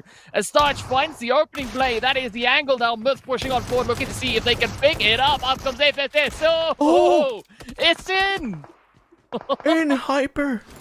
Oh my gosh, he had all the time. He didn't even have the player's attention, and he ended up missing so many shots there. But now we're going to be switching over to Foot against Team Queso. Team Queso getting obliterated here by Foot. Chaos Esports are now, they're going to be trying to make a push, and luckily for Smoke Gaming, they might be able to reset a little bit here. They are going to end up losing one player, but if they can at least end up with 3, that's going to be wonders for them. Team Queso still has one player alive. Papi Potro is going to be looking outside of that window, and Team Liquid, Ayala, trying to see if he can find some angles too. Papi Potro is able to find at least one knock, which is going to be massive for his team, and now Smoke is going to get 3 players up. And whatever ended up happening here, anything can happen here with what's going on. I mean, we have 3 players from Smoke, we have 1 player from Team Liquid, and 1 player left alive as well from Insanity Sports, which Insanity Sports, only 2 eliminations, but hey, they'll take the points. They'll take whatever they can get at this time. I mean, they're going to be dealt a decent amount of placement points as well, so that is all going to stack up. So we got stacking up. Insanity trying to move up, and look at that nade! It is done and dusted. Winner chicken dinner. Smoke Gaming claiming their 3rd winner chicken dinner in just the past 2 days. And Kunha, you could picture him. He thinks he's going to the main event already. He's thinking of the crowd saying, are you not entertained with this win? That is now 3 chicken dinners for Smoke Gaming, and with that win, honestly, they're going to position themselves so great coming in tomorrow when they're not going to be playing, and Group A is going to be coming back. Team Falcons is going to be coming back and seeing if they can possibly take that first place. Great day so far here by Smoke Gaming. I think they made a quick stop over at the hardware shop. I mean, because they have just cemented their way through here. It is insane to see Smoke Gaming just roll on through it. Speaking about Insanity, right? Let's take a look at a few of these amazing highlights that we had in this past game. We're going to have Hura. We saw them starting to fight first. This is when they ended up losing Sky. Oh man, Sky is just such a big player for that team. As Virtus Pro finally able to get some more eliminations, but it's over. Oh, Jukes. It's over for Virtus Pro. Oh yeah, it's over. That's it. That's the nail in the coffin for Virtus Pro. Honestly, I'm gonna probably put the nail in the coffin for D Xavier as well. In all honesty, with the way it is right now, it's kind of tough to even believe at this point. But you know what? The numbers do not lie. Sanhok Gaming, though, like you mentioned, DK, I think these guys are without a doubt good to go. 3 chicken dinners so far. They really have been stepping up, and they knew exactly what they needed to do in order to make sure that they made it to the main event. I mean, they don't even need cooking lessons, right? They just know how to roll with these punches. Look at this nade though from Ninho. Oh. Boom! Right on the money. Absolutely nailed it. Let's take a look here at the elimination leaders so far. That was wow. Smoke Gaming, no surprise with how they've been performing. It's good to see Mythic as well step up for Team Liquid. And they've had some really good solid performance here. That last game really helped them out big time. Hopefully in the Miramar they're able to continue that same streak here, Seven. Yeah, and I'm looking at Keen Ultra as well with those 20 eliminations for Nexria. Nexria has a total, I think before this match, they had a total of about 46 eliminations. So for him to be able to put up those numbers, that is great. I want to see more of the players from Nexria stand up. But overall, it comes down to this team right here on your screen. Smoke Gaming with those 18 points. Massive, massive points. Team Liquid as well. We were talking about them. We were wanting to see more of them being able to back up with 11 points. And then Hot Jukes, I'm starting to get flashbacks here. We're having high hopes, especially for Vampire Esports. I think they might have catfished me with that first win. Oh man, it hurt my heart to see. You know, like, I mean, they had a great game one. I was like, all right, now we're gonna see a little bit of that remake we saw from PMWI. But then, yeah, just not able to get it done in these next couple of matches. I will give them the last, you know, the Erangle that we saw. I mean, because they just got into the last zone. There was not much they could do in that situation. But other than that, I mean, it's really hard to see. I mean, yeah, this is their first day playing, so they will have 6 more matches tomorrow to make it up. At the end of the day, all that matters is that they get top 8. But let's go ahead and take it on over to our interview so we can see what the winners have to say. The first chicken dinner of the day for Smoke Gaming after yesterday. They got 2 in their hands. Okay, so let's talk with him because he's gonna tell us about some yesterday and today as well. Even though yesterday was a good day for Smoking Gaming, Team Falcons finished in the first place. What was the real strategy today to take the top? First, we watched our games yesterday, and we tried to solve our mistakes, and we came for the second day with our mind focused on to get the top 1, because like I already say, our goal is show to the world our power, that we in what we can do also. Beautiful. And since it's the last game day for Group B today, what is your guess about the 8 teams who will advance to the main event? Us, of course, Falcons, because these guys are the best team in the world, and all the Brazilian teams like Furia, Team Liquid, I think Zebra Master also will get a slot, and nothing because tomorrow there is some good things to play like INF from Brazil, so just that. Okay, we'll definitely figure out all the teams that we will advance to the main event tomorrow. Thanks so much for the interview. I am gonna have to agree. I mean, the numbers don't lie. You got to do the math in your head, and you got to just be real with the situation that you're in. Honestly, even teams like Hyper are looking a little bit tough in this scenario. But hopefully we could see them bounce back. Meanwhile, Yaki, Smoke Gaming, we can't give these guys enough props here, Seven. They've really done well. They just play so well, man. Like the way that they've been able to push certain areas. Yeah, sometimes it kind of backfires. It doesn't look the smoothest as possible, but hey, keep it going because you're currently sitting in first place with 102 points. Group A is going to be coming tomorrow, and Team Falcons and all the other teams are going to be looking to change that. And then a team that do want to call out a little bit, Cyber Masters. I want to see more out of them. I want to see them create a bit more of a point gap along the lines of what Smoke Game is currently able to do. Me as well. You can take a look at the rest of the standings here. We see a lot of names that are are in some big trouble. You know, Insanity is one of those with 40 points. That ain't gonna do it. I mean, even in these last 2 matches, pretty sure it's done for. Hopefully we could see them just continue on here as the rest of the lobby. We could see Vampire only 22 points. That's not too bad considering that they still have 6 games tomorrow, but they definitely want to step up here, DK, in the last 2 matches. I mean, but the scary part is 16 of those 22 points came out of the first match, right? So they're gonna have to step it up quite a bit. You know, put on some sunscreen and you know, just get it going. But I mean, who knows, right? It could still change as we approach our final 2 matches. Yeah, let's take a look here because Miramar is going to be make or break for Team B or Group B. Sorry, yeah, that's it. This is the last 2 games we're going to see of these guys. Some of these teams, obviously, I think know that they're going home. There are still a chance, though. There is still a chance, definitely here.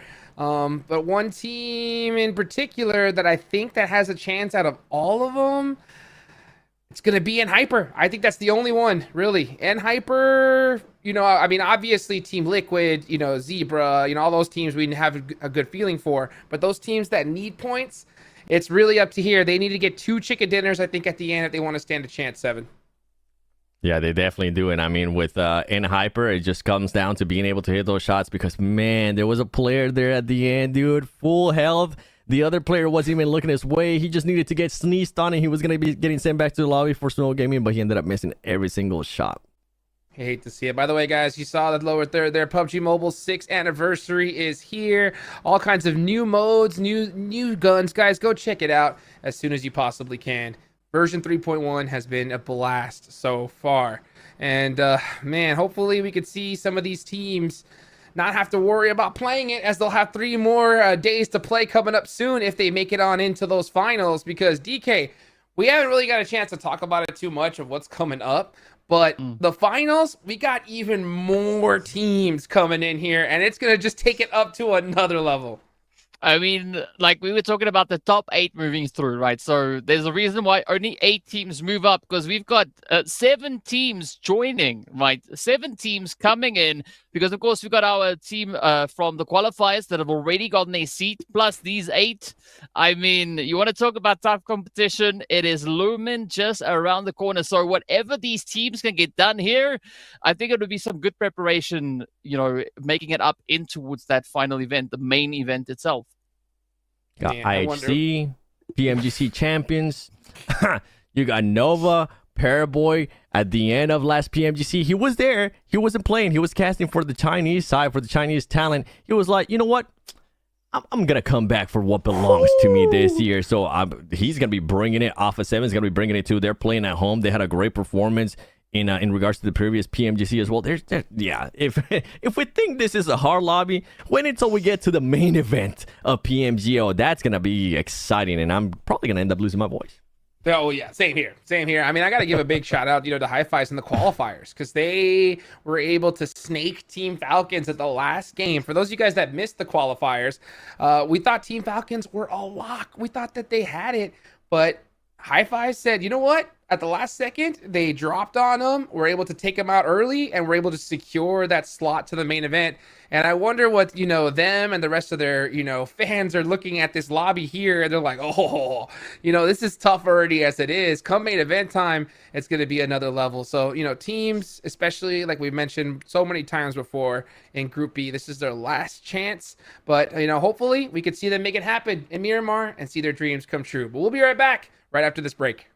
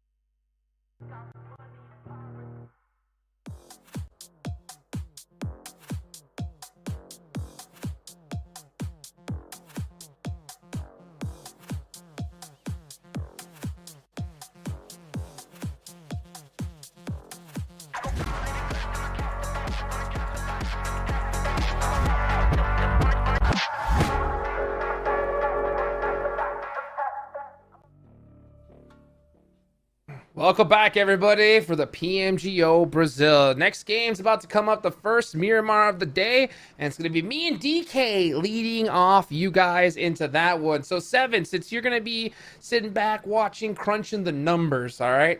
You know, what are your thoughts going into this match here? You know, you told me what your top 3 were for the last one, right? What are you thinking about this one? What is it that 7WG wants to see? I thought you were going to put me in this fight. Like, you said top 3 last time. How about the top bottom teams this time? Hey, give me the top 12. That one might be a little bit easier. don't let me flow through that toxicity, all right? But the top 3 teams, I'm going to be pointing out some that definitely need it. You pointed one out earlier. I mean, in Hyper, if they're going to be wanting to even try to get in a chance of making it, they need a chicken dinner here. They definitely need to go for it. I think Smoke Gaming is going to continue to play really well. At least I hope. And maybe continue to create that gap between themselves and Team Falcons. And then last but not least, man, that's a tough one. You know what? Just because I've been talking about it, just because I feel like I'm being catfished here. Vampire Esports. I would like to see what Vampire Esports has to offer, because we haven't really seen much of them besides them just taking a nice little ride, enjoying the scenery, and then getting to the other side and getting absolutely clapped. Yeah, you know, I will say, DK, you know, it's one thing that Vampires had a trend of doing is, like, during qualifiers, having some of a tough time. Then main event time, popping off. That's what they did in PMWI, but they did not keep that same energy when it came to PMGC.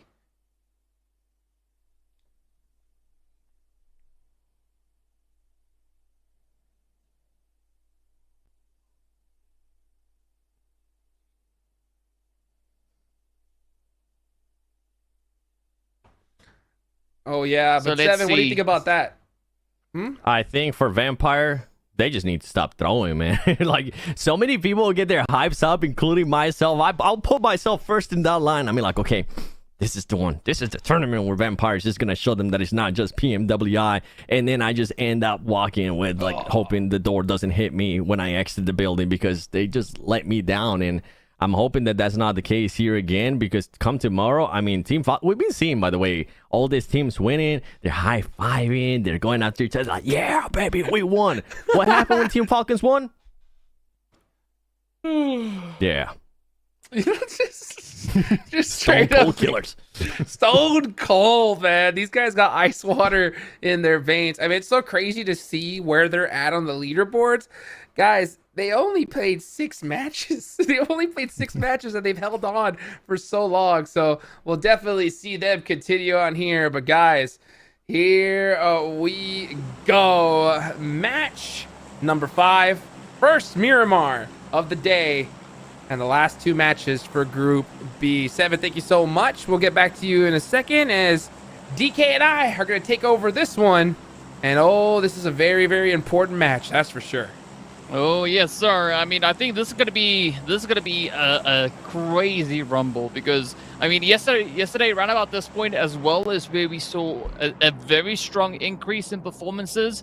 But I mean, if you are in Group B, this is gonna have to be even more than that, right? This is gonna have to be your best 2 games that you've had so far if you're looking to get yourself within the top 8 after tomorrow's games.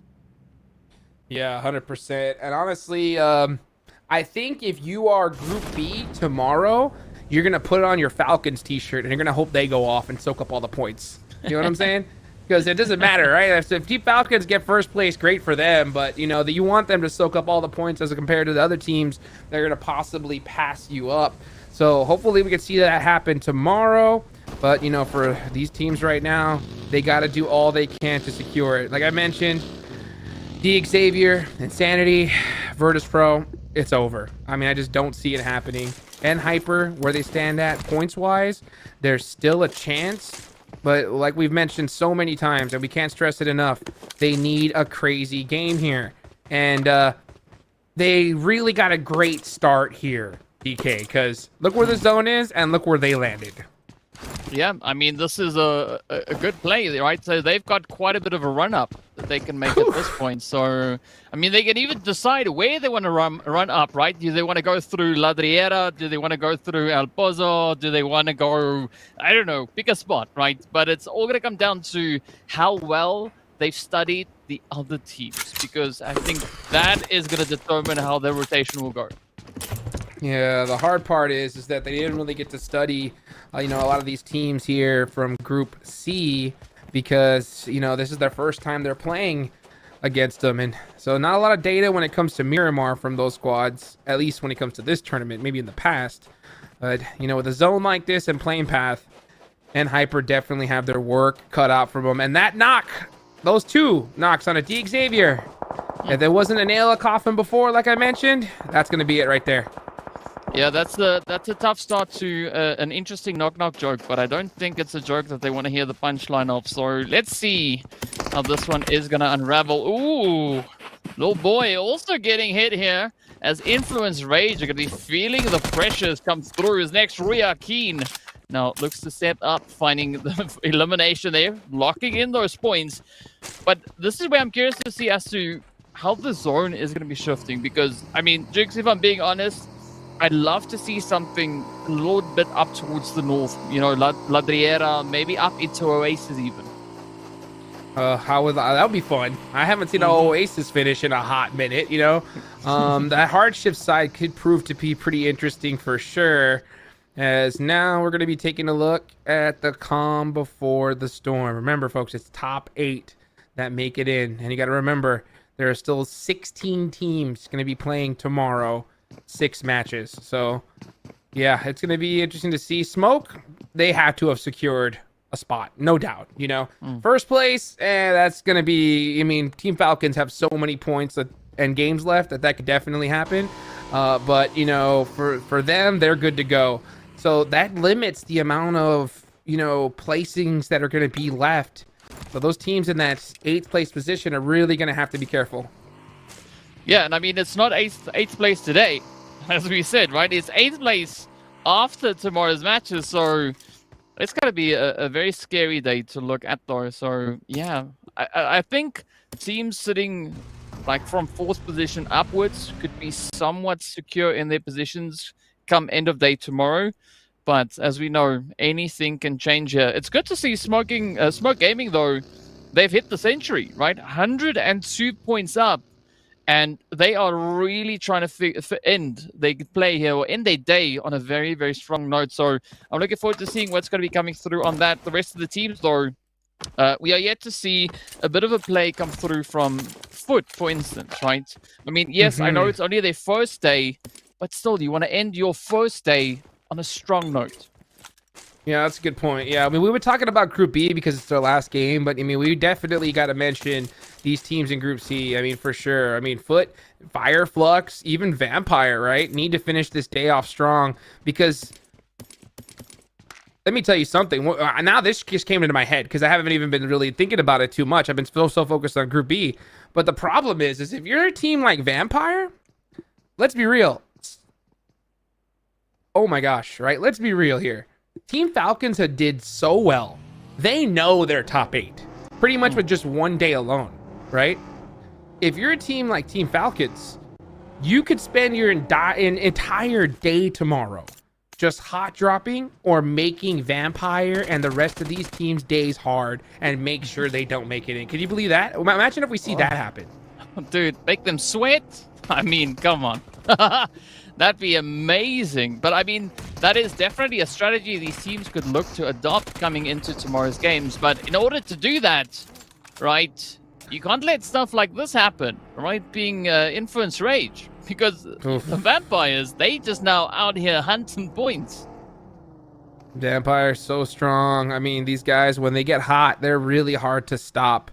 And we saw them start off strong, so that helped out, right? The fact that they got majority of their points in just game number 1 allowed them to kind of, you know, have a few rough games. But tomorrow it's going to be really tough if they don't perform here and now. So you can see them definitely, you know, trying to make sure that they have a great day or a great finish of the day here in these last 2 Miramars, as they are currently sitting in 17th place.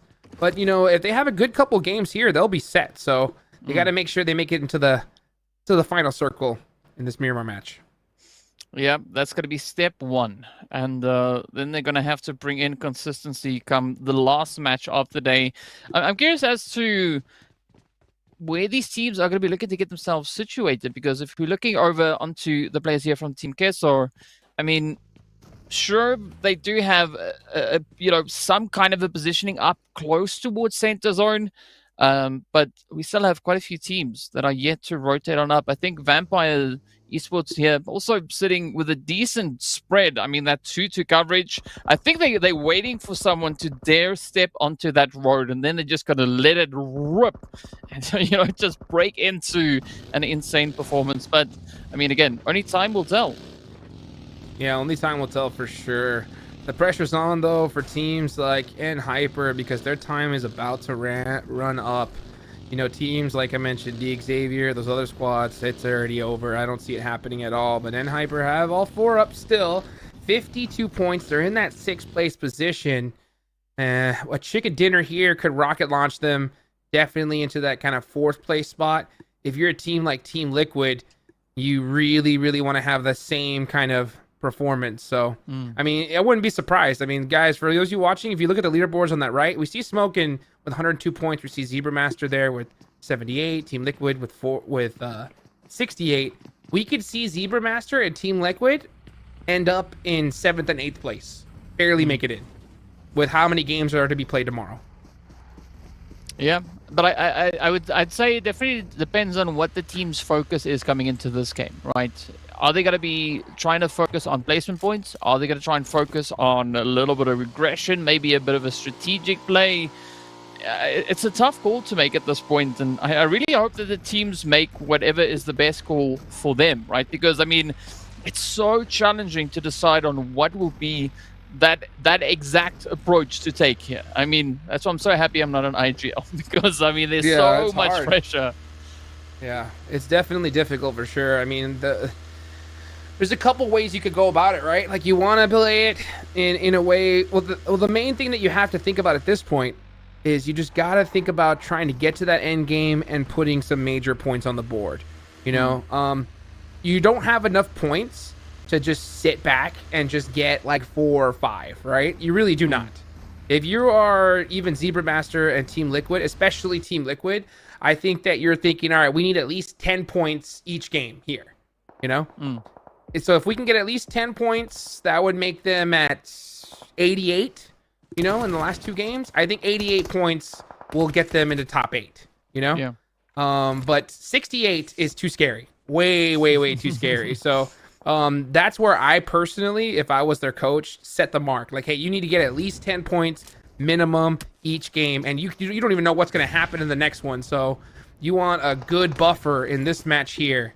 So we'll see how they decide to play it. Yeah, I mean, that's going to be the way to go, right? You want to set that buffer up so you don't have to stress too much coming into tomorrow's games. But, well, speaking about stress, though, Darkened Machine with a beautiful reach here onto Hura. A great way to get the action underway.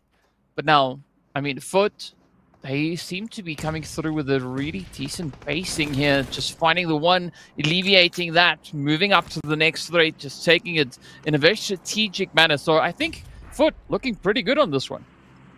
Yeah, looking pretty good indeed. So they have that outside advantage here.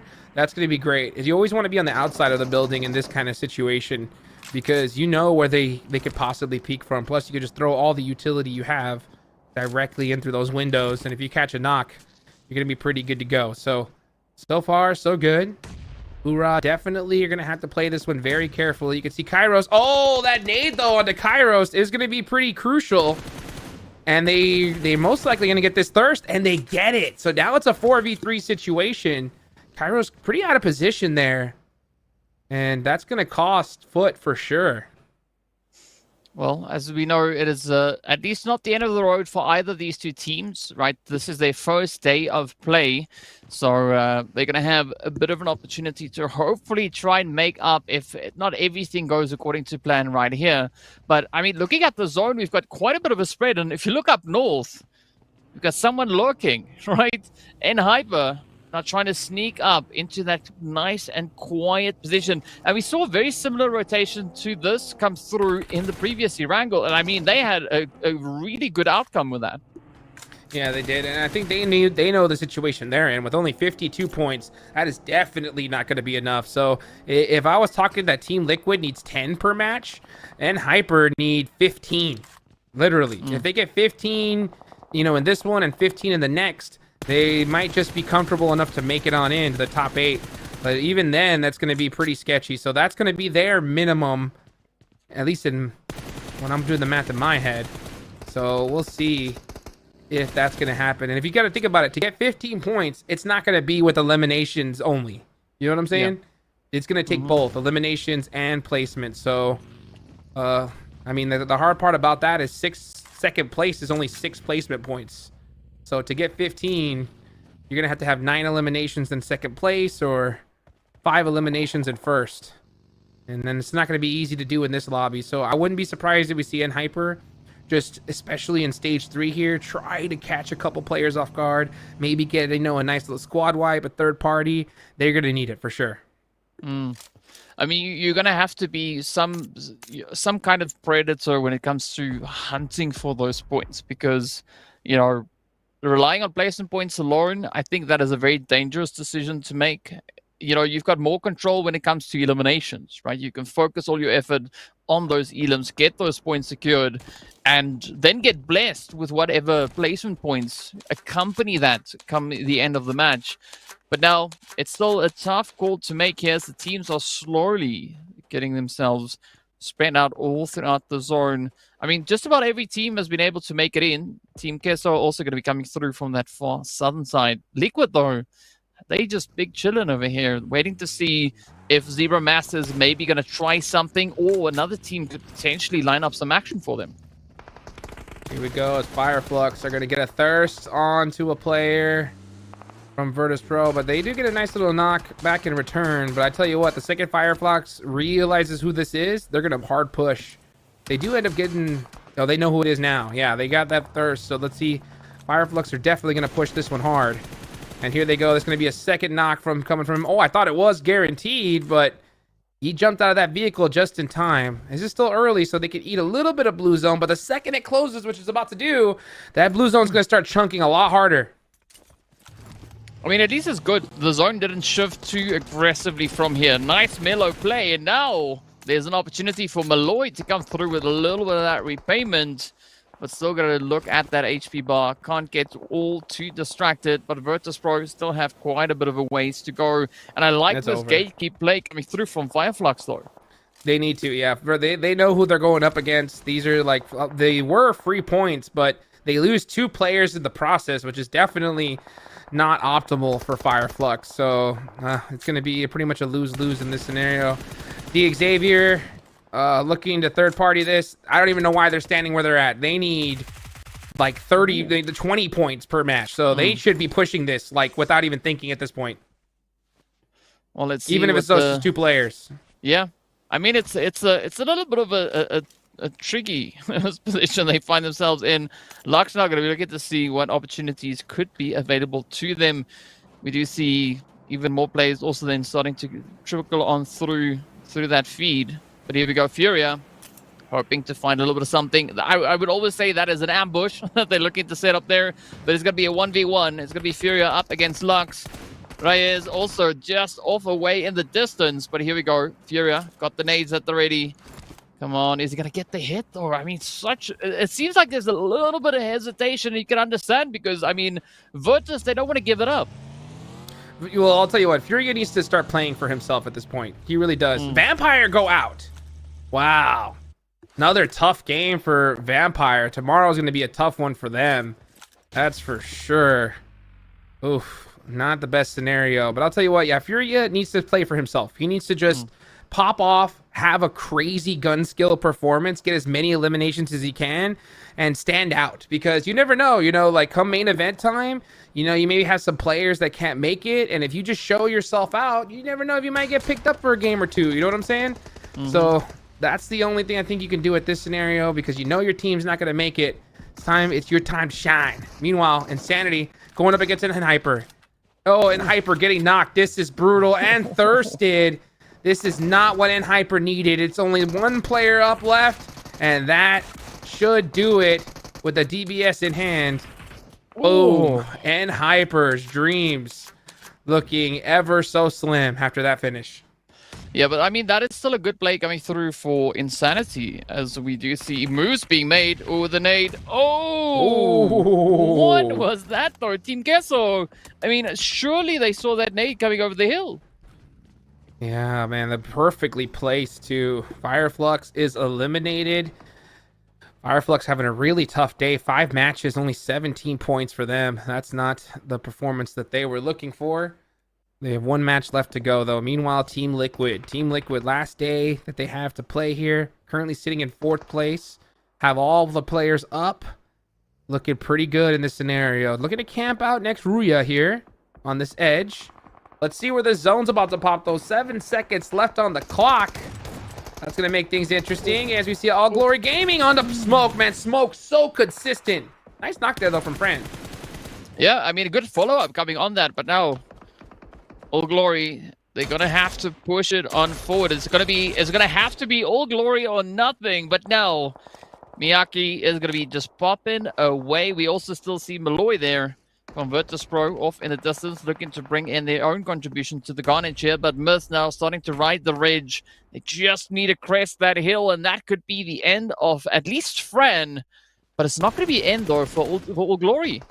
Not yet. No, yeah, it's not. Furia, what I was talking about, like, these guys are now starting to play for themselves, and you can just see them, and this is what happens a lot of the times. You see a team that knows they're not going to make it, and all of a sudden, all those nerves that they had just go away, and they start finally playing their own game and start popping off. You hate to see it, but it definitely does happen. Look at that. See, now Malloy is just shredding players. Look at that. 3 eliminations each. That's how you go out. Yeah, I mean, they're definitely starting to find their comfort here, but let's see whether or not Myth is going to allow too much comfort to go unpunished. Up comes the push. Oh, a beautiful strafing as we do say goodbye to All Glory. Smoke, though, only their first elimination, and I mean, we are down to 10 remaining teams here. Yes, indeed. I think you're going to want some of these teams to start soaking up the points for those squads in that middle of the pack. All the teams at the bottom went out early, so that's really interesting. That might give a chance for some of these teams in that mid-pack to breathe a little bit tomorrow. Well, we're going to see what happens and how this is all going to finish up. Meanwhile, look at this. Hoorah with 3 players up, keeping an eye on Smoke. Smoke are so comfortable that, I mean, I wouldn't be surprised if they do a nice little point sponge this game. Well, I mean, ain't nothing wrong with a little bit of that sponge play going on through, but I mean, it's going to be a tough one to just follow up with as much as they can, but it's about to be go time, right?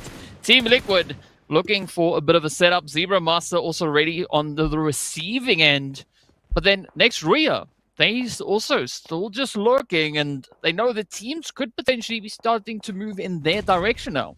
Yeah, here they go. Everyone's trying to take this compound right here. There's so many squads. Miyaki's got that DBS out, looking to make it happen against Team Liquid. Here he goes with the push. Ayala, though, he's got his DBS himself. Oh, he ends up getting 1. Miyaki gets 2. Beautifully done. And that is going to hurt Team Liquid big time. 3 eliminations all on the side of Miyaki. Almost about to get that squad wipe all by himself. I mean, it's Smoke Gaming at the end of the day, right? They've been just showing up to this whole performance here. So let's see whether or not Zebra Master are going to be allowing for even more of a continuation on that. Next, Rhea now looking to jump at the opportunity as they are starting to look in, and DX and Hura just fighting on the back end. Here goes Miyaki looking to get another nade, trying to catch the rest of Zebra Master. They know that this zone is most likely going to pop in the opposite direction, so I'm wondering if we're going to see them press it. It's actually not too far away. I wonder if they actually go for this fight or try to circumvent them. I think that's definitely the second one is definitely the play. Well, circumvention could be a good solution here, but now it is going to be up to Hura. Oh, DX just right in ridges, trying to see if they can find the angle, find the spray, but it's going to be a 2v2. But now the pressure is on, right? The mollies have been let loose, rather. You see Flames now starting to cook things up. Trua just riding and just looking for opportunities. So Paragen, I definitely hope that they can find the play here, but the nades are just getting closer and closer. Yeah, that's the hard part. Is like when you're so down on the leaderboard, you only have 2 players up. It's really difficult to kind of like flip that switch and make something happen. So not too good for the Xavier. Zebra Masters though, look at him definitely solidify that spot as they're starting to put some work in against Smoke Gaming. Only Miyaki up left. So Zebra Masters having a good game here at the start of Miramar. As we watch the rest of these players, hoorah, trying to take out the Xavier.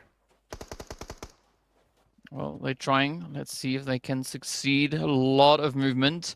And of course, they also at the same time need to get themselves much closer to that zone because the blue is not going to be their friend. But up comes the opportunity. Malik now trying to see if they can find the pop-off. It is going to be a very close call, but the play is in. DX getting hit. 1 down, 1 more to go. Got him. And oh, it's on it. Beautifully done there. So that is the Xavier done and pretty much out of the tournament at this point. They have 1 match left to go. It's going to be interesting to see what they decide to do here. Are they going to crush another player's dreams as Smoke Gaming go down? They have enough points. They're big chilling, so they're not sweating too much. Zebra Master, even though they're in 2nd place, they know, you know what? We do not want to leave this up to chance. 6 eliminations so far. They might just secure that spot to the finals in this game right here, right now. Well, pressure is going to be on indeed. But here we go now, moving up. Zebra trying to play it nice and cautious. We've got the Death Wolves just hanging on the edge there. I mean, it's an interesting push coming through there from Neil Zado. Let's see whether or not they are going to be able to find those plays. The Death Wolves already having taken quite a bit of damage, but they've been able to kind of recuperate a lot of their HP here. Virtus Pro still in the mix, as we did see them just holding over on towards that far edge. But Zebra now trying to see, can they find the angle? Because they can hear the noises, right? They can hear all the cues. They just can't get the spray. Yeah, indeed. Meanwhile, you got Zebra Master dominating this match. They have 4 players up. Death Wolves have 4 as well. Not a bad first day on the side of Death Wolves. You know, definitely putting up some points on the board. If they get a good one here, they'll be in a good position tomorrow to possibly make it into the finals. Virtus Pro, final player up. 9 eliminations. That's crazy. It's always crazy to see the last couple games. The team that just struggled all tournament long finally put up some eliminations. Yeah, I mean, it's about time, right? It's never too late to try and secure yourself some points. I mean, it's too late. maybe to get a secured spot in the top 8, but it's never too late to get points on the board, right? I mean Virtus Pro just showing us what could have been, right? Yeah, hate to see it. Meanwhile, we got Death Wolves with a great position in this match. They have most of the zones secured. Another team that's going to have a good sight line is going to be Influence Rage. They're at the top. They only have a duo up, but with their location, they could definitely cause some problems for a lot of these teams. So let's see what the play is going to be. Make sure oh yeah, the final player up. He knows that, man, I got to leave this hill. Let me just start popping some drinks and saying good luck. Here he goes. He's going to start the drive over right now. And these teams are desperately looking for points. If they see that vehicle, he's getting popped out for sure. Yep. I mean, it's a risky call to make, but, you know, someone's got to do it. In the meanwhile, Zebra getting ready for a little bit of some of that action. Hurrah, Malik just riding back and forth. But, well, the only back and forth they're going to have to do is back into that lobby. Down to the final 5 teams we go. Insanity also stepping on up, securing their 8th elimination. 8th elimination. Final player up. That's Influence Rage gone. And he is sitting in that shack trying to get some extra placement points for his team. Meanwhile, Death Wolf still in this. Malloy still alive, finds the level 3 gear and a Groza, just looking to steal some points away and ruin some of these other players' dreams. As I did say, like, hey, if this is at this point, play for yourself. And I'll tell you what, Malloy has definitely had some great shots for sure. He gets another one. That's 10 eliminations. This guy is literally about to double his team's points in one game. out of all the ones he's played so far. I mean, where was this Virtus Pro in He's all gaming. the other? Oh, finally shut down. Nice run though. Nice run. Way to go out. Way to go out. Meanwhile, Death Wolves, here they are. Zebra Master as well. In a great position on the leaderboards. This game should solidify them for the main event. Death Wolves still have a lot of work to do, though, and they need to put some points on as well. So let's see what the play is. Oh, a little stun grenade there. Oh, you can't see me. Ooh. DBS gets it done. And meanwhile, he's going to start throwing some mollies right around that vehicle. These are so hard to throw. They have to be perfectly placed since it's on a decline here.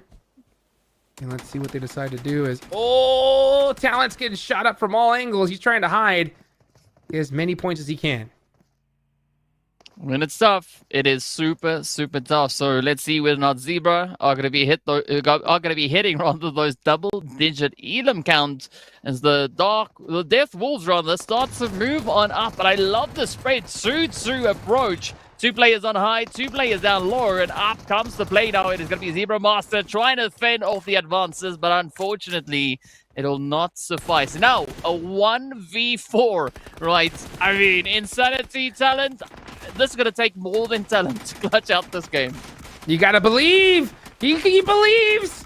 He's gaming. He gets the knock right there and the finish. That's 6 points. Hits the deck. He says, nope, time to run out. DBS. Oh, Death Wolves shut it down. But what a game right there. Chicken dinner on the side of Death Wolves. 6 eliminations and a great performance considering that this is their first day. I was telling you, right, how my little underdog team was the Death Wolves. I had a feeling that we're going to see a qualifying team pop off, and they did. Yeah, I mean, they showed the same kind of resilience back in qualifiers last day. So, I mean, no surprise to see them do that, but a well-deserved winner chicken then on their end. Absolutely. Beautifully done. Beautifully done. And we saw some great performances as well for some other teams. Seven, what did you think about that last one? I'm happy to see Death Wolves get that win because that was the best performing. Up to that game, that was the best performing team so far out of Group B. And we expected other teams to be the best performing for them to be able to get that chicken dinner, expand on those points, setting themselves up even tighter for those teams in Group A, in Group B that are going to be sitting out. They're going to be like, you know what? Okay, teams like you were saying in Hyper, if they want to get a chance, you were saying 15 points. They weren't able to get anywhere near those 15 points in this one, so they're going to have to absolutely pop off in this last match. And any other teams, Zebra Masters, I mean, another team that we were hoping they would do good in this match, and they do so as well. The better these teams towards the top end up doing that are not going to be playing tomorrow from Group B, the easier it might be to watch tomorrow and not so much as a nail biter. And it's crazy to think that out of Group C, all the teams, all the names that we saw, it was without a doubt the qualifier team that performs the best so far. Insane. They're currently in 10th place, or they were in 10th place, right?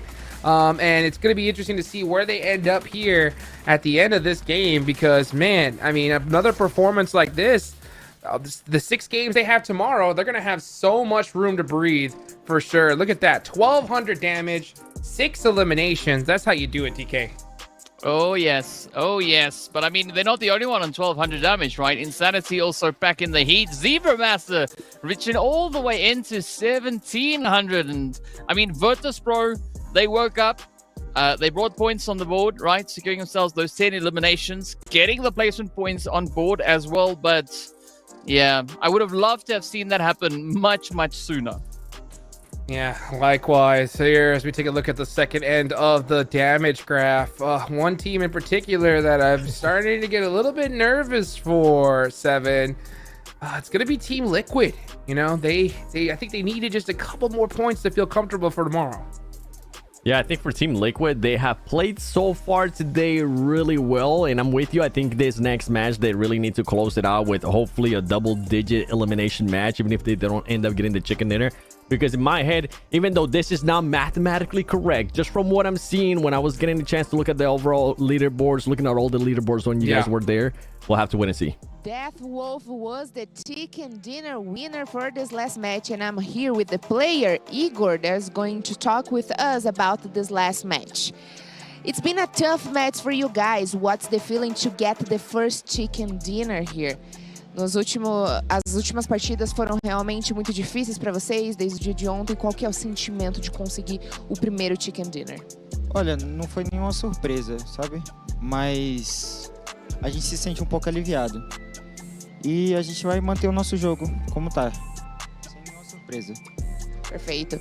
It was not a surprise for them. They will definitely keep the same game because they think it's a good game for them right now. So they will keep regular and then they will keep the same game style.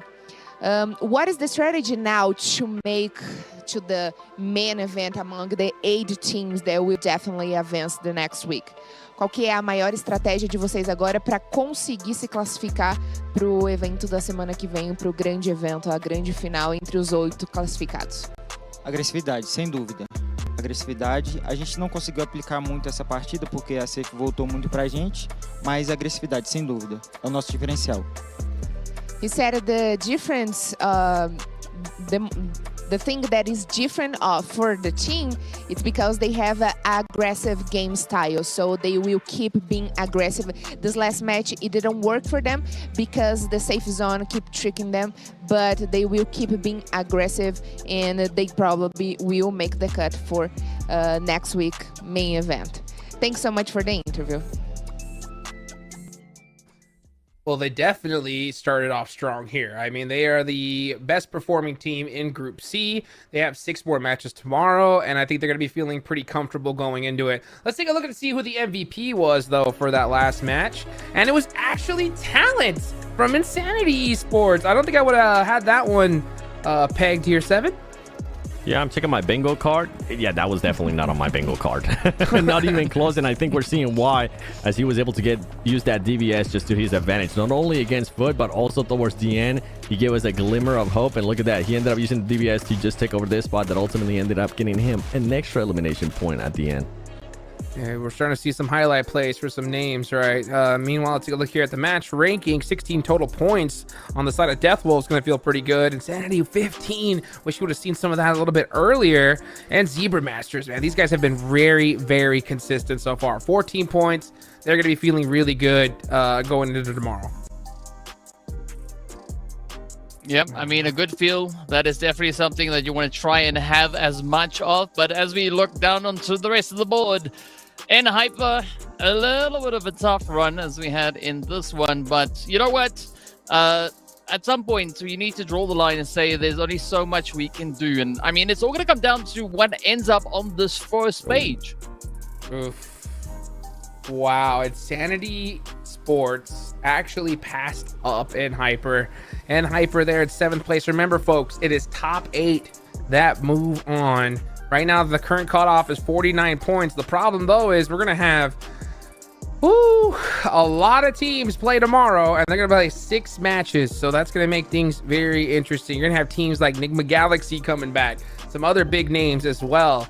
That's going to definitely make the plot thicken quite a bit. So honestly, with that performance from Insanity 7, I think we need to see a like 12 to 15 elimination chicken dinner for them to feel somewhat comfortable. And the same goes for Hyper. What do you think? Yeah, I'm with you. I'm glad you mentioned that too with Hyper there, because I was kind of hyping up Hyper. You know what? If they do want to get a chance, this is what they need to do for Insanity. Now with the way that they have positioned themselves, that's what they need to do as well. They need to be able to get those extra eliminations. And one team that we actually haven't really gotten a chance to talk about, it's going to be Next Ria. Yeah, Next Ria. What do you think about them? To me, I mean, they're just being too quiet. They're sneaky consistently the first day in regards to they were able to get, I think it was 2 top 4 finishes, but they're just too quiet for me. I want to see like more eliminations. I want to see them being able to place a little bit higher. I think so far today, they really haven't finished anywhere near the top 5. Oof, that's tough. You know, DK, what do you think? You think there's another team that you expected a little bit more from so far? I would say, I mean, definitely going to be looking over on towards Influence Rage, especially coming into today's plays. I mean, sure, we got them in that 3rd place. They did pop off with a little bit of aggression later on, but again, not managing to lock in enough consistency, I think. Yeah, and then of course, for me, it's going to be obviously Vampire. Just seeing that last performance there was a little bit tough there, but at the same time, we got one more match left to go. If they're able to go from we'll be pretty good. But guys, of course, we gotta give a big shout out to none other than Real Me with their 12 Plus Pro, guys. It elevates your photography experience with 120x zoom, and it also helps you out in game as well. So guys, go check it out today. How to be a portrait master.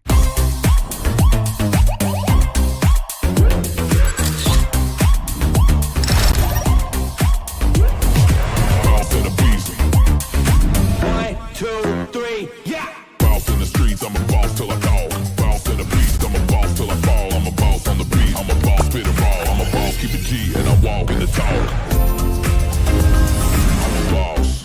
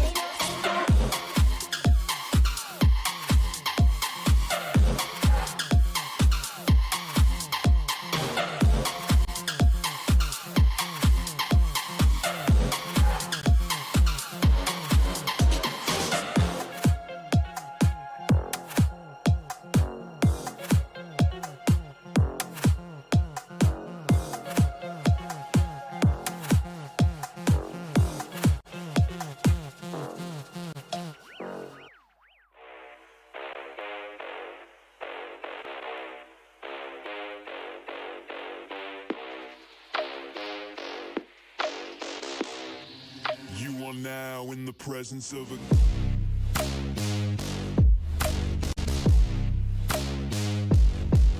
king.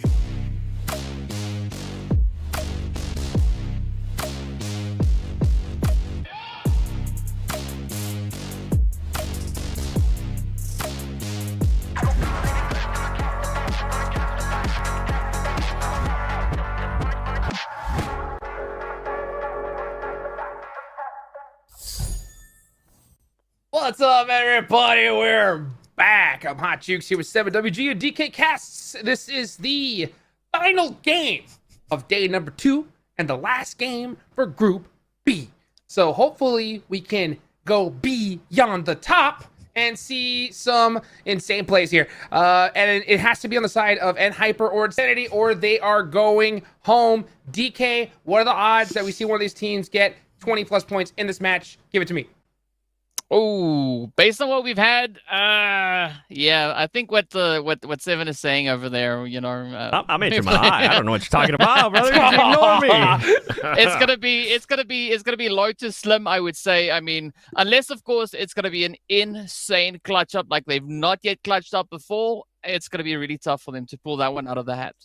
Oof, especially in the last game with teams that are so desperate. Not to mention, you got teams like Virtus Pro who have nothing to lose that can just all of a sudden go crazy just for the fun of it. That makes things extra spicy. We've seen that happen before plenty of times, right, Seven? We have seen it. And yesterday, talking about Virtus Pro, the last match was the one that actually they ended up playing and getting most of their points for the day. Oh, unreal. Well, it's about that time, baby. Here we go. Final match of the day. DK, thank you so much. It's going to be me and Seven rounding this one out as we headed to the final game. And Here we go. Plane path on the south side. Let's get it going here, 7. It's the final countdown. That's the only thing I can think of there. But we were talking about in Hyper, right? We were talking about some of the other teams like Insanity Esports. But I want to take a second now that we actually have extra time here to talk about like Nextria. Nextria, it's only at 66 points. In my mind, and once again, for everybody currently watching, for all those mathematicians currently in the chat, this is not mathematically correct, but I think the cutoff is going to be between 75 to 80 points, depending on what some of the other teams do tomorrow. So Nextria is currently not safe. I'm going to be looking at Team Liquid. I know you called them out as well, Hot Jukes. Those teams are not safe, even though it might appear that they are. Yeah, definitely. I mean, because they look good right now. They look nice and cozy, but with 6 matches playing tomorrow, and we're talking 16 teams, it's going to definitely get intense, and they're going to know exactly how many points they need, so they can adjust their strategies at will. So yeah, Nextria, Team Liquid, Insanity, and Hyper need to have a monster game here if they want to stand a chance. I will say already, Zebra Master, Smoke Gaming, they're good. I think they are definitely solid to make it into top 8 without a doubt. The first I'm with zone you on that. Yeah, right? Yeah, 100%. First zone, as you were mentioning, they're going all the way to the east. Okay, a little bit of water, a little bit of toxicity finally.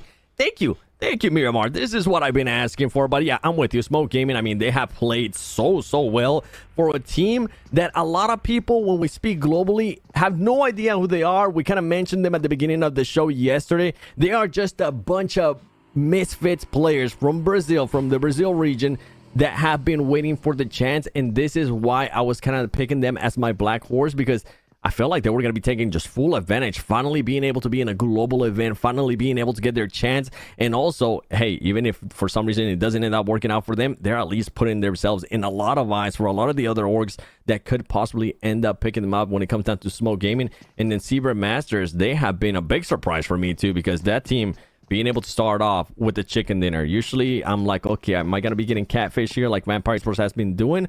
Or are they going to try to be a little bit more consistent? Zebra, I mean, they have also gotten 3 top 3 finishes, which is great too for that team.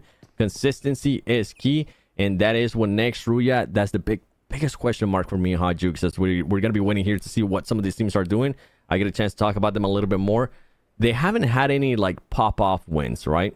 The good thing with Nextria is that sometimes even when they end up placing 15th, I would say a lot of teams would come down and end up with 0 eliminations, if even 1 elimination. Nextria does have 1 match that they have played where they ended up in 15th place, but they managed to get 7 eliminations. So if I was to pick any of those teams to kind of just secure the spot here from Group B on their last game before we go into tomorrow where they're not going to be playing, Nextria might be one of those consistent teams to be able to do that. It's totally possible. The only thing is that you mentioned they haven't had that, you know, that top 2 finish, but it's always good to see them, because I always said this is what it takes in order to be a championship team.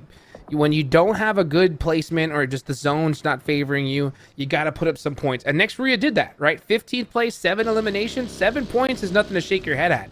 You know, the problem is that when you get a good game, a good position, you gotta soak up as many as you can. You need those 20, 25 point games that we've seen from some of these other squads, right?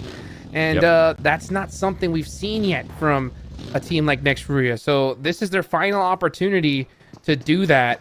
Now, we have seen that from Team Liquid, right? And we saw that today, right? A chicken dinner, 13 points. That's that miracle game that they needed.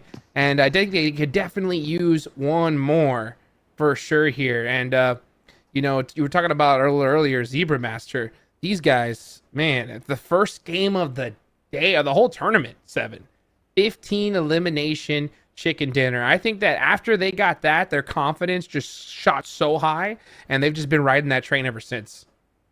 They did. And I mean, that's the main thing, right? Starting off with the right foot, starting off in the right atmosphere as well with them. 15 elims with the chicken dinner. Maybe they want to try to duplicate that, right? Maybe they just don't want to be in the top 8. Maybe they want to say they ended up in the actual top 3.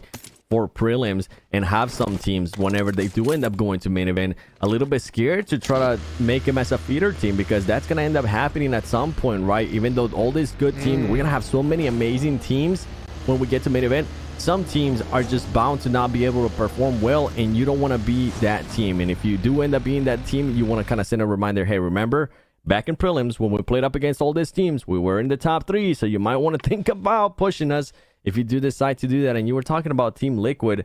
I feel like if Team Liquid, they don't even have to get a chicken dinner here, although it would be much, much preferred. If this team can possibly get anywhere from 7 to 9 points, they will be in a much, much safer spot. But right now, sitting at 70 points for Team Liquid, if they were to go out, man, tomorrow they're either going to be getting white hair, the players, or they're going to start to lose a lot of hair and a lot of nails, because it's going to be a nail biter. Yeah, 100%. Because right now the cutoff is where is it at? I believe it's at Royals of War.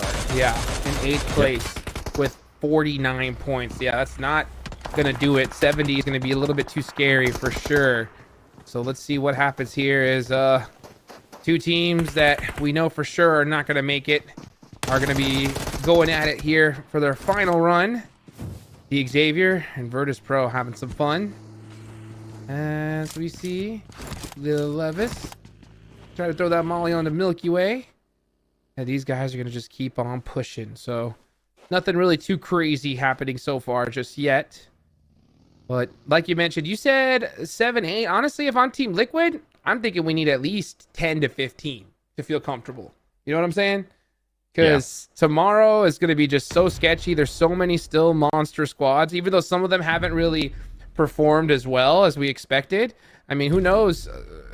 I think the best case scenario for these teams, like I'm talking Next Ruya, you know, Team Liquid, these kind of guys, I think you're just hoping that Team Falcons destroy everybody and soak up all the points. Yeah, and even then, as much as we would like for that to happen, right, you're going to have other teams, like you were mentioning, from Group A, and one of the teams that's definitely going to be coming to mind, at least for me, is going to be none other than Enigma Galaxy.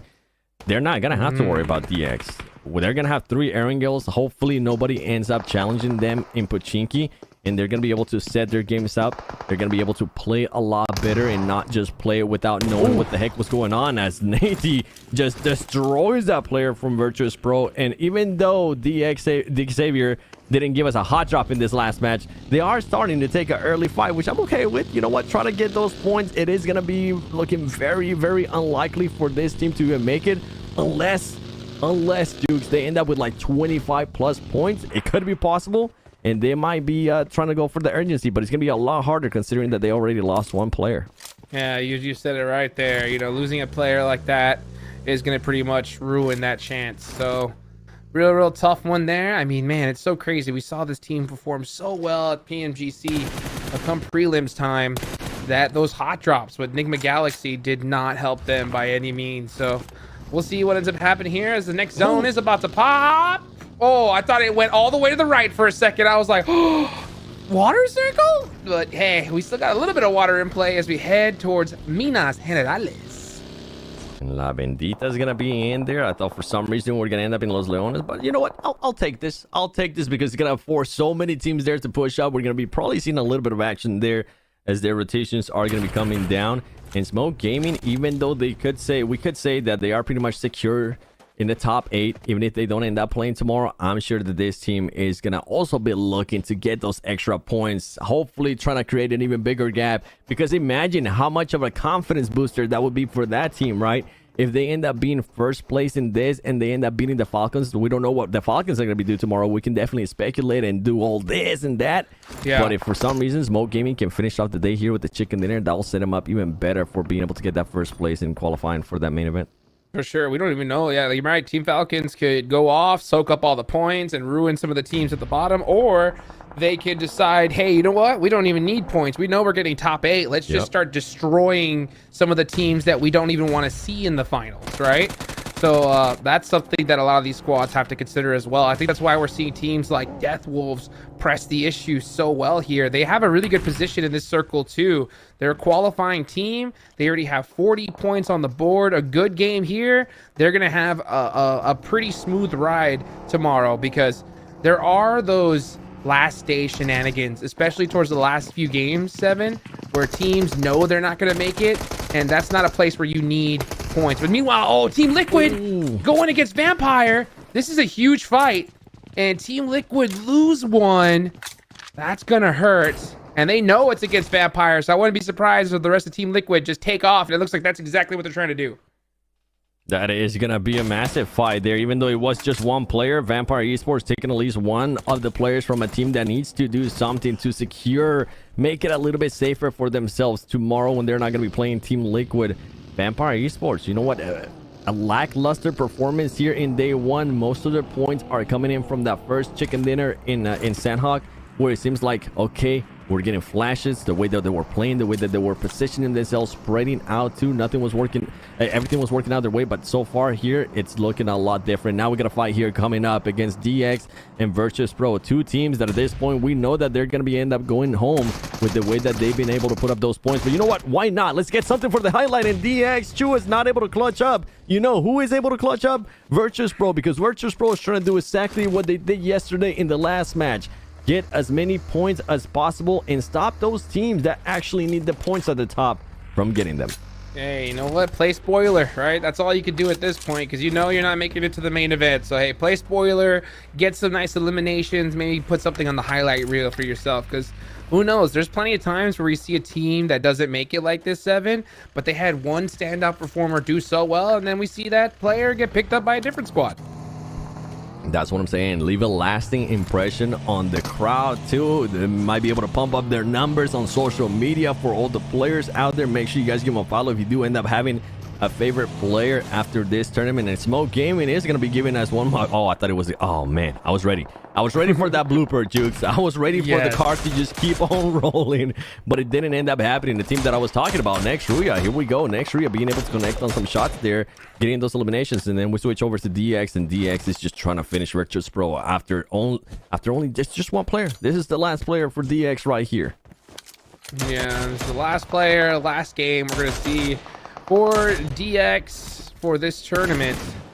And you can see him just doing some shots. He's like, peek me, come on. You know you're not making it. Let's have some fun. I bet you Let's won't. have a battle. And that nade ain't going to do it. He only has bandages left.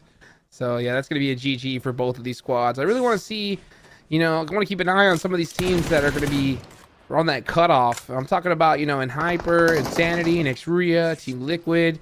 Those are what I have my eyes on right now. What about you? Yeah, I'm gonna be looking at Nexruya for sure. I've been talking about them too, and I'm gonna be looking at some of the other teams from Group C as well for them to finish off the day in a big way. Not only am I gonna be looking at Death Walls, but I also want to see Hura Esports. Hura Esports is the second best performing team so far out of Group C, which is wild to me because this is a qualifier team. A lot of people might have not had high hopes for them. I know some of us, especially you guys, were saying, hey, this is a team that can definitely follow up on the momentum that they were able to get last Saturday on the finals for those qualifiers, and so far they've been doing so we'll have to wait and see what's going to happen. A team that, if they even want to get a chance to fight for the top 8 tomorrow, All Glory Gaming saw Virtus Pro going into the last match yesterday with just 3 points. And then All Glory Gaming said, you know what? Hold my real me. Let me show you what I can do. And they decided to one less them with only 2 points for the whole day. Tough. That's ridiculous. Yeah, that really is just insane. I mean, that's worse than what we saw yesterday, right? So we'll see how they decide to end the day off here. They still have all the players up. You know, if they get big point sponge this game, who knows what could happen. But that is an abysmal performance for sure. It is really crazy, 7, how well these qualifier teams have been performing here. I mean, you look at it, Smoke Gaming, Zebra Master, qualifying teams, top 2 so far out of these groups. And then not to mention, you know, out of Group C, you know, to see Death Wolves pop off has been insane. But you know what? We got to get this game done with here. Vampire are dead center, so they're in a really good position here. This could be the game that they've been waiting for. Death Wolves are going to be on that east side looking good, but there's a lot of congestion there up in the north, and one team in particular that really needs those points is going to be Nexruya. They only have 1 so far, but they do have their entire squad up. Yeah, and they definitely need those more, right? Well, what we're saying, they're currently sitting Nexruya. Let me look at the map here. The overall 66 points. man, 10 more points. That's what I want to see out of them. And there you go, DX getting eliminated, a team that a lot of people had high expectations for in this PMGO. Aren't even gonna be making it to the main event tomorrow. They're not gonna be playing, so from now on they're probably gonna just start going back to the hotel and start packing. Fireflux, another team that I felt like we thought, and I personally thought, was gonna be one of the heavy hitters here from Group C. They're having an abysmal performance as well here so far today by only being able to get those 17 points. We need to see a lot more out of this team, but I feel like I keep saying that out of a lot of teams, and there's only so much that they can do. As Zebra Masters, he's trying to take advantage here of All Glory Gaming, and All Glory Gaming is trying to finish the day off with at least more than 2 points. No, they already have one of their players down. Zebra Master, nice little return knock here. It's time to keep your tournament alive. If you're All Glory Gaming, you really need to summon something inside of you and start popping off. That nade looks good though. Oh, yeah, and it is. The Molotov's going to get him. So here comes out the pump shotguns, looking to finish out the rest of All Glory Gaming. They only have one player up, and he's about to go down. Oh, I thought he saw him there for a second. Nope, that Molotov or stun grenade's going to do it. He stuns himself. And they are going to be blasting every shotgun shot they have into the smoke. Does he see him? And he does. Okay, yeah, for a second I didn't see that shot. He was just kind of hugging each other. But that's going to do it there for All Glory Gaming. 3 points on the day. And Jukes, this is another fight that it's very important here. N-Hyper going up against Smoke Gaming. Smoke Gaming is pretty much said and done. They might not want to see N-Hyper going to the main event. N-Hyper currently with just one player still alive. And ladies and gentlemen, whatever hope, whatever comeback we were hoping for that N-Hyper would have, it gets ended right there. And that's another team that if the points do end up holding and our predictions end up staying the way that we've been thinking is going to happen, N-Hyper is going to end up getting sent home. Yeah, it's over with. It's over with. Royals of War are playing tomorrow. They're going to have some easy points. Death Wolves, they're going to only need 12 points in 6 games. So, yeah, that's going to be N-Hyper done for, I think, at this point. Unless we see those top teams just do that and these guys put up goose eggs, but it has not looked like that so far. So, who knows what's going to happen tomorrow? All we can look at is right now, and that's Next Ruya, right? Next Ruya is one of those teams that can make it happen. Insanity as well, trying to put up some points on the board. They have 4 eliminations with only 3 players up. I love to see teams do everything they can to try and keep their hopes alive all the way to the last second. Yeah, especially these 2 teams like you were mentioning there. 2 teams that definitely need those points. And then Next Ruya, 3 eliminations right now to their name as well. Not bad. They want to be able to pick up those numbers. The zone is going to be closing in. The circle is going to be closing in. Let's see where we're going to end up going. Vampire Esports still within the compound. This is what this team is usually good at, being able to hold angles, be able to control an area, and then if people start pushing towards them, they're going to be able to just start eliminating them. So we could possibly end up having another great game out of Vampire Esports after we haven't seen them at all since the first match in Sanhok. I was saying, yeah, Vampire really needed the position here, right? You know, this is what they do best. When they get an easy zone, all they got to do is just look at everybody and shoot at anything that moves. Yeah, they're definitely going to dominate. Smoke Gaming, though, getting knocked here. That's going to be pretty big. Meanwhile, going back and forth. This Influence Rage able to get the finish onto Smoke. What a performance from Smoke Gaming, everybody. You got to give them their flowers for sure. These guys really pull out all the stops here in the 12 games that they played. With Smoke Gaming, I mean, they just been such a surprise. We were just talking about them. We're going to continue to talk about them, especially when we go to the main event. Great performance out of them. I think they wanted to close it out a little bit better, but you know what? They'll end up taking those points. And here we go. Insanity now trying to jump mountains, trying to jump little cliffs here and there, but they got to be careful because this is a team that needs the points. They need to slow down their play if possible, as long as they get inside the zone. Zebra Masters currently hiding smack down the middle of the circle, so they're gonna be just fine for a little bit until they have to push out of that. Insanity now gets knocked. There you go, more players getting knocked there and eliminated from Insanity Sports. That is not what you want to see out of a team that needs the points, Hot Jukes. Oh, just such a tough situation. You could see them pretty much panicking at this point. That's the tough part, is like when you know you have so much on the line, this is your last game, and you're so far behind, you could just kind of have those little moments where you just don't know what to do and you just try to figure it out. And I think that's what we saw that drive away Really, I think that's exactly what happened to them. So we'll see what they opt to do. They are currently have the most eliminations so far, which is good, but they're gonna need a lot more than just that. We'll see what happens. Meanwhile, you got Vampire, like we talked about earlier, big chillin', just like saying, all right, yeah, with this zone, we should have this game in the bag. That's another player from Insanity knocked and finished. That's only one player up for them. It's not looking good. Yeah, it's not looking good at all there for Sanity Sports. We saw them being able to get some eliminations. We thought maybe it was going to be a turntable. They could have maybe done enough, but it's going to be just making it tougher and tougher for them.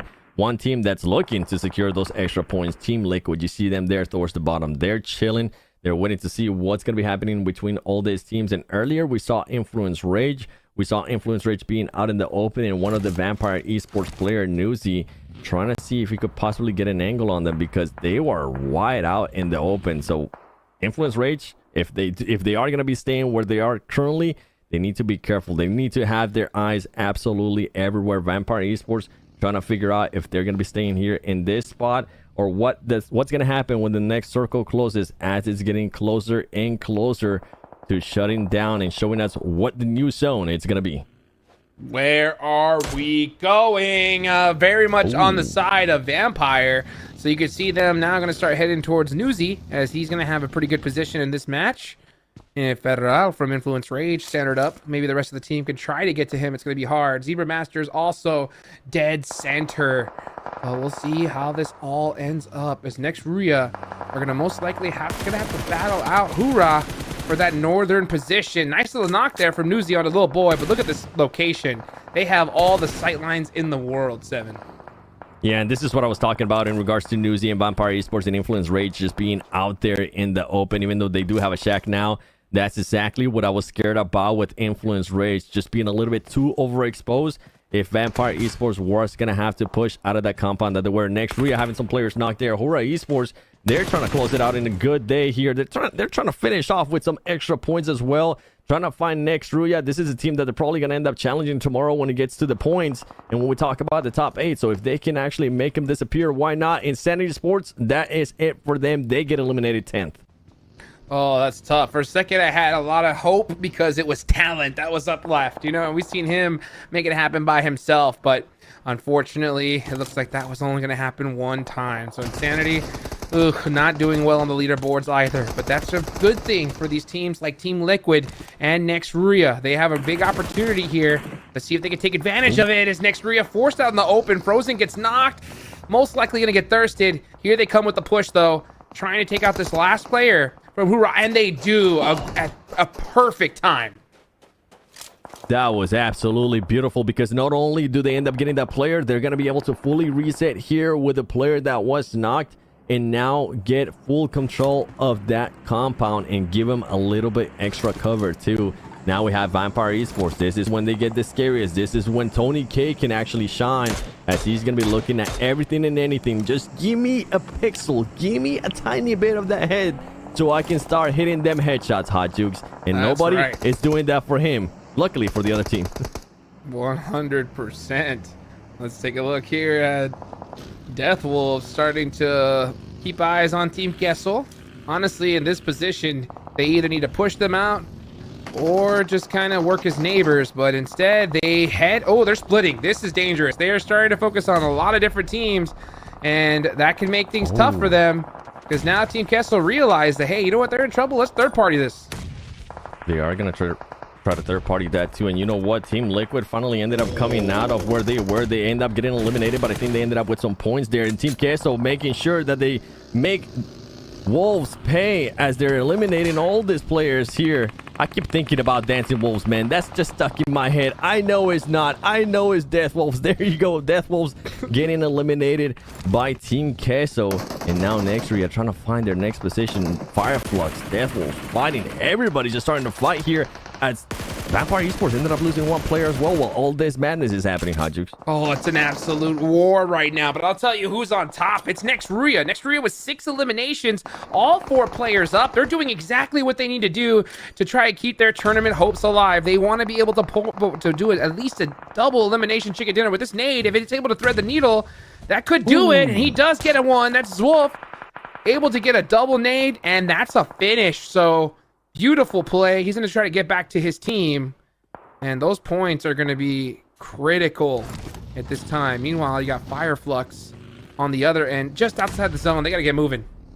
Yeah, and Seawolf with that position there, he was going to try to be a bit of an anchor to his team. Fireflux, you see Lux being able to spot somebody there from Deadwolves. He's going to be taking some shots. It's going to be hard to finesse those shots there through the stairs as he ends up getting found there by Influence Rage. He's going to get eliminated. Deathwolves taking full advantage of this third party here by Influence Rage as they're going to be making the push here towards Fireflux, and now it's going back and forth. Now Catch being able to find an off angle. He's going to be able to get him. Team Castle wants to get involved in this fight. Everybody wants to get involved in this fight right here, Hot Jukes. Last match of the day. You got to get as many points as you want. Deathwolves, they need them, and they're trying to press the issue here. They say, you know what, we got 3 eliminations. Can we get this one here? He's got the UMP. Ooh, tries to get those shots. They're both lit. If he can get one knock, he can get the other, but it's not going to work out as Fireflux clutched that one at the last second, but here comes Papa Blue starting to press the issue. Meanwhile, next Rhea, 7 eliminations. Oh, only 1 player up. Gets a critical knock there. He does end up getting a critical. Team Queso gets eliminated as well. Next, Rhea Frozen ends up getting knocked there by Vampire Esports from the players that are still alive from Vampire Esports. Look at Influence Rage. They were super exposed at one point. Luckily for them, Vampire Esports ended up getting rotated. They lost some players, and now they are the current team smack down the middle in just a little shack with Zebra Masters very, very close to them. It's going to be 2 players there still alive from next Ruya, which is going to be good. This team, the team that definitely needs the points, and as I say that, Swain gets knocked. It's going to be just 1 player now from next Ruya, but I think possibly could they done enough? They're currently in a top 4 situation. He needs to try to secure some extra points for his team. Oh, so desperately. You can see Vampire rocking a big split here, a 2-1 split. Newsy trying to give him all that intel that he possibly can. Meanwhile, we do have that Shack squad that was Influence Rage. That nade, though, oh, right on point. 9 eliminations for Vampire. They said, oh, you know what? Who cares about the middle matches? It's all about how you start and how you finish. And if you can finish on a win, they're going to definitely take that. I wouldn't be surprised if this team does end up coming out with a win, but it's not going to be easy because they still have Influence Rage, even though Influence Rage is currently in a shack. Anything can happen here. Look at them, they're just waiting. Pop all the tires. Influence is big chilling. They say, hey, we're top 3, 5 points. We'll take this. But it's going to be so difficult to leave this shack because Vampire is just staring at it right now. No smokes on the side of Diego. That's not good.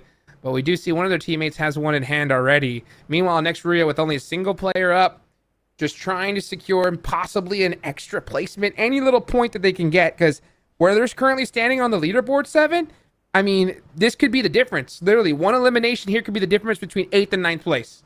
Yeah, I mean, we saw it here coming into the prelims by the finals qualifiers. What the final team, Inca, was able to make it by just 1 point. So any point can matter here, and they're going to be trying to squeeze them. Vampire Esports getting a little bit more focus here in regards to Influence Rage.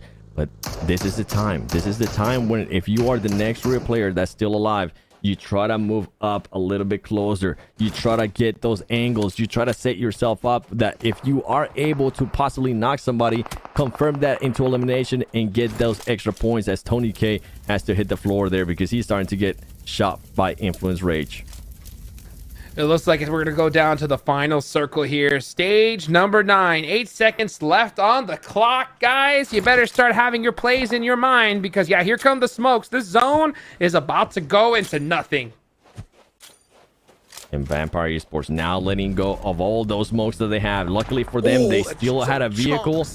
Did you see how much health that blue zone is taking? Yeah, you don't want to let it touch you at all. And next Ruya is going to be taking some shots here. This is what I was expecting to see out of next Ruya. Setting themselves up to get those extra angles. And if Influence Rage ever had a chance to make this push, it's going to be now as Little Boy and the Influence Rage players start pushing up to Vampire Esports because they're distracted by next Ruya. He taking off his backpack just to kind of eliminate just any kind of height at all. Here comes a big nade, though, from Lil Boy. Vampire are in a good position, but they're going to have to survive this absolute red zone coming towards them. Tony K dip diving and dodging behind those hay bales, but here comes Influence Rage. Next Rio on the other side, trying to play as quiet as possible. I don't think ANF realizes that he's there. So let's see what they decide to do. Newsy gets knocked, only one player up left, and it's Tony K.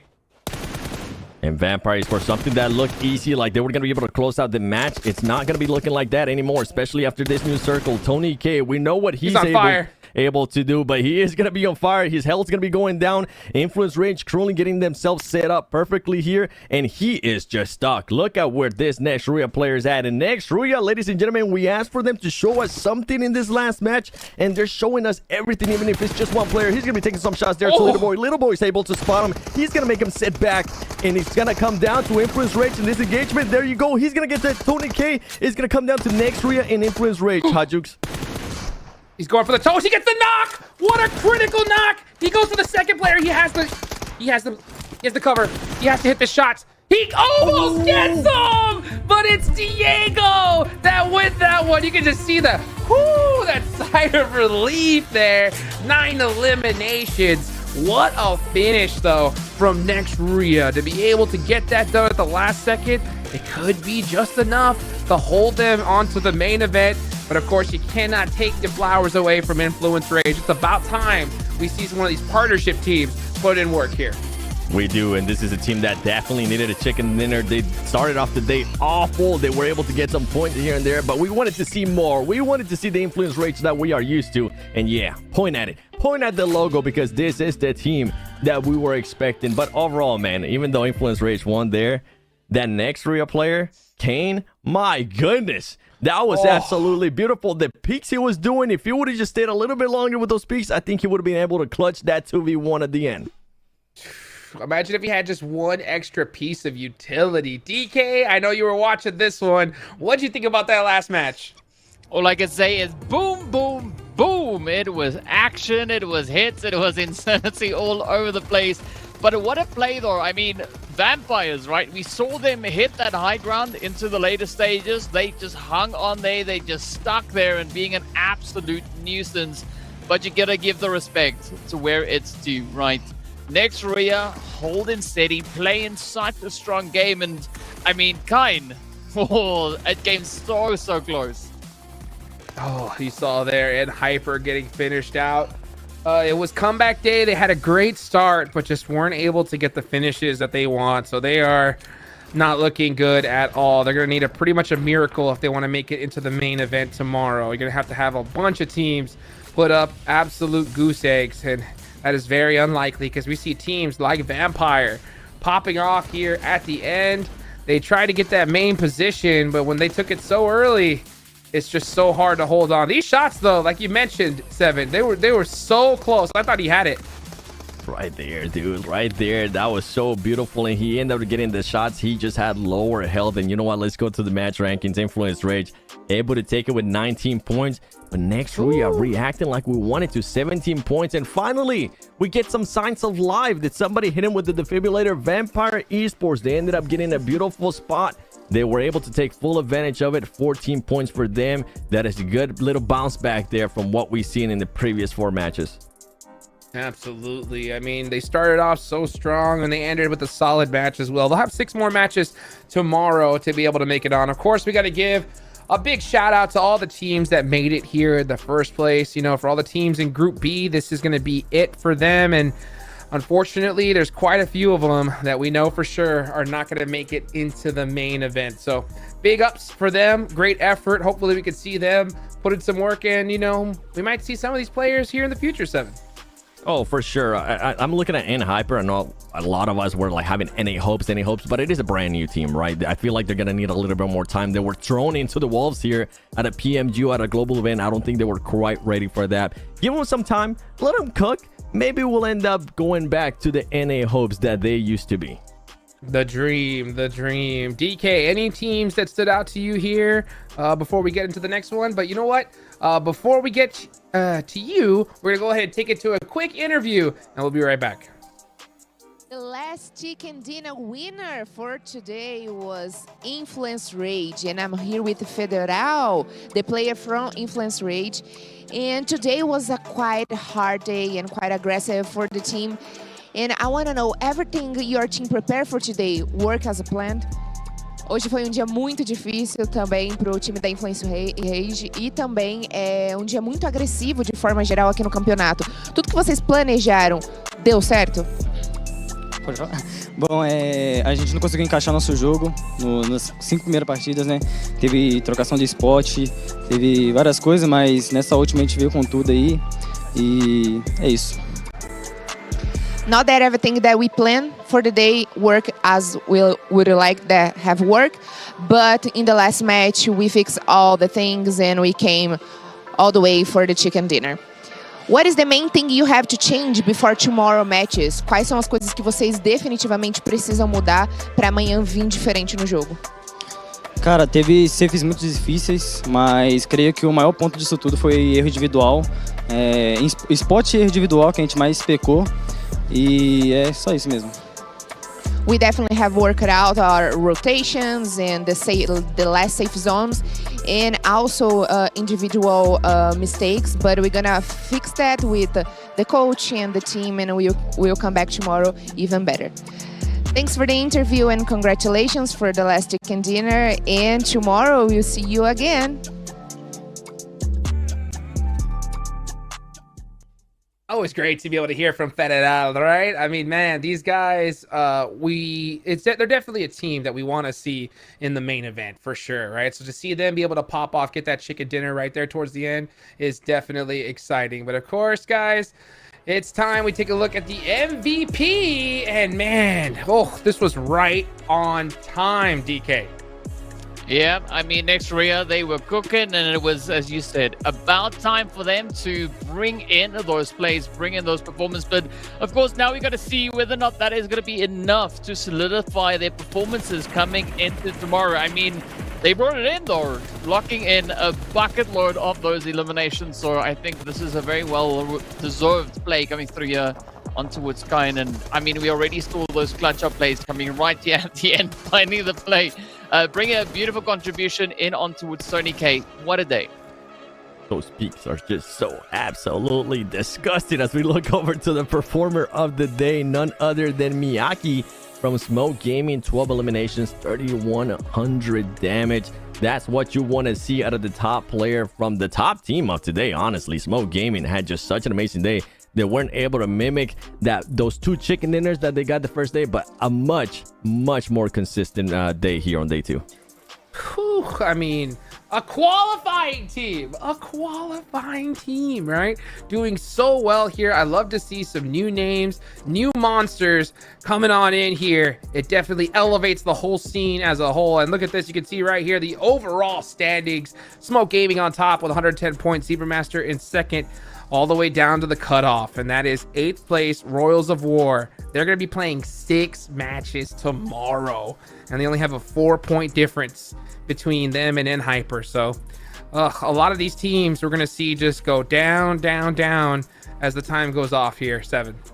Yeah, and I was looking there at that A team, Team Liquid, with those 71 points. Man, as much as I would like to say, okay, you know what, you're going to be able to relax tomorrow, you're more than likely going to be going to the main event.